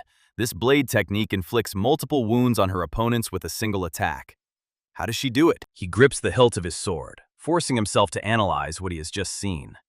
This is not a standard blade technique. It seems closer to a sword technique filled with piercing intent, twisting force, and multi-layered trajectories, rather than simple arcs. He tries to repeat it, focusing completely. He takes a step forward and delivers a precise lunge, putting everything into a clean thrust. The moment passes. The sensations are wrong. His face tenses. No, that's not it. Instead of stopping, he adjusts his stance, correcting the position of his feet and grip. He tells himself to copy it more accurately, more deeply. He watches again. The leader of the squad stands in a stance, his posture straight, his blade frozen in deadly restraint. In-Seol mirrors her exactly, aligning his body until he feels it is right, until every joint and muscle obeys the goal. The enemies rush at him. This time, he strikes. The blade flashes, and two demons, seized by power, are cut down in one motion. Blood spatters as their bodies fall, cleanly severed. As soon as the blood hits the ground, understanding falls into place. Now he understands. It is not a fixed blade technique. It changes depending on the enemy's attack. His mind returns to the advanced lesson from Hell Island. Once sword mastery reaches a certain level, it is no longer bound by form or prescribed movements. At this level, a swordsman's stance alone is enough to create a complete technique. He looks at the squad leader again. A multitude of enemies converge on her once more. She does not change her rhythm, movements, or sequence. She simply observes and strikes. She does not use a specific blade technique. She identifies the weaknesses of the demons that have seized power and attacks according to those weaknesses. In-Seol cuts down another enemy in front of her, his breathing steady and his perception sharpened. It was a single attack, and it contained 9 trajectories of the sword's path. His muscles tense up. If he tries to apply what he has just learned, but the thought breaks off, and he exhales sharply. At that moment, the leader of the squad pauses in the middle of the battle and looks at In-Seol, seemingly ignoring the enemies still pressing around her. She studies him, narrowing her eyes. The main character has been watching her for some time, and the leader has noticed. What is this boy up to? 2 demons, having seized power, rush at In-Seol from opposite sides. He closes his eyes. The noise of battle is muffled as his focus tightens within. Then he opens them. His gaze becomes razor-sharp, and his hand moves in one decisive motion. For a split second after the swing, he remains completely still. The demons freeze in midair. Immediately, the gaping cross tears through the body of one of them, blood pouring from the crisscrossed cuts. In-Seol lets out a quiet sound of acknowledgement. It's the best he can do right now. Only 2 trajectories. On the other side of the battlefield, the squad leader sees it. Shock flashes through her composure. She stares at him, her gaze a mix of irritation and disbelief. This kid? He just looked and created a single blade. 2 strikes? Her eyes narrow even further as realization sets in. What he used was the essence of her Heavenly Lord's absolute blade impulse, something that took her 2 years to master. Meanwhile, In-Seol looks at his sword, his breathing steady. He knows the limits of what he can do. He cannot go any further yet, but now he understands the logic. With a deep understanding, In-Seol raises his head and looks at the battlefield again. Then his gaze shifts and fixes on the deputy leader of the squad in the heat of battle, and In-Seol decides that he will now watch him. Jae-woon almost immediately senses the weight of that gaze and glances away, continuing to fight. A spark of curiosity slips into his thoughts. This guy? He was just copying the squad leader, and now he switched to him. Jae-woon calmly assesses the situation. The leader's absolute blade of the Heavenly Lord impulse is rooted in the way of a wild beast. It's logical that In-Seol could imitate it to some extent, but his own martial arts are different. A faint, condescending smile touches Jae-woon's lips.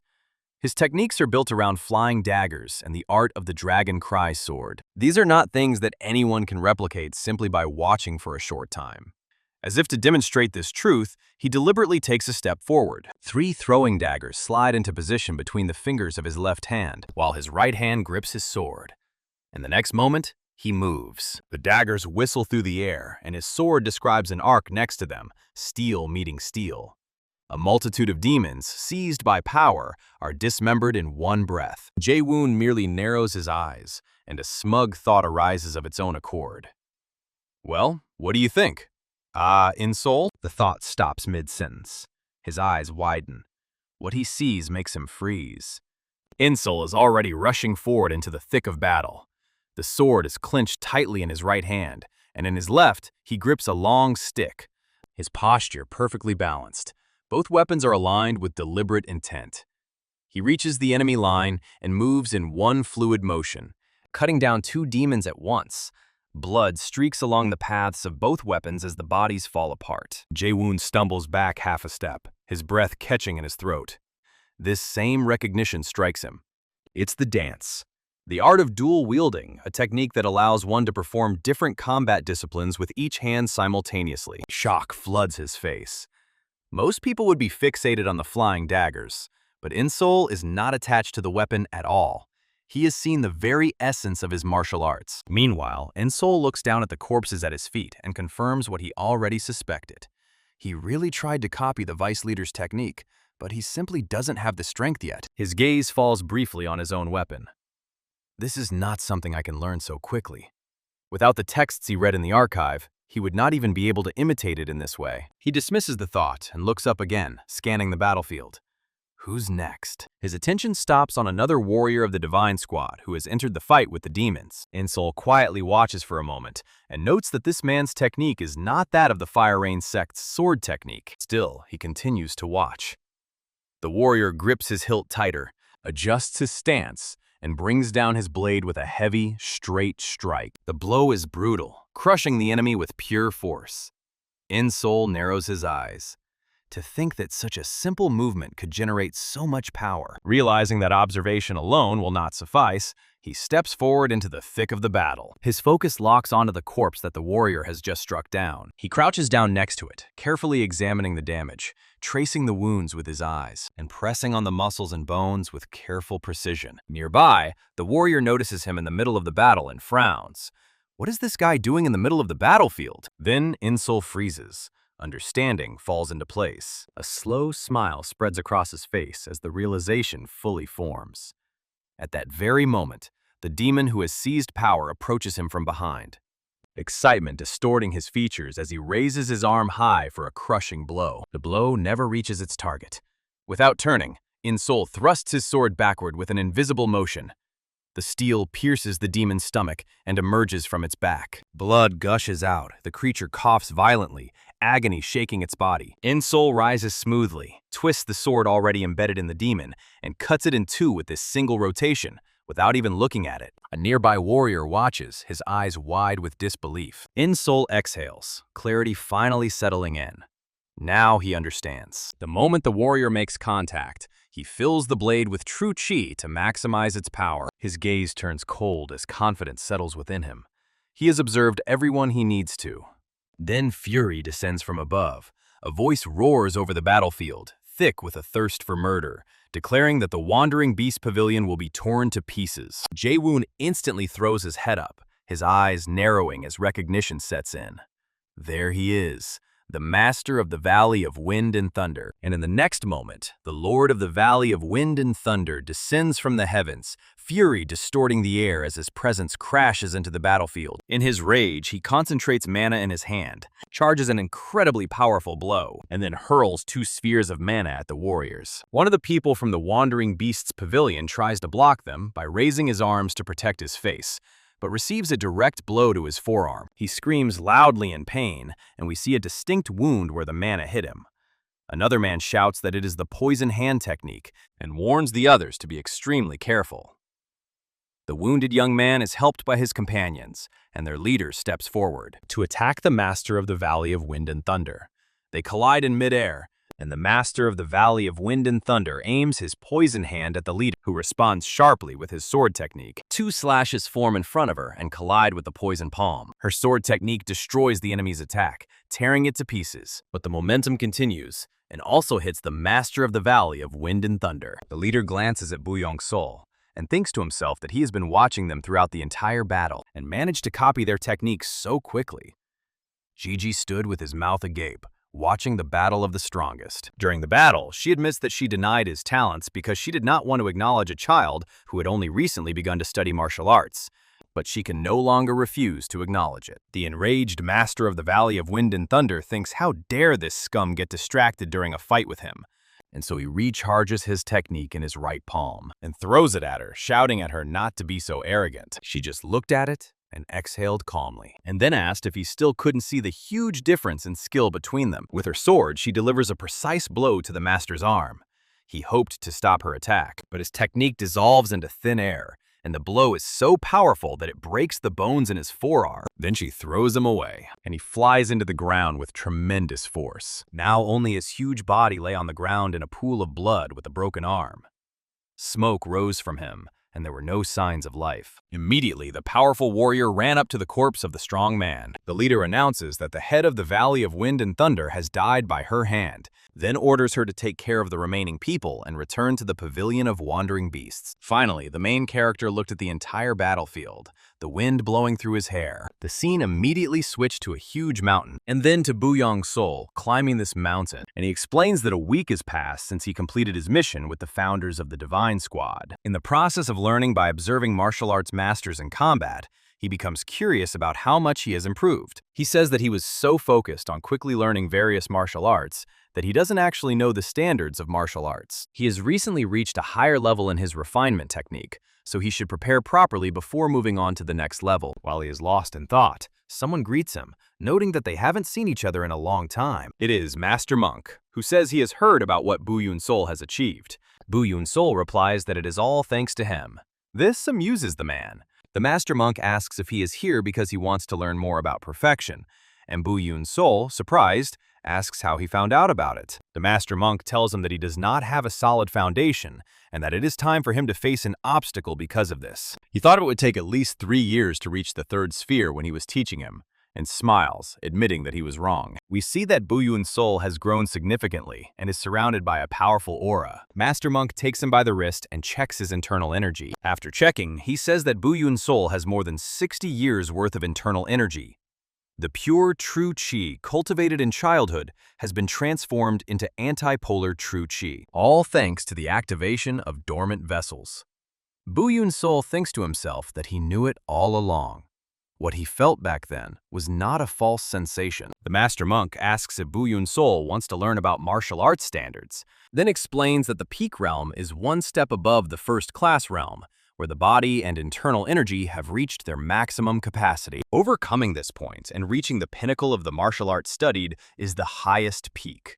After that comes the highest divine sphere, where one can freely control both body and spirit, get rid of the limitations of internal energy, and transcend the limits of the human body. Bu Eun-seol, burning with curiosity, asks if there is anything higher than this, and the Master Monk answers in the affirmative. Reaching the peak of martial arts and achieving perfection is called the Infinite Realm. Currently, the leader of the Murim Alliance and the Lord of the Demon Palace, the duo of the Orthodox and Unorthodox Heavenly Emperors, are the most famous of those who have reached this sphere. Surprised, Bu Eun-seol repeats about the duo of the Orthodox and Unorthodox Heavenly Emperors, the two martial arts masters who rule Murim. The monk continues that below them are 3 demons and 3 venerables, then 4 deities and 7 kings. All of them belong to the Infinite Realm. Bu Eun-seol thinks that he really has a lot to learn. The explanation is not yet complete, and the monk, pointing to the sky, finally says that the highest sphere is called the Sphere of Divine Intention. He explains that the Sphere of Divine Intention is when you become one with the essences of origin and know the will of heaven, a realm of combat that no one has yet attained.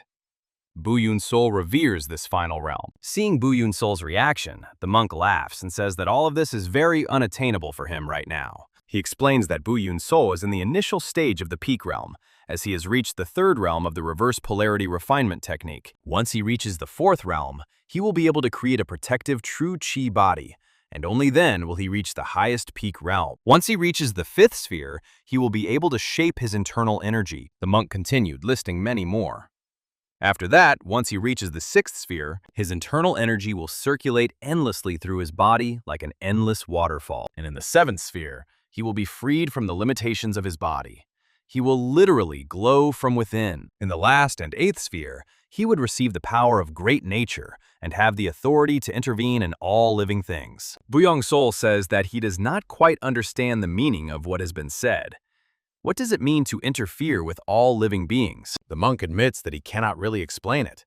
He has only managed to reach the late stages of the 5th sphere. The man then continues and asks if Bu Eun-seol has finally decided to make his debut in Janghu. Bu Eun-seol asks how he found out, and the monk replies that Bu Eun-seol would not have asked about it otherwise. Bu Eun-seol gives an affirmative answer. He has learned that real battles are the fastest way to become stronger, so he wants to go to Janghu. He thinks to himself that it would be wiser to wander around Janghu than to stay in the Demon Palace, to gather information about the murderer who killed his grandfather. The monk looks at him with interest and tells him that he will need information about Janghu, Then he turns away and suggests that the main character find Master Chul. Smiling, he says that he will tell him what he needs to know. Bu Eun-seol thanks him for his help, and the monk warns him that Janghu is dangerous and asks him to be careful. The main character also smiles and asks his master to take care of himself. The scene then immediately shifts to the smithy. Inside, the steel hammer is already striking the red-hot iron of a new weapon, where Bu Eun-seol stares intently at the man in front of him. Finally, the blacksmith stops and ceases striking, and then, without turning around, says that he has taken it. He then raises his head. Master Chul immediately turns around and asks what brought the main character here. Master Chul takes out a book, but Bu Eun-seol does not understand and asks what it is. Master Chul replies that it is exactly what he wants to know. Bu Eun-seol opens the book, leafs through it, and is shocked by what he reads. It is a book containing information about the political situation in Janghu, the characteristics of each sect and clan, and even intelligence on famous martial arts masters. There is detailed information about the 10 demon masters. Bu Eun-seol thinks it is too detailed for an ordinary blacksmith and wonders how he could know all this. Then Master Chul says that he should have no problem with the knowledge if he reads it. He adds that he should burn the book as soon as he finishes. Suspicious Bu Eun-seol thinks to himself that he doesn't know who he really is, but if he has such informational power, then maybe he... Then he takes a step toward him and asks if he can ask him a question. Master Chul turns slightly but remains silent. Soon after, they sit facing each other. Then Master Chul asks about the ability to freely use bones and muscles to strike from below so as to cleanly sever the two arms of a moving person, using a deadly poison that causes flesh to rot and decay, as well as hidden weapons. Bu Eun-seol answers in the affirmative. Master Chul thinks out loud about someone who uses hidden weapons and even poison, despite his excellent sword skills. He tells him that it is very likely that this is a spy hiding his identity in Janghu. Bu Eun-seol is surprised and asks if this means that the killer is not a martial artist of the demonic path. Master Chul answers in the affirmative. He suspects that the killer used these techniques to hide his identity, not because he is from the demonic path. Bu Eun-seol thinks that the killer may not be a well-known master of demonic martial arts, and that he should also be wary of orthodox masters. Clenching his fist, he continues his analysis. But as he said, if these traces were left to deceive others, he asks how he can find the killer. Master Chul notices that Bu Eun-seol is deep in thought, calls him by name, and he abruptly returns to reality. Then Master Chul says he has a proposal for him. And before we hear what Master Chul's proposal was, the scene switches to the office of the Vice Master of the Wandering Beast Pavilion, Dan Chun. Bu Eun-seol is standing there and says he wants to go to Janghu. Dan Chun, surprised, says he was wondering what brought him here so suddenly. He then asks if the experience with the founders of the Divine Squad was not enough. Bu Eun-seol replies that although the experience he gained with them was valuable, he feels he needs more real-life situations to improve his martial arts skills. Dan Chun says he understands, but cannot simply let him go, as he is the vice master of the pavilion. He explains that in order to obtain permission to go to Janghu, he must be assigned to a hall or squad and obtain permission from its leader. Bu Eun-seol lowers his gaze and replies that he knows this, and that he wants to join the rescue squad. Dan Chun is surprised by his request. He abruptly stands up from his chair and asks where he learned this. But before he can finish, Bu Eun-seol says he heard it from Master Chul. We learn about Master Chul's proposal to join the rescue squad. It is explained that the rescue squad is involved in murder, kidnapping, and theft of important resources. They carry out missions that the Demon Palace does not officially recognize. Master Chul tells him that this would be a good opportunity to get what he wants. Upon hearing this, Bu Eun-seol thinks that in such a situation, it would definitely be difficult to investigate the murder case. He also thinks that he will be able to get a lead if he joins the rescue squad. He knows that they are given dangerous missions that put their lives at risk, but it also means that he will become stronger. Dan Chun says he cannot allow this, but Bu Eun-seol replies that he knows what they do. It is explained that the moment he joins them, his identity will be erased, and he will have to risk his life on every mission. Dan Chun replies that this is precisely why he will not allow it. He says that they do all kinds of dirty work for the Demon Palace. To join them, you will have to erase both your affiliation and your name. He will not be able to get help from anyone. Only those who are trying to atone for their crimes or need a large sum of money quickly join them. He asks if he is serious about this. Bu Eun-seol explains that he wants to become stronger as quickly as possible. If the path to strength is the Salvation Squad, then he will do what is necessary. He says that the 10 demon masters are just tools to get rid of orthodox martial arts masters anyway.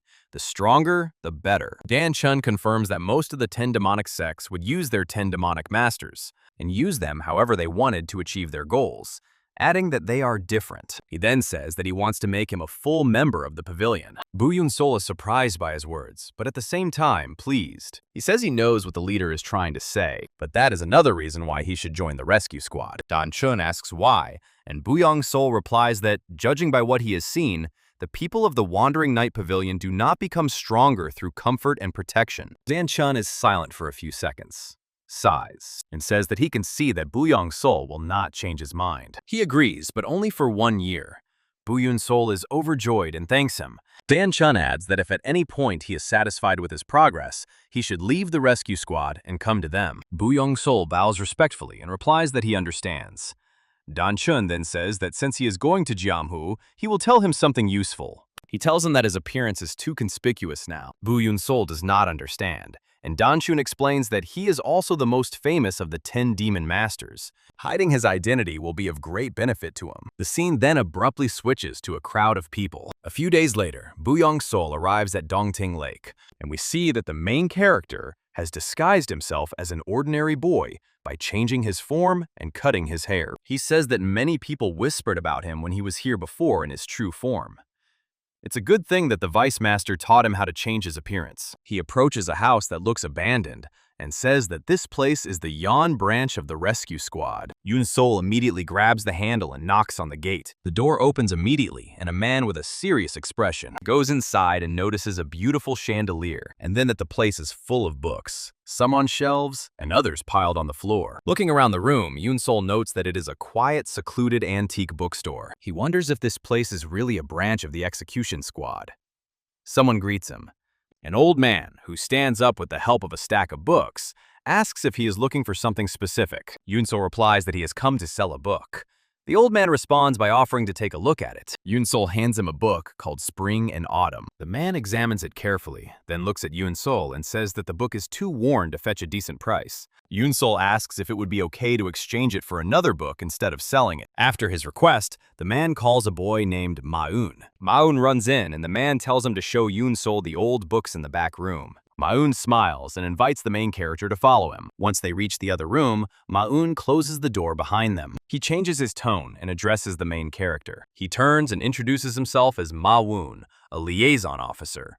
He is the liaison officer for the Akyong branch of the execution squad. Eun-seol thinks to himself that the atmosphere has changed compared to what it was a minute ago. Ma-eun approaches the table where 3 books lie and explains that it is for convenience. The members of the execution squad are addressed by code numbers. He tells Eun-seol that he will be number 18.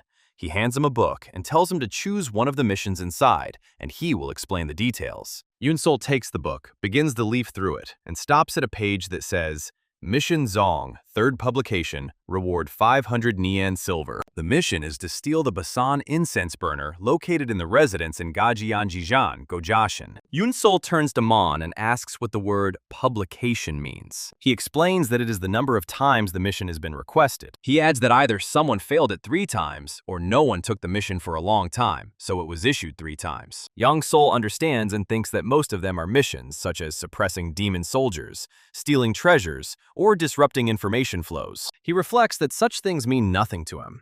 Eun-seol says that he needs a life-and-death battle that will test him and make him stronger. He continues to flip through the book until he stops at a page and notices the 9th publication. He reads, Rank Yule, 9th publication, reward 3,000 Nian of silver. The mission is to secretly eliminate Sukjan, the deputy master of the Blood Hall in the heretical sect, the Soul Snatching Hall. Seeing what he is reading, Ma-eun warns him that this is not something he should be looking at. Eun-seol does not understand, so Ma-eun explains that the missions of the Gazul unit are divided into 4 stages: Gap, Yule, Bayang, and Zheng.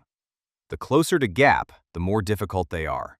He says that among them, missions of rank Yule or higher are usually chosen by experienced members who have been performing missions for at least 3 years. He continues that Gap-ranked missions are entrusted to top-level experts from the outset and are carried out on direct orders, not by choice. Therefore, among the missions that are selected, Yule rank is the highest level of difficulty. He also explains that Suk-jeon is a master who has made a name for himself in the martial arts world for over 10 years, and having dealt with many assassins, he can never be eliminated by a simple ambush. That is why the reward is so high. 3,000 nyan, he says. His expression changes when he sees that Eun-seol is excited about the opportunity to take on this mission. Eun-seol says that this is it. This is exactly what he wanted. He tells Ma-eun that he understands. Ma-eun is speechless. Eun-seol closes the book and says that he will take the mission. Ma-eun insists and asks if he really didn't hear it. This is not someone who can be killed with half-baked assassination techniques. But Eun-seol has already made up his mind and replies that it doesn't matter. He thinks to himself that the book Elder Chul gave him also contained information about Suk-jeon. It's not an impossible mission. Ma-eun, for his part, thinks to himself about this guy. He thought he might be someone unusual. But is he just a rookie desperately seeking death? He sighs in disappointment at the guy, but pulls the cord attached to the lantern and says that all the clothes and tools needed for the mission are prepared here. A hidden room opens, revealing all kinds of weapons. Ma-eun opens the container and tells him to come closer. Then he throws him some worn-out clothes and a sword that looks poorly maintained. Eun-seol examines them and thinks to himself that they are all old and rusty. Is it because it would be wasteful to give good equipment to someone who is going to die anyway? Eun-seol says that it doesn't matter. He will prove everything with results. He takes them and, leaving, tells Ma-eun that he will see him when he returns. Ma-eun doesn't say a word in response. He doesn't believe in him and thinks he's finished. And then he finally exhales. The old man finally arrives and asks how it went. Ma-eun answers about the guy.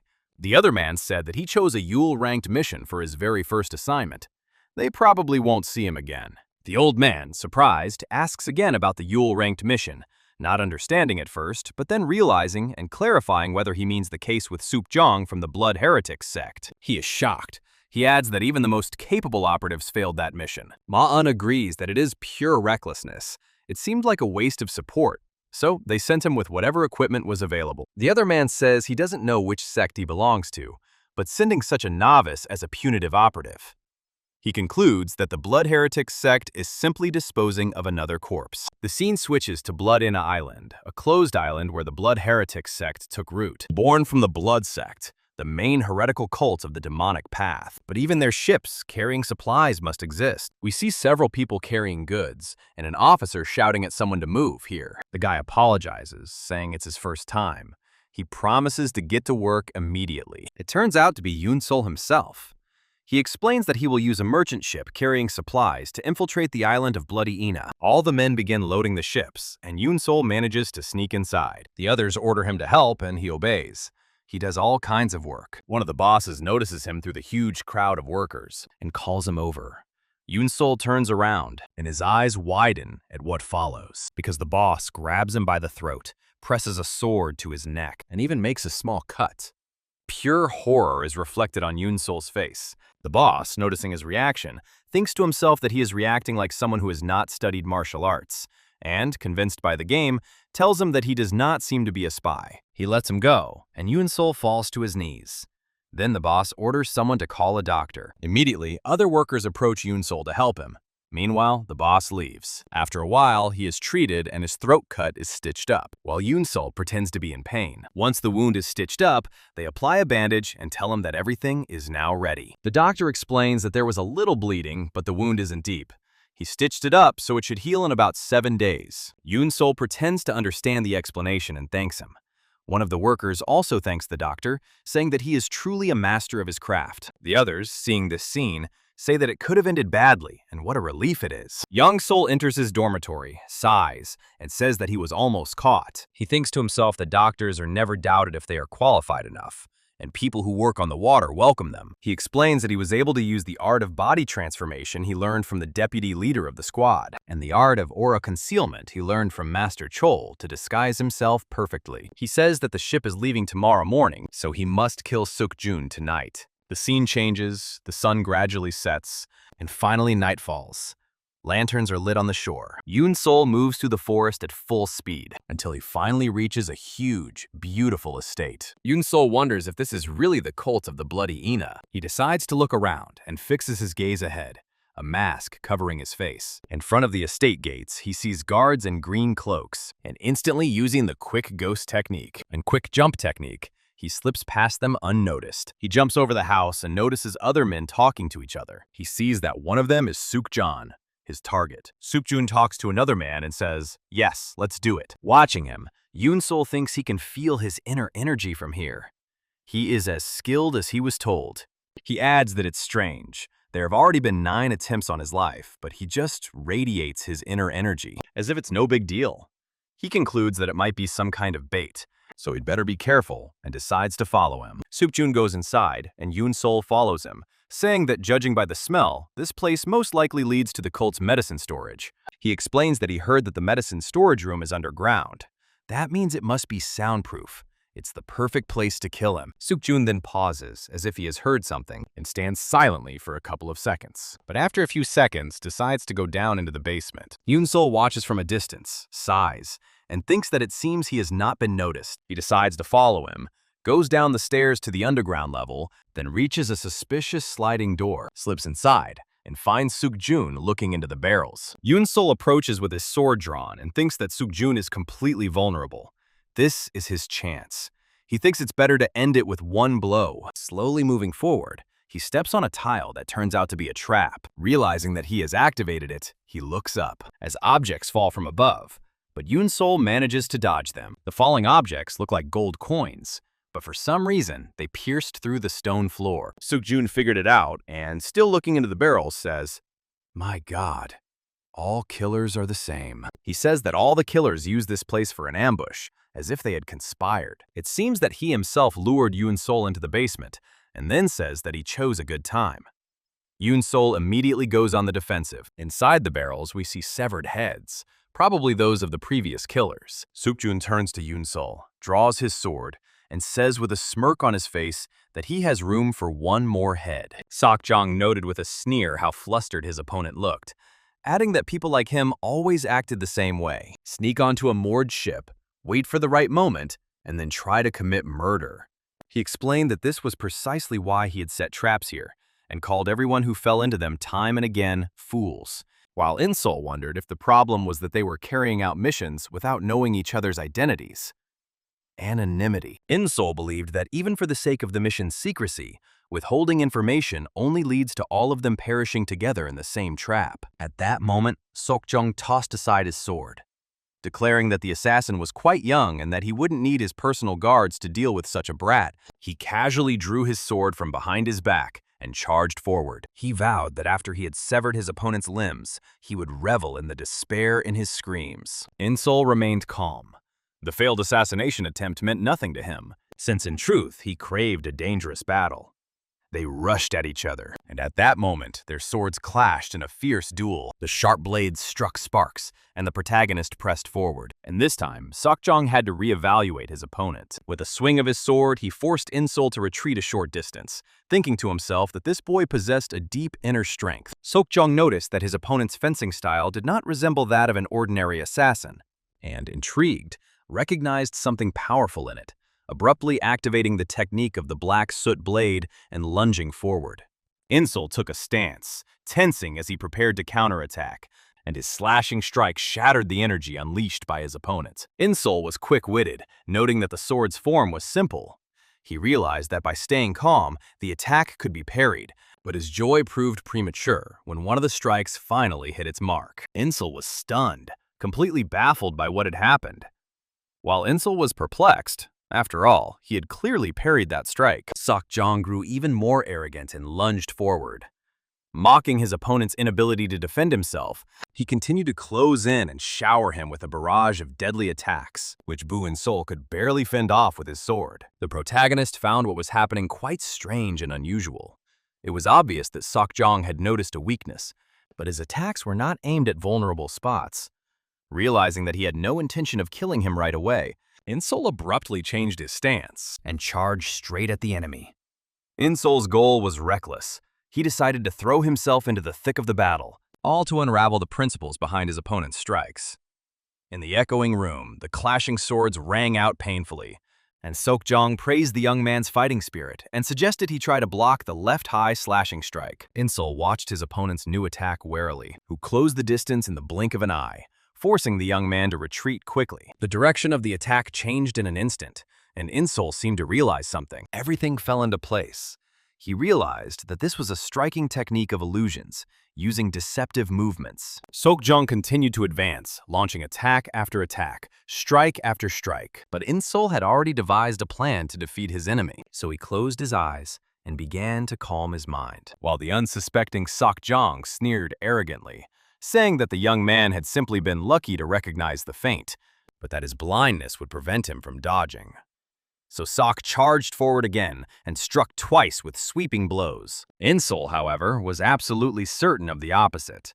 Despite his closed eyes, he could sense every one of Seok-jong's movements, for he had mastered the way of the wild beast. Seok-jong's gradual approach was palpable to him, and In-seol easily countered every one of his attacks. Seok-jong was stunned, completely unable to understand how this guy had managed to break his feinting technique. Taking advantage of his opponent's vulnerability, In-seol seized the initiative and attacked. His eyes were closed, but he flawlessly detected every gap in his opponent's defense. Seok-jong was knocked back in shock, and now both fighters were maintaining a measured distance. This time, it was In-seol's turn to attack.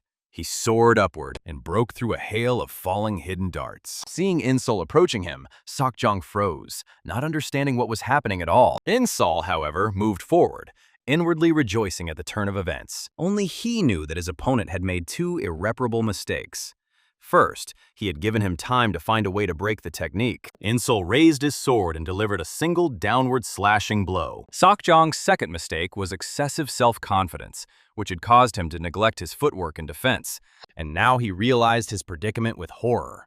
He urgently needed to. In shock, Seok-jong activated his technique and sent In-seol flying backward. However, the protagonist was able to easily stand on the wall and was already ready to rush forward again. Realizing that the situation was taking a dangerous turn, Seok-jong reached for his whistle. He needed to summon his outer guards, but as soon as he brought the whistle to his lips, In-seol simply couldn't let him succeed.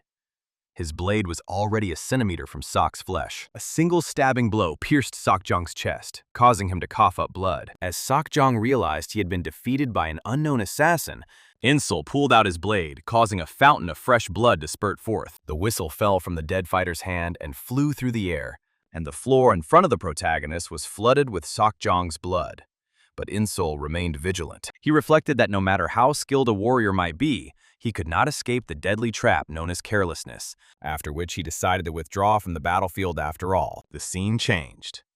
Meanwhile, in a quiet old bookstore, an old man was leisurely sipping tea, sitting and sighing. But when someone suddenly burst in, out of breath, with a report, he lazily asked Mong why there was such a rush. The messenger asked excitedly if he had heard the news that Seok-jong was dead. Hearing this, the shopkeeper was taken aback. He was so shocked that he even spilled his tea. The news spread quickly, becoming the main topic of gossip. People said that Seok-jong, nicknamed the Black Snake Sword, had been killed by someone from the heretical Blood Energy Sect. Rumors circulated that it wasn't a covert assassination, but a defeat in an open, sudden battle, and some claimed that his precious sword had been found hacked in two by a heavy blade. People wondered who in this world could have defeated a swordsman who had been wandering for 10 whole years. Meanwhile, the subject of these rumors, In-seol, returned, and the shopkeeper hurried out to meet him. He politely invited the guest inside, noting that he had returned earlier than usual again. In-seol replied that he simply loved to read, and the shopkeeper respectfully led him inside, showing him the way. And once behind the closed door, the shopkeeper hurriedly asked if In-seol had indeed dealt with Seok-jong. He tried to find out if it was true, agonizing over it and unable to comprehend how such a thing was possible.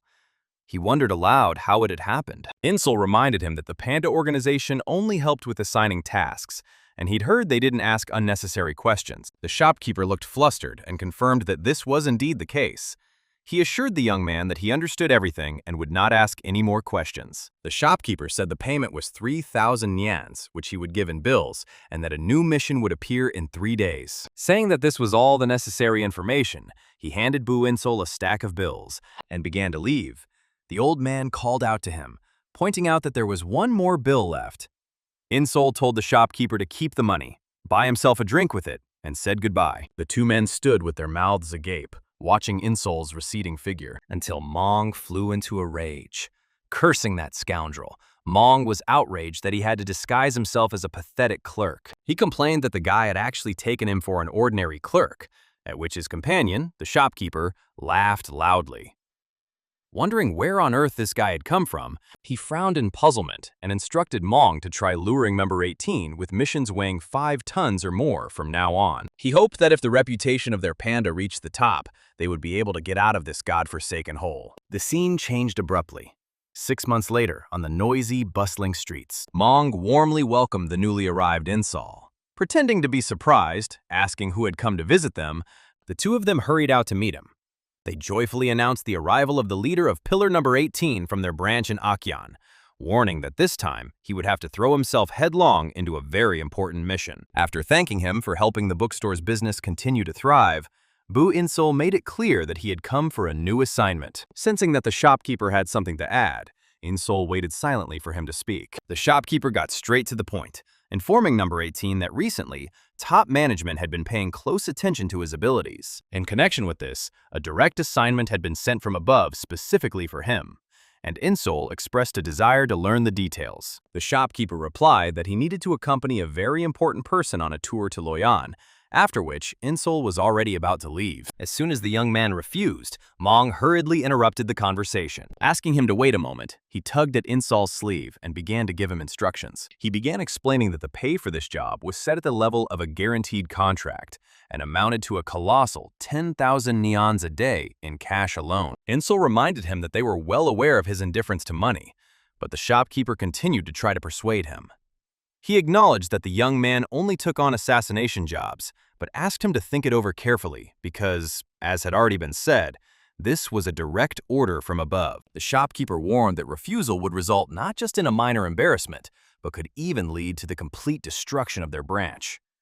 Deep down, he cursed this stubborn fool and sincerely wished he could draw his blade to behead him right there on the spot. In the end, the shopkeeper set a condition. If In-seol agreed to the mission, he would not only be provided with the branch's equipment, but also supplied with all the intelligence gathered. After confirming whether this suited the young man, the shopkeeper heard In-seol's counter-question about how long they would be providing the information. The shopkeeper was surprised by the questions about the time frame, reminding him that they were, in fact, part of the same organization. The shopkeeper added that the young man knew this himself, to which In-seol replied in agreement. Warning that this would be a one-time thing, In-seol turned and walked out, the door slamming behind him as he left the shop. Mong was seething with indignation, unable to believe his ears and wondering if his older brother had lost his mind. He was outraged that they were simply handing over all their intelligence to him like that, since they weren't his personal spy network. His older brother told him to calm down and watch, explaining that as soon as everything was over, they would be able to return to the Palace of Demons. Mong could hardly believe it and asked hopefully if it was true. Without going into specifics, the elder simply replied that the details were being kept secret. However, he hinted that the person they were to escort this time possessed truly immense status. Meanwhile, elsewhere in the hall, it was full of guests. The guests raised their cups and poured wine for one another, and In-seol was there to carry out his assignment. Approaching the dining table, he reported that he was a member of the 9th Assault Squad, number 18, from the Loyan branch, and had arrived to accept the escort mission. The young lady asked if he was the warrior who would be guarding them, to which the man sitting across from her gritted his teeth in anger and declared that he had already said he didn't need a guard. However, the girl introduced herself as So Oak and began to introduce her companion. The man finished the sentence himself, introducing himself as Yumin Huang, while In-seol merely glanced at the scene before him. He mentally noted the young lady sitting at a table laden with the most expensive dishes in an elite tavern, accompanied by a master with a mysterious past who called himself Yumin Huang. It was obvious that these people possessed immense wealth and high status. Meanwhile, Huang sternly warned the young man that as long as he was here, nothing was required of the guard. He ordered Bu Eun-seol to do absolutely nothing and to act as if he weren't even there. Huang strictly forbade him from daring to interrupt or spoil So-ok's tour. Feeling the oppressive aura, In-seol admitted to himself that it was truly frightening and wondered if anyone could create such pressure using only their chi energy. So-ok came to the young man's defense, scolding her uncle for scaring away the gentleman who had come to their aid. Then she turned to Bu Eun-seol and asked if he was all right. In-seol replied that it seemed he was in the presence of a true master, who no longer needed bodyguards, to which the girl asked him to forgive her uncle. She explained that her uncle not only held a high position, but had long since retired from the Janghu, which is why their family is very worried. However, the old man himself patted his chest, boastfully asking what there was to worry about at all. He told Sook to simply trust her uncle, while Eun-seol became fully convinced that he was indeed facing a master from a bygone era. The young man reasoned that since the old man had long since left the Janghu, his keen instinct for danger must have dulled considerably, and being in unfamiliar territory made the situation even riskier. The Honam region was a battleground for a multitude of conflicting forces, and Eun-seol understood that his task was to protect these two so that nothing went wrong. Sook curiously noted that number 18 was a very unusual name. Eun-seol explained the reason to her. Members of the 9th Killing Squad don't have personal names, and number 18 is simply his squad number. The girl politely asked if she could then call him Mr. Ho, to which Eun-seol agreed. He told her she could call him whatever she liked, adding that in that case, he would call her Miss So. The girl raised her hand, and having come to some conclusion, she surmised that this was precisely why he wore a false face. When her hand touched Eun-seol's face, the young man was deeply shocked. Until that moment, no one had ever noticed his disguise, while Sook cheerfully explained that she was simply a bit more observant than most people. She added that his facial muscles were moving slightly unnaturally, after which Eun-seol quickly turned away. The girl's ability to notice such a tiny detail proved that she was definitely no ordinary woman. The young man realized that her importance might be far greater than he had initially thought, but what happened next surprised him even more. Sook said she planned to go on a boat tour after dinner, but Eun-seol abruptly interrupted her, asking her to wait. Eun-seol's gaze sharpened and fixed in one direction. He sensed something very strange. He noticed that the people in the tavern had been repeating the same story over and over since the moment he walked in, and came to the conclusion that it was quite likely that everyone present here was actually a hired assassin sent to carry out a mission. As night fell, the air in the inn suddenly grew heavy, and the red lanterns hanging high above seemed to herald the imminent start of a massacre. Eun-seol narrowed his eyes warily. He sensed a thick aura of murderous intent filling every corner, though outwardly the inn looked perfectly normal. As it turned out, absolutely everyone, from the waiter to the laughing patrons, was a killer in disguise. Assessing his own position, Eun-seol was glad that, fortunately, he had chosen a shaded corner, which protected the group from sudden attacks from behind. He watched calmly, waiting for these minions to reveal themselves, but while Eun-seol was figuring out how to neutralize the hidden weapons, the old master Yumin Huang simply waved him off. The old man was too arrogant to bother with petty tricks, and with a smirk, he declared that he alone was more than enough to disperse this swarm of ants. The old man's excessive self-confidence made Eun-seol sigh, considering such overconfidence truly reckless. And at that very moment, the girl's uncle couldn't hold back and rushed forward first. The young man flinched, intending to draw his sword, but Yumin Huang's speed proved far greater than he had anticipated. The old man let out a furious roar, calling the assassins cheap shrimp. The sound wave from his scream made everything around them tremble, instilling a paralyzing terror in the attackers, and the assassins froze for a few seconds, surprised that their maneuvers had been exposed so quickly. The ambush plan collapsed in an instant, and realizing there was no point in hiding any longer, the leader ordered a simultaneous attack. A black wave of people surged from all sides toward the old master Yumin Huang, but he merely snorted coldly, and powerful chi energy began to gather in his hands. His gaze betrayed clear contempt for those who dared to challenge the master as he unleashed a terrifying palm strike straight into the chest of the lead assassin. The assassin didn't even have time to react, merely watching in agony as his body was hurled away by the force of the blow, which was so great that it caused a loud explosion right in the middle of the inn. Such power was no joke, and while Yumin Huang raged, Eun-seol kept his composure, stepping in to protect the young lady Sook, and remaining on guard amid a hail of flying hidden weapons. From above, the hotel now resembled a devastated battlefield, while Eun-seol mentally assessed Huang's strength. The old man truly proved to be an incredibly terrifying master. Everyone stood in fear, and then one of the attackers cried out in desperation that only 3 remained on their side. The complete failure had turned the hunters' pride into fear. However, bound by their mission, they gritted their teeth and charged forward. Their loud shouts sounded more like self-reassurance than a display of bravery, while Yumin Huang stood unshakably in the midst of the encirclement, facing the gleaming blades with his bare hands. He laughed heartily, mocking his opponent's weakness, before deciding to end the fight. A surge of combat energy concentrated in his palms, ready to burst forth at any moment. A veritable seismic shock rumbled through the inn, sweeping everything in its path. Deep cracks spread across the wooden floor, and the air filled with dust and smoke. This blow was surely meant to be the end for the hapless assassins. Yumin Huang shattered the ground beneath their feet, ending the ambush in the blink of an eye. And then he pounced on them again with a monstrous laugh. However, it was too early to rejoice. The murderous intent surrounding the inn remained thick. So-ok trembled, hiding behind Bu Eun-seol, as she was terribly frightened. But he had no time to comfort her, because he realized that something extremely dangerous was lurking somewhere. Eun-seol focused intently, seeing mysterious attacks emerging from the darkness. Flashes of light from metal indicated that the battle was far from over. He quickly stepped in front of the girl and deflected the barrage of hidden weapons raining down on So-ok, and sternly ordered her not to stray more than 3 steps away from him. In this chaos, a single moment of carelessness could lead to your death. So-ok merely muttered her agreement. Her face remained pale from the attack. She must have been terrified, for assassins were appearing from all directions, while Eun-seol and he continued to be pressed from all sides, with attackers striking from left and right. While dealing with the attackers, Eun-seol also kept an eye on So-ok, realizing that protecting her was now his most important duty. The scene shifted. A sharp blow was struck, causing a shockwave that tore through the surrounding air, and Yumin Huang stood frozen in the middle of the battlefield, gazing with contempt at the assassins scattered across the floor.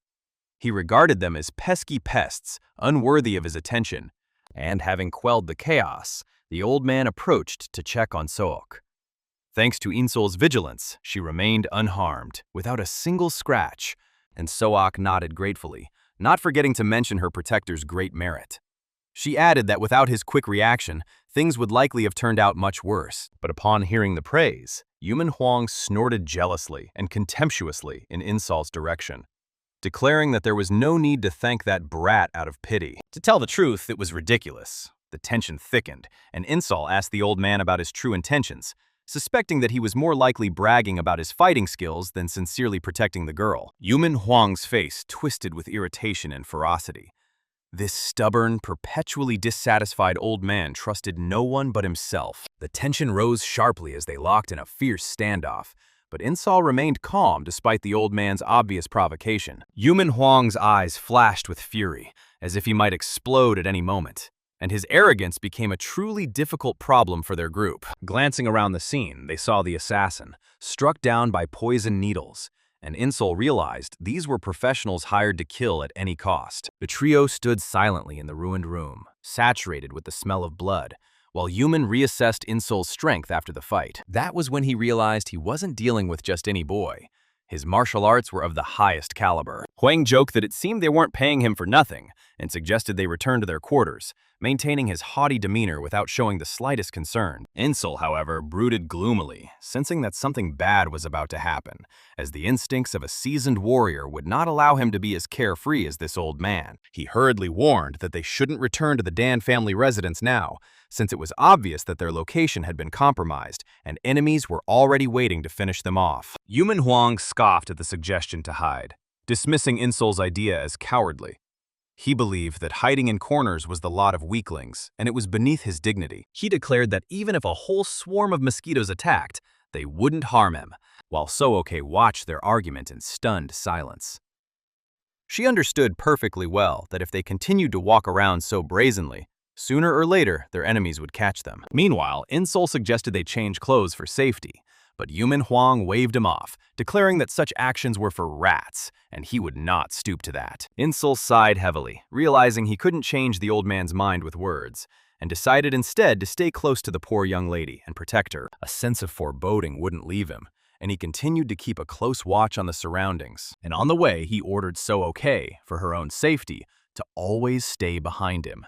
He knew that the assassin's main target was surely the fragile girl, but he thought to himself that if the enemies ambushed them at their lodgings, so much the better. He intended to wipe them all out, for his skills, in a good way, were no longer what they used to be. Hearing Eun-seol's instructions, So-ok smiled trustingly and slightly beneath her veil, feeling relieved to have such a devoted bodyguard by her side. Finally, under the cover of night, the group reached the imposing mansion of the Dan family, whose massive, mysterious architecture loomed faintly in the moonlight. They stepped out of the carriage, and already an elderly warrior was opening the gates for the protagonist and the girl. They walked across the courtyard, but the eerie silence kept Bu Eun-seol on high alert.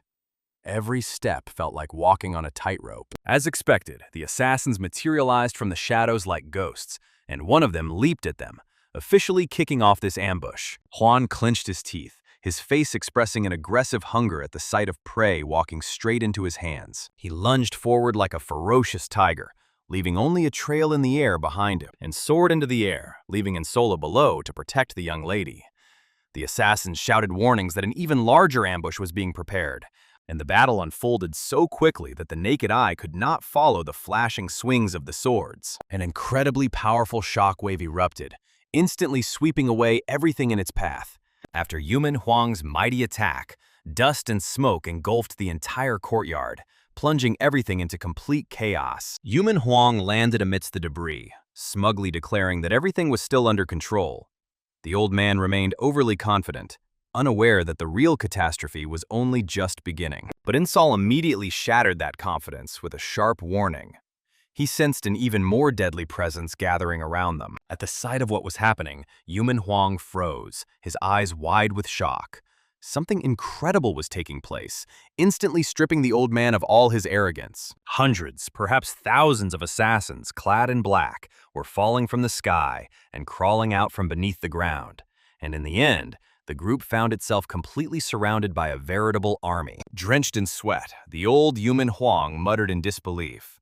All his former arrogance instantly evaporated in the face of the enemy's overwhelming numerical superiority. Eun-seol gripped the hilt of his sword tighter, shielding the trembling So-Oka with his body, and realized that the scale of this assassination attempt far exceeded any initial estimates. So-Ok stood rooted to the spot, her eyes filled with utter despair at the realization of just how important she was, since the enemy had mobilized an entire legion for her sake. The battle raged on, the warriors' shouts and screams shaking the surrounding area. And after a while, Yumin's hand appeared, and he slammed the ninja's head into the ground with all his might. Surveying the endless wave of attackers, the man realized there were simply an incredible number of them here. Yumin Huang estimated that there were at least 3 or 4 times as many of these thugs as there had been in the restaurant. Moreover, he quickly noted to himself that these fighters were clearly not ordinary killers. They fought using proper sword techniques, and the warrior wondered who would need them and why. He tried to fight them off, but the masked bastards kept coming, and one of them deftly leaped onto Yumin's shoulder and lunged forward,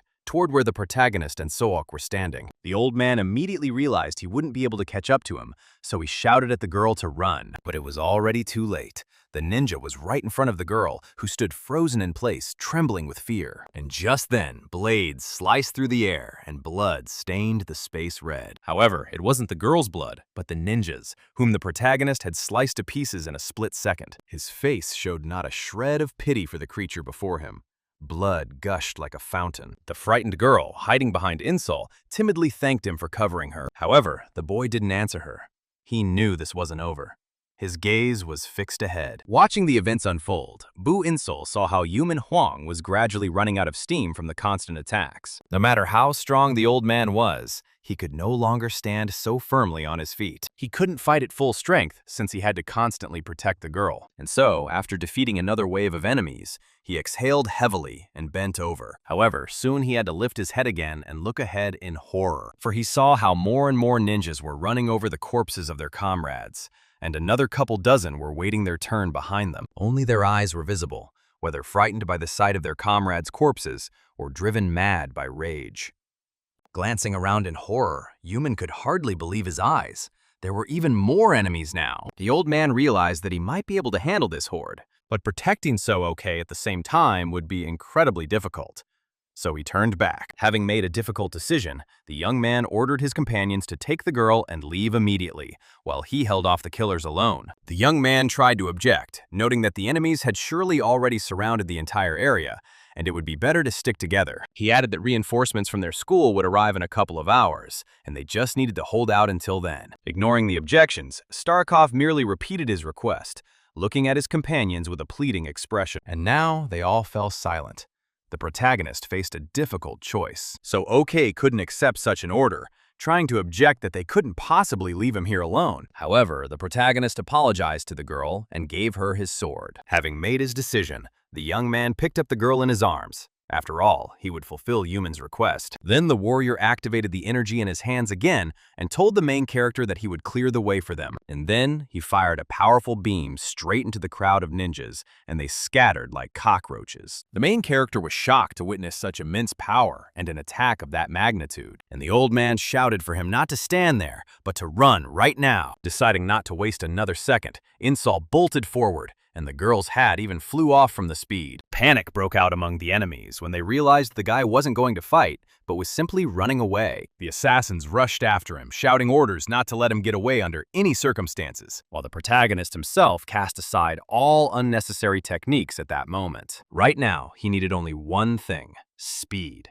And he gave it his all. And at high speed, he leaped straight into the air, while Seok and his arms trembled with fear. They had been moving through the forest like this for some time now. The protagonist didn't slow down. However, enemies were waiting for them just outside the garden, trying to catch up to them, and the boy was finally convinced that the enemy's strength was truly immense. And then, in an instant, the boy seemed to vanish, dissolving into thin air. And the scene changed again, showing the red door to the two brothers' shop, which was immediately smashed open by the main character, who flew into it at a monstrous speed. The old man, who had no idea what was going on and was arranging books at that moment, asked in fear what was happening. Having burst into the building, the guy demanded that they be given a room immediately, which left the owner in complete shock. He wanted to object, but upon seeing the girl, he was rendered speechless. Ignoring the owner's indignant outburst, Eun-seol clarified that he needed a secret storage room inside. There was absolutely no time left for explanations or persuasion,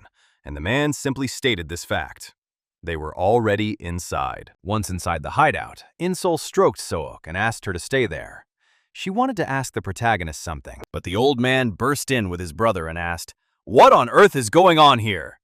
Instead of answering, the protagonist ordered them to patrol the shop's perimeter and kill any assassin who tried to sneak in. The man explained that mercenaries hunting their target had flooded the entire area like a swarm of locusts. Eun-seol reminded the frightened people that their lives depended on the mission's success, so they must fight as if they had nothing to lose.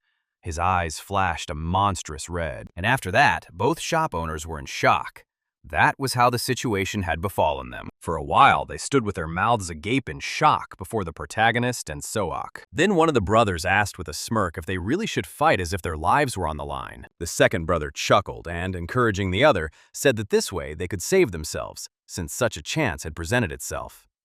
They drew their weapons and could already taste blood. Approaching the girl, the brothers apologized for not having properly introduced themselves to her until now.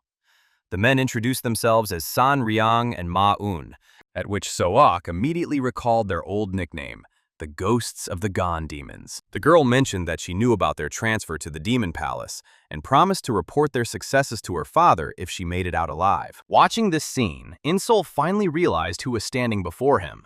Once influential figures who had mistakenly killed spies from the Demon Palace. While the brothers thanked the girl for her promise, the protagonist confirmed that this was indeed where they had been serving their punishment all this time. Ready to rush into battle, the brothers exchanged battle cries, urging each other to destroy all their enemies. Leaving Seok in relative safety, they ordered her to wait for their return at that spot. Eun-seol himself briefly remarked that he was going with them too, not intending to sit on the sidelines. Suddenly, however, Seok called out to him, addressing him once again as Mr. 18. Left alone with the boy, the girl bitterly admitted that this place would indeed become her grave. Looking at her, the young man firmly declared that she would not die, and swore that he would never let that happen. He promised that he would do everything possible and impossible to save her life. At first, such a promise shocked her, but then a smile and a slight blush appeared on her face. The girl took a step forward toward the protagonist, and grabbing his robe, asked him to listen to one important thing and remember it, just in case things turned out badly. The guy turned to her, and she leaned toward his face. Seok confessed that her real last name wasn't the one she'd been using. She revealed the truth to him. Her real surname was Dan. The girl introduced herself by her true name, Dan Seok, and this caused a strong shock in the boy's heart. The realization instantly flashed through Eun-seol's mind. Standing before him was none other than the daughter of the head of the Demon Palace's military forces. He recalled that this girl had been born with a rare body of absolute yin, which had deprived her of the opportunity to train in martial arts. But despite her physical weakness, it was her perceptive mind and sharp intellect that made her a candidate for the position of future head. Now the man understood why they were being attacked with such ferocity. The girl had been drawn into a complex political struggle for power. He confirmed aloud that she was indeed the daughter of the head of the House of the Demon Assembly. In response, the girl asked him to finally reveal his real name. But the young man hesitated and remained silent, looking at her with tension in his eyes. Then he turned away, saying he would do so later. With just a hint of reproach, she asked if he really couldn't trust her with his name even now. Eun-seol promised that he would definitely tell her his name, but only after all this was over. And then he left, leaving the girl alone and safe. And yet, a sparkle could be seen in the girl's eyes, and she called out to him loudly and playfully, saying that since he had promised, she would wait. The scene shifted along with the guy, and now he was in a completely different room. Walking down the hallway, he thought about everything the girl had told him, and he wondered why anyone in such a high position would even need to know the name of some ordinary soldier. The protagonist immediately swung his sword and slashed the lantern on the wall. That's how Eun-seol destroyed the passage to the secret vault, and it turned out to be faster than he'd thought. Then he turned toward the door, and it became clear to him that the two who had left hadn't been able to hold back the enemy's onslaught. From behind the door, one of the assassins offered the young man his life if he left immediately, hinting at his youth. Eun-seol knew of only one reason why hired assassins would suddenly decide to negotiate. This only happened when they themselves weren't entirely sure they could defeat their opponent. Upon hearing this reply, the opponent remained silent at first, and then he just muttered through clenched teeth, calling the guy an arrogant bastard. Immediately, the fighters outside the door smashed it down in a second, and then the enraged assassins rushed into the attack, vowing to grind the insolent fool to dust. Eun-seol, meanwhile, stood with both his swords drawn, ready to face the ninja as befits a warrior. He immediately cut through the first wave of warriors, instantly splattering the room with blood and body parts. Then he struck in the other direction and instantly cut down several opponents. And then he lunged forward and literally destroyed two more opponents in midair. This went on for a very long time, for before him stood a whole crowd of enemies, thirsting for his death and the death of So-ok. The scene shifted. After a while, the young man lowered his bloodied blade, and a drop fell from its tip, landing right on the forehead of the ninja lying lifeless on the floor. Now we saw Eun-seol in full view. He stood covered in blood, with droplets of blood and shredded sheets flying through the air. The camera panned up and showed us the entire room, filled with the dismembered bodies of ninjas. All the protagonist had left to do was relax for a second and exhale heavily. It seemed as though there would be no end to these thugs. Even though the guy was sure he'd already killed them all, he fixed his gaze ahead, at the open door leading into a dark room. Suddenly, another enemy emerged from the shadows and sarcastically praised Eun-seol for having sensed his presence. Spinning around sharply, the guy fired off a quick question. Where the hell had he come from? The stranger calmly replied that had he known of such a fighter's existence, he would certainly have revised his plans in advance. Eun-seol briefly explained that he had only been with the rescue squad for about 6 months, and asked if the plan to kill the girl had been in place before he showed up. The stranger again advised the protagonist to leave. It would be better for him that way. He simply demanded that Eun-seol get out of his way and not interfere. The stranger added that he didn't want to harm him. Finally, we were shown him, a ninja with a deep blue aura. He said he was giving the hero a chance not because he was afraid of him. He wasn't afraid of losing. And as soon as Eun-seol saw him, he gripped his sword tighter. The hundreds of ninjas he had killed were merely a warm-up before the real fight.